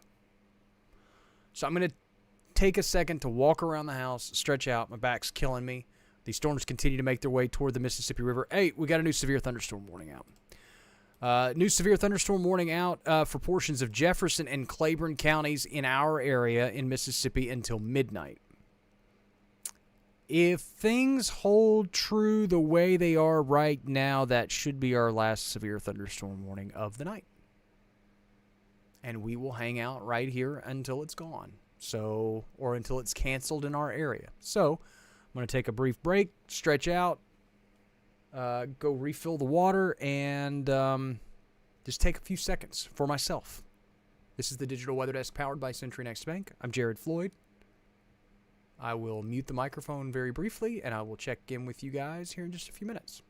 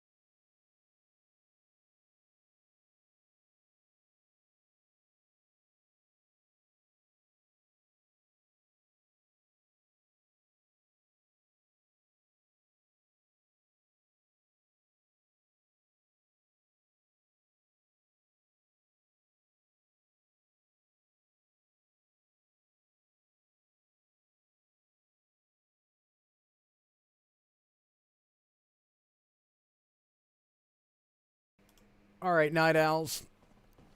Thanks for hanging in on the Digital Weather Desk powered by Century Next Bank. Again, I'm Jared Floyd. For those that have just found this for the first time, thanks for being part of our community. Ken says that you can interact with your viewers. I like it too. There are a lot of questions that get bypassed or a lot of comments that get bypassed. I see most of them, if not all of them. A lot of folks ask in the real thick of things about specific areas. And that runs us into the problem of trying to answer questions in the knee deep of, tornado warnings popping up everywhere, and we're trying to name out roads, and then somebody asks, what about a city that's well displaced out of the storms? And I say this a lot, and I'll continue to say it again pretty frequently, that if we are not talking about your area at that specific time, or we haven't mentioned you recently, that's usually a pretty good sign. We try to cover everybody as much as possible, especially when things get really hairy, which we haven't seen that yet. We haven't seen one of those big, widespread severe weather events where, everybody's kind of all in the thick of it at one time.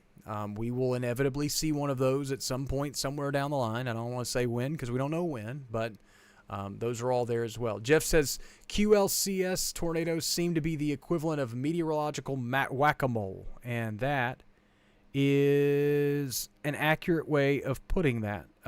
Essentially, QLCS, quasi-linear convective system, a somewhat linear line of thunderstorms, but that can have kinks or breaks in that line.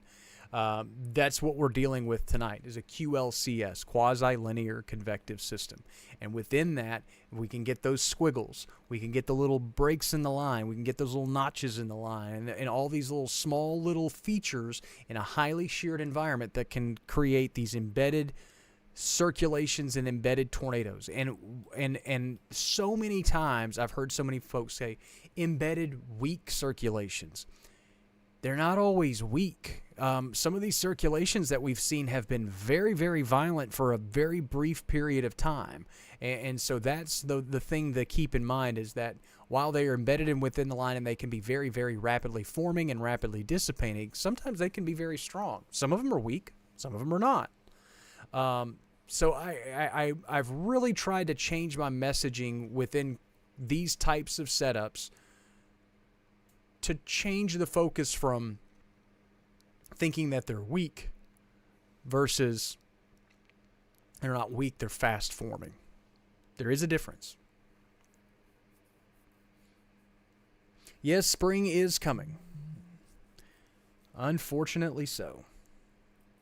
Nor fortunately, but we will deal with severe weather threats and those types of things. And again, we've been blessed as we've launched this digital weather platform of, I say we've been blessed. I know a lot of folks are cussing a drought right now because they don't want to deal with it. But we've had a very quiet stretch of weather for the first 4 or 5 months that gave us an opportunity to get our bearings, to, like I said, see what works, what doesn't, to put out fires that we needed to put out in terms of just learning new things. This is a business, and so for me to be a small business owner for the first time, there's a lot of stuff that we're still learning, and so it gave us an opportunity to kind of get settled, for lack of a better term. Then the ice storm hit. That gave us an opportunity to really show what this platform is really all about and what it's designed to do. Callie, yeah, the new severe thunderstorm warning, it's kind of a continuation of the previous severe, it's what we call a downstream severe thunderstorm warning.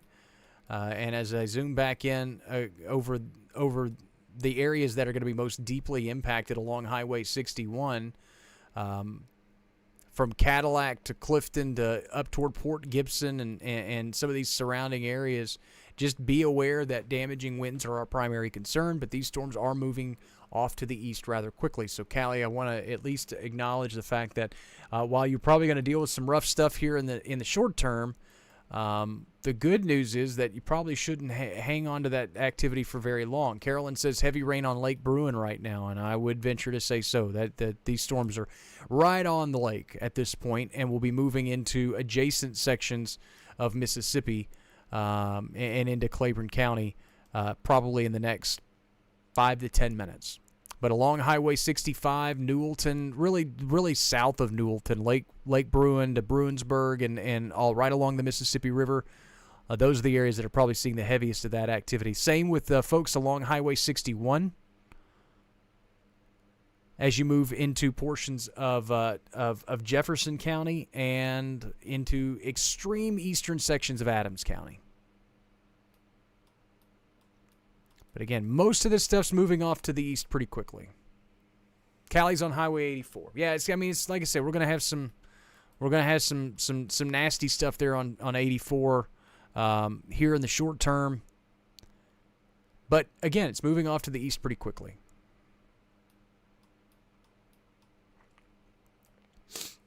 Hey, for those that deal with weather anxiety, so Callie, I'm going to use you as an example here, and I know that folks, and I'm not trying to use you an example because I know you're anxious right now, but I want to help with that.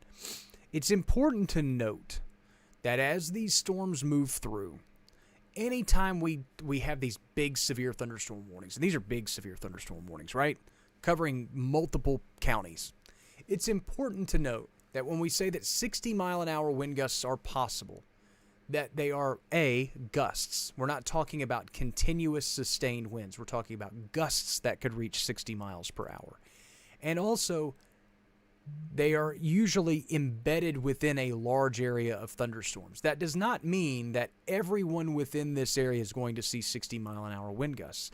It means that some areas within that warning could encounter some 60-mile-an-hour wind gusts. And I say this a lot, and I don't mean it to sound preachy, but a lot of us live through dozens, if not hundreds, of severe thunderstorm warnings without encountering the severe part of that thunderstorm. I will repeat it again. A lot of us live through dozens, if not hundreds, of severe thunderstorm warnings and don't actually encounter the severe part of said thunderstorms. It's the same with tornado warnings. And I say these types of things, even if a tornado is confirmed on the ground, even the largest tornadoes that have ever been recorded in this history are only 2 miles wide, 2.5 miles. That's in the grand scheme of things, that is a small, and most tornadoes aren't even remotely close to being that large. So we're talking darts at a dartboard, right? We're talking very small areas that could be impacted. So when these warnings are issued, they are to alert, to inform, and to educate you.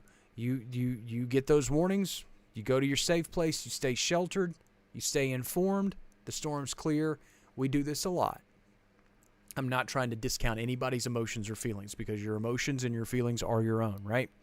So I want to pass that information along to you, just to hopefully quell those fears just a little bit. I think weather anxiety is something that is very widespread and rampant in this area. One, because we get impacted by a lot of crazy weather. We get tornadoes, we get hurricanes. We just had a very unnerving ice storm that really just was terrifying for a lot of folks, as a homeowner or as a parent or as a spouse or as a loved one in any way. That was not fun to live through. So yeah, there's storms and those things they create a lot of anxiety in our area. But I think it's important for us to try to address those feelings and to address it in many different ways. And you know what? It's something that I'm working on here in the very, very short term of creating some content to help folks that suffer from storm anxiety. And it's something that I've been working on for a while. We just we were getting close to making some inroads on creating that content, and then the ice storm happened. And again, I'm only one person. There's only so many hours in a day. So again, it's one thing that is definitely on my to-do list, and we look forward to bringing that to you, because again, it's a very real thing. A lot of children deal with storm anxiety, and we need to be able, as parents and as loved ones and as caregivers, we need to be able to communicate to our children how to deal with those things. But I think storm anxiety is a very real thing in our area. One, because of all the crazy stuff that happens in this region, but also because Weather is the one thing that impacts us all, but none of us can control. And so it does bring into the whole something bigger than us that we have no control or no power over, and you feel kind of helpless, and that creates a lot of anxiety too. We're anxious about those things that we can't control. So I get it. And to be honest with you, I do what I do on a daily basis because I was terrified of thunderstorms as a kid. Absolutely horrified of thunderstorms. I would hyperventilate, cover my ears because I hated thunder, I hated lightning. Still don't like it.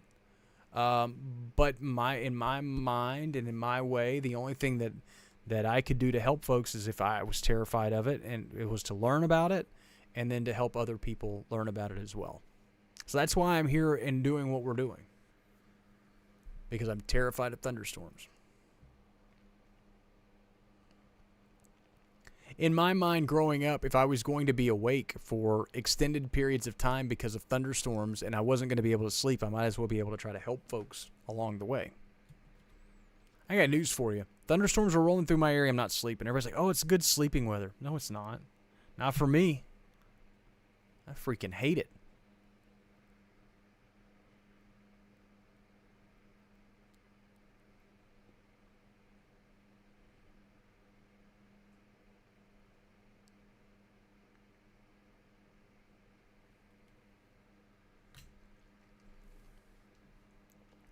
So this last batch of severe thunderstorm warnings is out till midnight. I say batch. It's one warning in our area, but it includes a good chunk of Claiborne and Jefferson counties. It also includes Franklin County, but we technically don't cover that area. We stop at Adams County. We say immediately along the Mississippi River.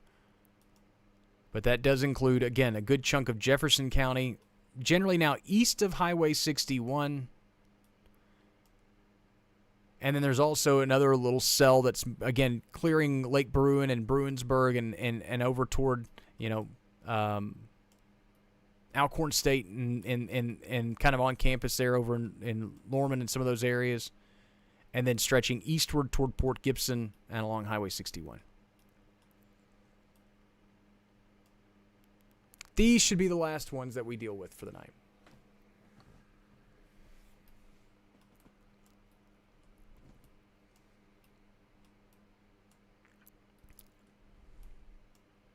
Yeah, Callie, of note, you do have a tornado warning to your south, but Franklin County, I mean, you're dealing with most of what everybody else has been dealing with currently, and these storms should move off to the east pretty quickly.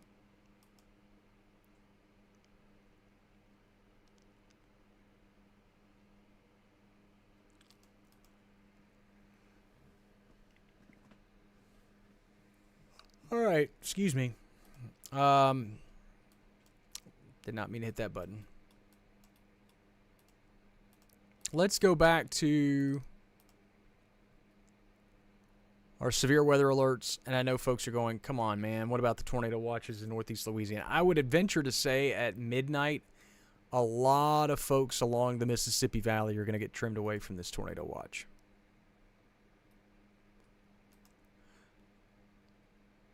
Lots of tornado warnings still popping up across far southern Mississippi and southeastern Louisiana as this line of storms. Let's go. I'm going to go over to this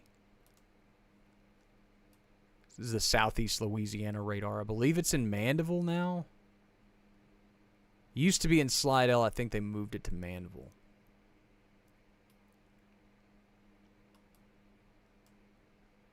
You can see all the different storms that are lining up in that area. Again, those are not in our area, but I just wanted to show them. If you have friends or family in southeast Louisiana, make sure they're paying attention to the weather. If they don't have a trusted weather app, tell them to download the Digital Weather Desk app. The forecast that they'll get will come from the National Weather Service, their alerts, all that stuff they'll get just like we do here. Just as fast as we do here.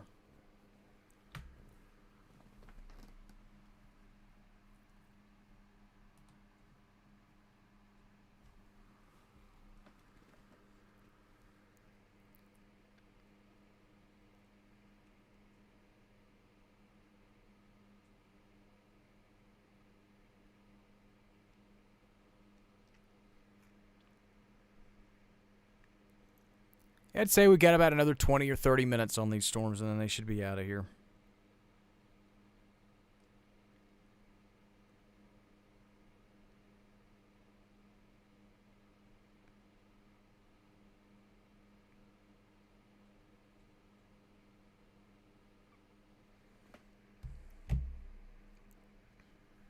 I guess I could have looped him while we're sitting here.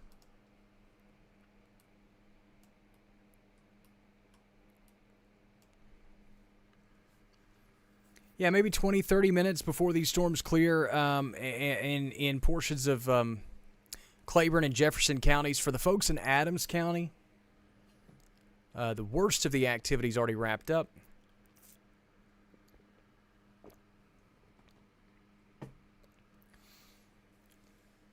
Still some heavier downpours in portions of Madison and East Carroll parishes, but nothing severe. So as you hear the rumbles of thunder in the distance and the rainfall continues to stay heavy at times, really is just rainfall for you folks. The severe weather threat is now focused across our Mississippi counties, our southernmost Mississippi counties. Well, 2 of the 3 southernmost. And they're awkwardly shaped counties, so Adams County is pretty much already through the thick of it. We've still got some storms migrating through portions of Claiborne and Jefferson counties, generally east of Highway 61, and still making some pretty quick progress off to the east. We'll be approaching I-55 probably in the next hour or so. So if you know of anybody traveling from Jackson to New Orleans or something like that, they need to be aware that some pretty heavy rain, some gusty winds should be had in the next hour to hour and a half.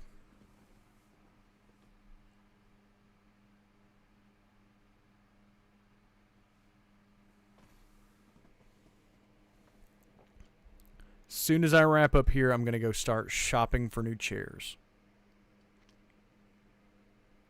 Hopefully, my phone heard me talking about how much I hate this chair, and by the time I go log on to all my social media, I'm like, I heard you talking about chairs. You want a chair? Here's a chair. There's the best chair. You want a chair? I'll take as many chair suggestions as I can get at this point. This chair stinks. It doesn't smell. It just is not performing the way I want my chair to perform. I tell you what, it's a heck of a lot better than standing for 4 straight hours, that's for sure. And pointing for 4.5 hours. God, hated that.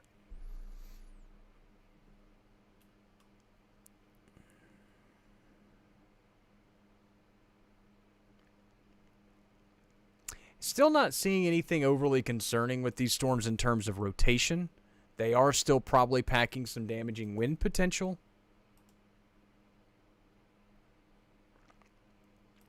And if you're seeing the reds and greens here and you're wondering, what's that? This is bad data, because if you look at it, the radar from Jackson is blocked in this area, so we're not really seeing anything. In this little corridor, we don't see much.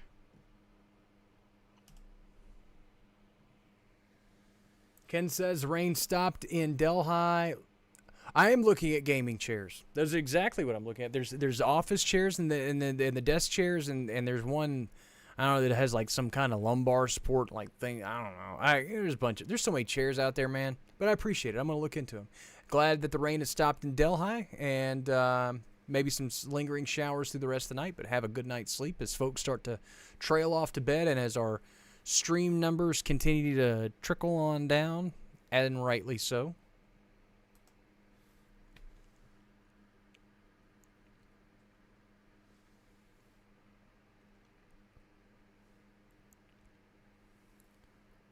And as the last of these storms continue to exit through our Mississippi River counties and parishes, again, just a reminder that this is something that's made possible by a lot of local businesses that really care about you and are invested in this for all the right reasons, because they want to build trusting relationships and that they want to serve their community. And so a reminder that if you appreciate what we do here, Go on to the little... Christina, is Monroe missing the storms? Man, you missed it all. Did you sleep through what happened? I'm just kidding. No, we got thunderstorms and we're done. All the severe weather threat has been south. We've had severe thunderstorms in our southern parishes and counties through a good chunk of the night. Monroe just got some general thunderstorms, nothing severe, and we're pretty much done. Hopefully that's good news for you.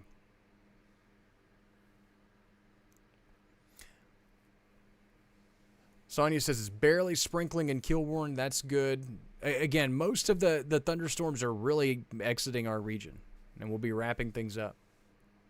No, you don't need your hearing checked. It was just rain. I don't even think I didn't hear any thunder. I genuinely didn't hear any thunder here. So we're good to go. Head on to bed. Enjoy your weekend. But again, I think it's really just important for us to acknowledge the local businesses that make this possible, especially when things start to quiet down. If you do have an opportunity at some point today, tomorrow, over the weekend, early next week, any information, Tangipahoa Parish, I mean, we've got some storms moving through southeastern Louisiana, and let me pause everything, and let me tell you where the tornado warnings are sitting right now. Let me switch radar modes real quick. So you've got East Feliciana Parish and in East Baton Rouge Parish are under a tornado warning, but then there's just a large swath of severe thunderstorm warnings that stretch all the way from the state line to the Gulf Coast line. And so these storms are just going to sweep east. Damaging wind gusts are going to be the big concern there, along with the possibility of those brief embedded tornadoes. And I believe a tornado watch is still in effect for a good chunk of the area, but not all of the area. We can look at that. I can show you that. Yeah. So, as you take a look at all the different areas, a new tornado watch has been issued. This one goes till 5 a.m. and includes the Gulf coastline. So, for folks that weren't under a tornado watch in southeastern Louisiana, now you are under one. But yeah, those storms will just continue to move east through those areas. How high are the winds expected to get?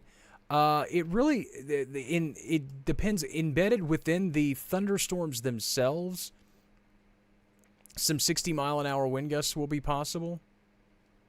But again, you folks are kind of east of I-55. You got a ways to go. But I'd keep an eye on this tornado warning storm. It's probably going to pass you to the north. But all of these storms to the southwest from Baton Rouge, all headed east, those are all going to have the potential of producing some 60-mile-an-hour winds. And like I said to a lot of the folks earlier, it's just a reminder that does not mean a wall of 60-mile-an-hour winds. It's not like a hurricane. It's not like a wall of 60-mile-an-hour winds is headed your way, but just embedded gusts that could reach those marks as we go through the night. So, again, that'll be something you need to keep an eye on. As these storms continue east, we'll be wrapping up, but to finish the thought, reaching out to our local business partners and just saying, hey, thanks for what you're doing and supporting with the Digital Weather Desk. Those messages do make their way full circle. I can't tell you how many of the folks that I've had lunch with them are like, hey, man, I got a Facebook message the other day, and they're really appreciative. Or during the ice storm, when you guys were going out and buying generators and stuff like that, and you were saying, hey, thanks for supporting the Digital Weather Desk, those comments, those remarks, they mean a lot. And they mean something very. They mean a lot to to me personally, but also to our business and to our local business partners. So, again, if you appreciate what we're doing here, pick 1, 5, all of them out. Send them a quick message. It means a lot to us. Britt says any chance of it weakening before? Yeah, I think there's a chance. I wouldn't necessarily count on it, especially since there's severe thunderstorm warnings immediately to your west. But, there's these storms will continue to kind of ebb and flow in intensity. Some have gotten really... to be honest with you, I don't really foresee it weakening that much as it makes its way eastward, especially in your area, because your area has a very favorable environment for thunderstorms. A more favorable environment for thunderstorms. I wouldn't say a very favorable environment. In terms of compared to your neighbors to the north, you guys have better ingredients for more prolonged storms in those areas. 11:33, and as we start to see the storms now getting into far eastern sections of Jefferson County, we are starting to inch closer toward ending our live coverage here on the Digital Weather Desk. 4.5 hours worth of live severe weather coverage this evening, starting with a tornado warning in Bienville Parish on the far western sides. No, you're not under a tornado warning. Not yet. In fact, no. You're under a tornado watch. You're under a tornado watch until, I believe, 5 a.m. But as we start to wrap all this activity up, just a reminder that we provide daily weather content Monday through Friday and on the weekends as needed. Obviously, this is a Saturday night, but we were providing pretty extensive content through the course of the evening, and we will do that for most severe weather episodes, or all severe weather episodes, tornado warning coverage, and all those types of things.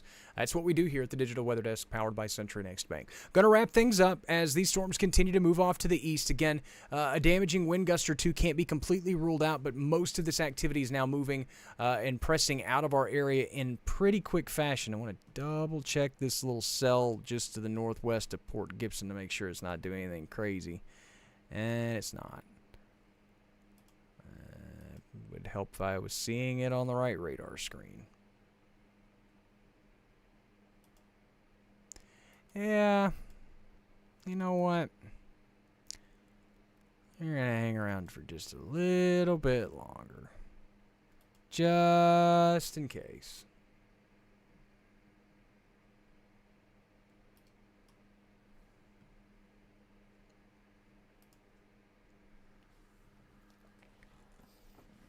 There's just one that one little segment of that storm on the northern side near Port Gibson. I just want to make sure that gets all the way out of here. So we're going to hang around for a little bit longer, just until the severe thunderstorm warning ends at midnight, or unless it's canceled before.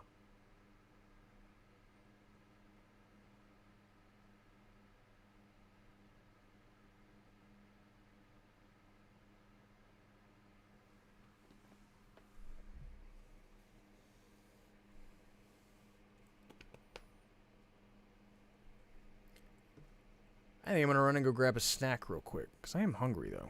So I'll put the radar up full. We'll keep an eye on these storms as they continue to migrate to the east. We'll hang around, making sure nothing crazy happens as the last of the storms exit the Mississippi River. Here on the Digital Weather Desk, powered by Century Next Bank.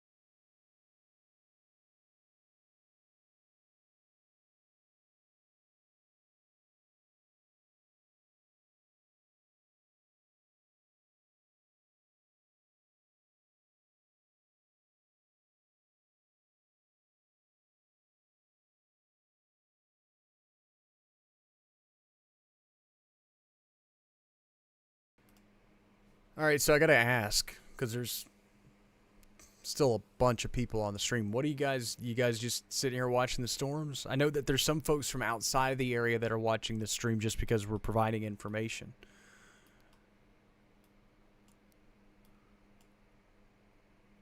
But I'm wondering how many folks just accidentally left this on and just fell asleep to it.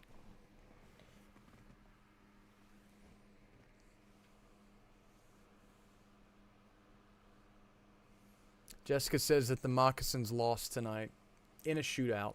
That's a bummer. Again, for those that are joining this live stream late and are wondering, hey, what's going on? Most of the storms have already exited the area. We're watching the last storms crawling out of portions of Claiborne and Jefferson counties in Mississippi. For those that are new to the Digital Weather Desk, we do cover Greenville to Natchez. So that includes Washington, Issaquena, Warren, Jefferson, Claiborne, and Adams counties in Mississippi. Linda's still watching from Bastrop, and there's not a whole lot going on there. So I guess you're just enjoying the company, and we're glad you're here. Thank you so much for joining in. Again, this is an opportunity to be a part of an interactive community. If you're just Jeremy says he's doing some taxes.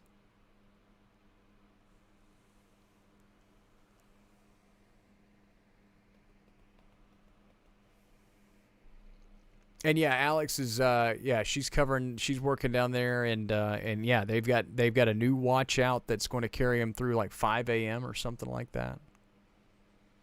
But I enjoy the fact that we do have an interactive community where we can talk back and forth. Like I said, it's not a monologue, it's a dialogue. I can interact with you folks. Yeah, Bayou Astro on YouTube asks, was this a front pushing through? What's the weather look like behind it? Yeah, it's just a cold front that's moving through. It's not a drastically colder front, but the storm system itself was pretty powerful. So as we go through the day tomorrow, be prepared for drizzly, light rain, kind of gross conditions with some wraparound moisture and some cloudy conditions through the day. So it'll be cloudy and drizzly and gross through a good chunk of the day, especially early. And along with that, some breezy conditions. It'll be breezy. So windy, cloudy, gross, breezy. And then we warm up and rebound pretty quickly after that. We clear out. We're back into the 70s, maybe even near 80 by the middle parts of next week. Very spring-like next week.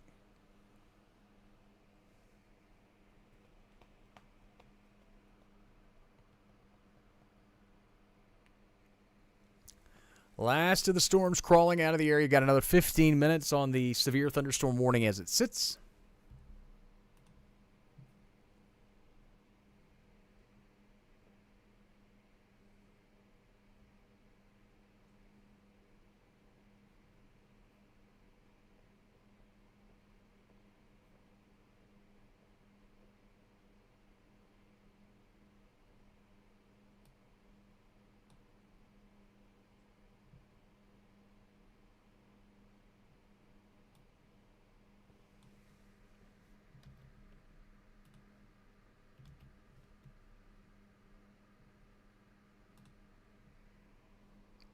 All right, I'm looking at stuff.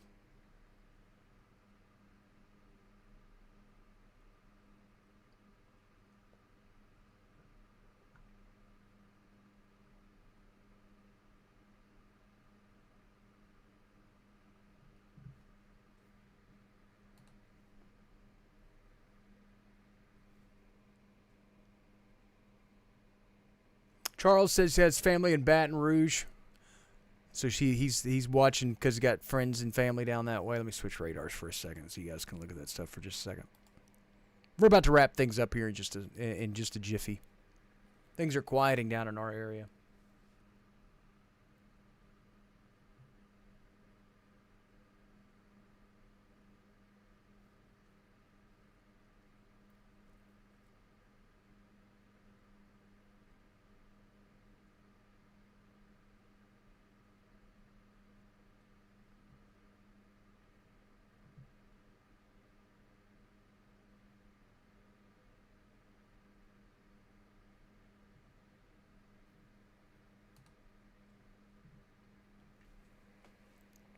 Tornado watch was just updated. There we go. That's more like it.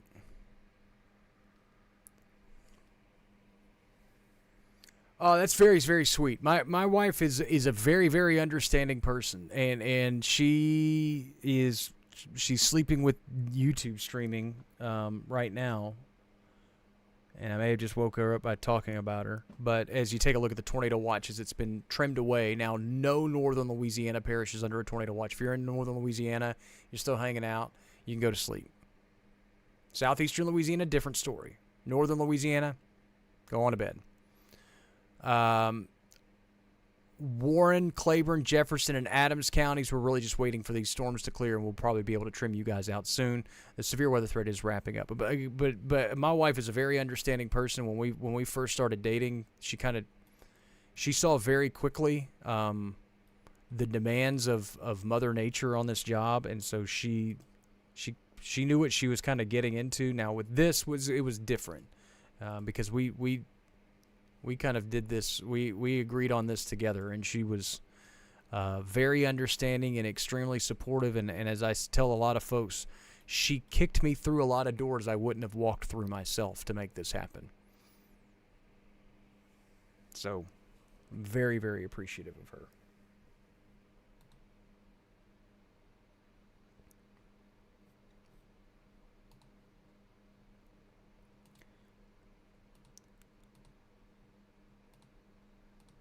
Just checking some of the Mesonet data.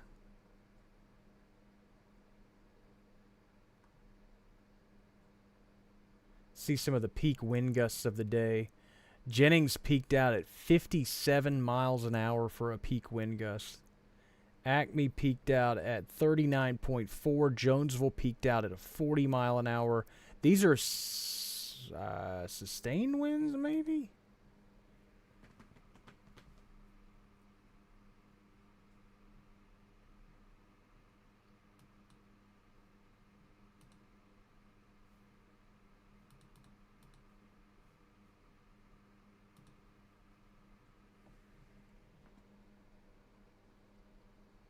I'm not going to say that's a sustained wind because I don't want to lie to you. But today's max wind was 40 miles an hour at the Jonesville Mesonet site. So again, these storms did pack a punch as they made their way through the area. All right, last of the storms are wrapping up as they exit Claiborne County and Jefferson County, and we'll be moving into the I-55 corridor shortly. And as this warning wraps up, we'll go ahead and wrap up our live stream as well, and the severe weather threat will start to wane for our area. So that's good news for folks across the ArkLaMiss, as we've obviously had a pretty active evening unfold across the region, especially for our southern counties and parishes.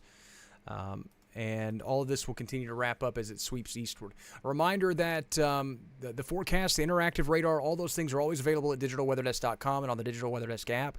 And a reminder, of course, that all of this is made possible by the local businesses that you see there on your screen. Again, as we wrap things up, we don't refer to them very often during severe weather coverage because that's not what it's about. It's about informing and educating you and keeping you ahead of breaking weather events. But at the end, we always like to take time to say, hey, this was all made possible by the businesses that you see there on your screen. And it is a very, very simple gesture of appreciation. If you appreciate what we're doing here, to find one of these businesses, pretty much all of them have Facebook pages. Find them, send them a message, go, hey, thank you so much for supporting the Digital Weather Desk. Thanks for supporting Jared. We appreciate what he does. We appreciate what you do because, again, it does not happen without those folks. They turn this from a hobby into a job, and I wouldn't have it any other way. So thanks for being a part of what we were doing this evening. Thanks for being a part of this community. Mr. Greg, hello. Head on to bed. Tell your wife I said hello as well, and thank you for what y'all do. We will all visit again first thing Monday morning. I will probably provide at least some intermittent updates on occasion from time to time, but no live coverage tomorrow. It'll just be cloudy and drizzly and windy and gross through the day on Sunday, but I'll join you first thing Monday morning with a look at the forecast as we get ready for the middle of February, and that should involve some very quiet conditions next week. which we deserve after dealing with the showers and storms tonight. Thanks so much for stopping by the Digital Weather Desk powered by Century Next Bank. Thanks for making this part of your day. Thanks for making part of your night. And we'll check in with you on Monday.